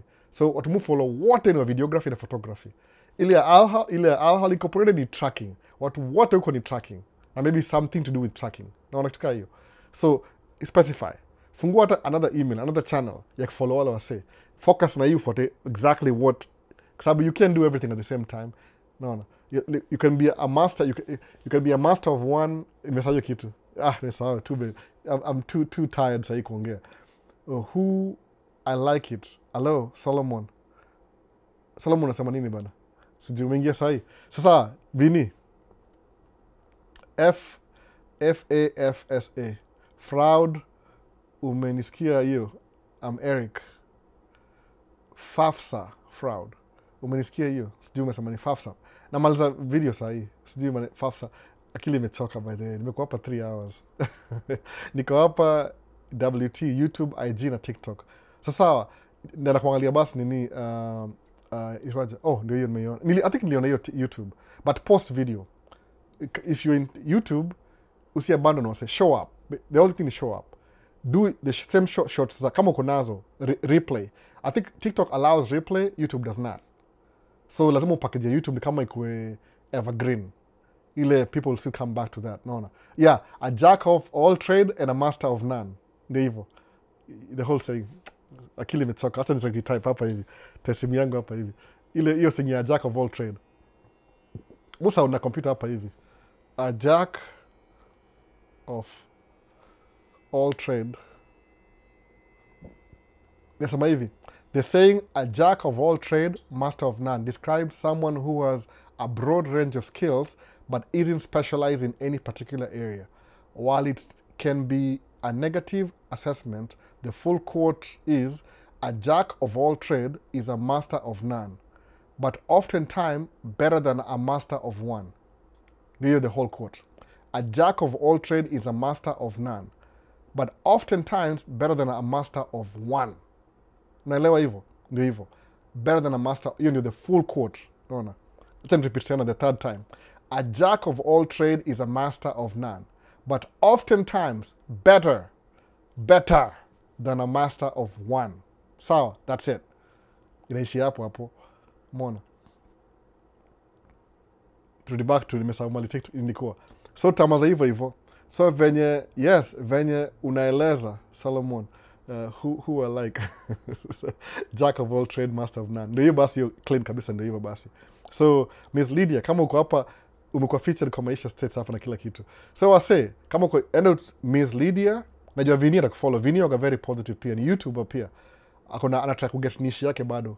Alafu kuna nimesahau jina yake mpya. Guru Visuals jina yake mpya. Walimfunga channel yake. Kuna wasewaga very they are seeking kama nini. Misleading. Fanya tu YouTube. Fanya everything. You're already out there anyway. I mean, kama wewe ni content creator, huwezi change anything. Hebu tuendelee. Zach G anasema nini? Tushamaliza. So TikTok by the way kwa heri. Acha nimalize sahi. I gotta go watch my kids, man. I'm a parent first. Stuck with you nini CPS. So TikTok, I'll try my best nikuwe na live directly kwa TikTok next time. Otherwise, see you on the next one. Hii ni peace ya TikTok. Vidole mbili. Peace. About tumaliza TikTok hapa hivi.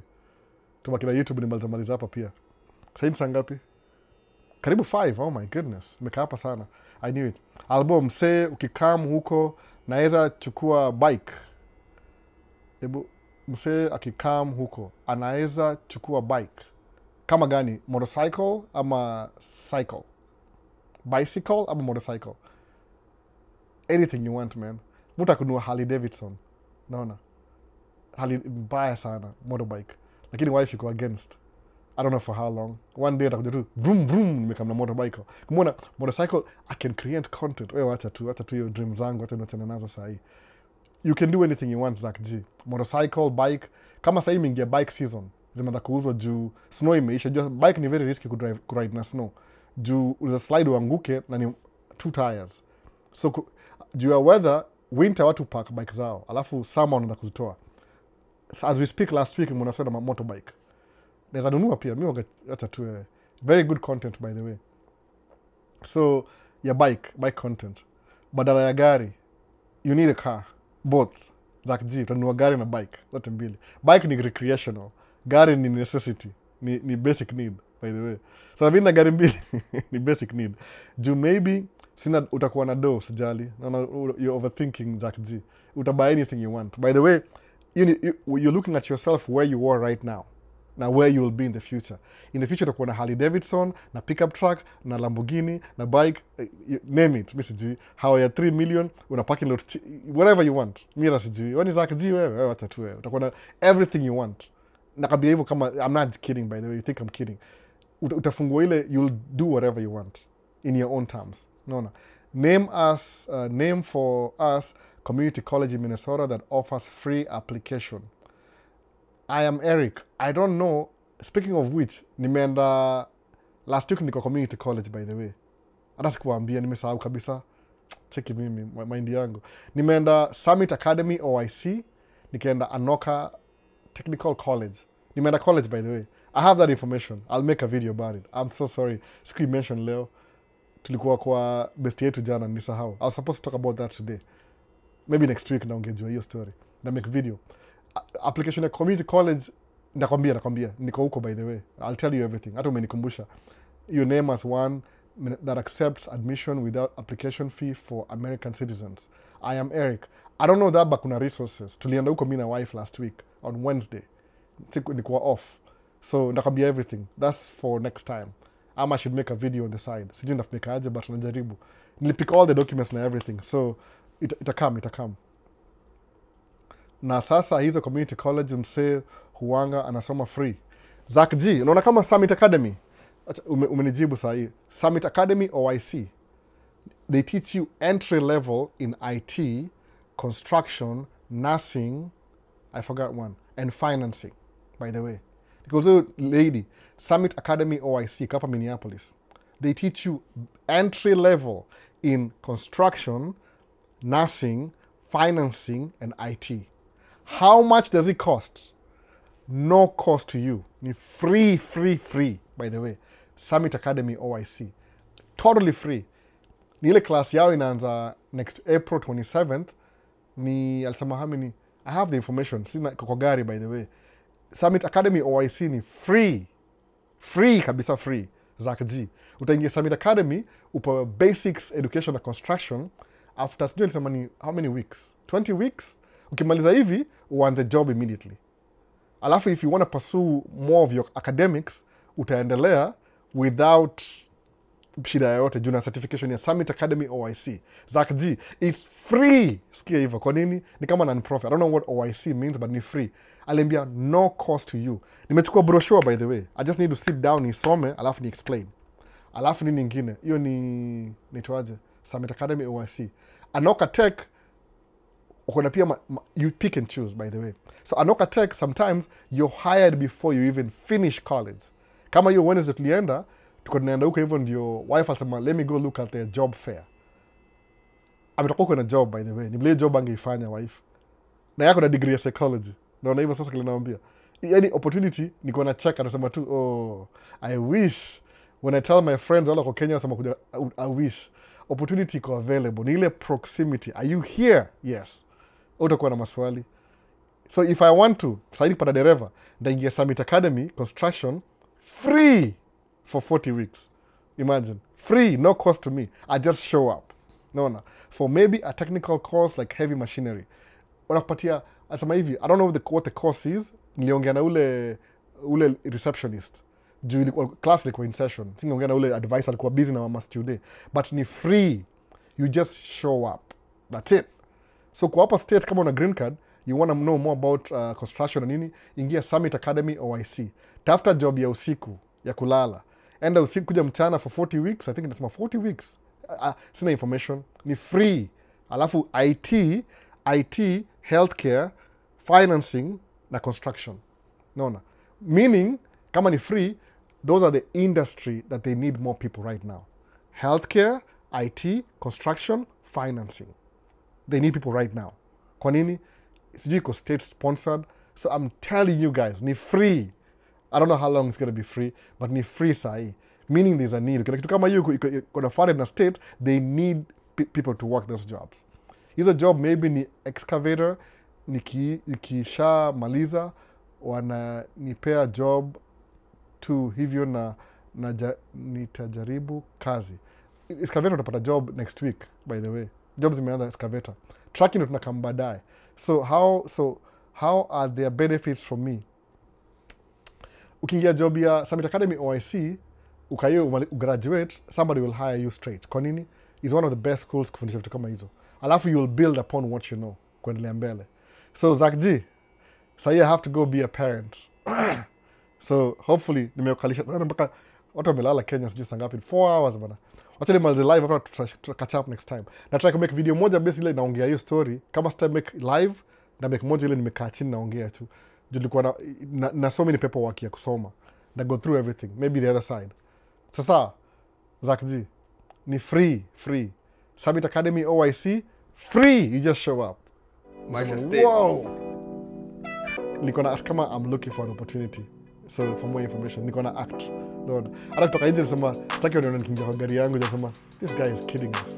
Hata kama na gari sijui how much alafu anatuambia tu enye si represent. No. Pole kwa kuweka too late for Kenya. See you in the next one. Peace. I'm out. Tomorrow's the life, basi.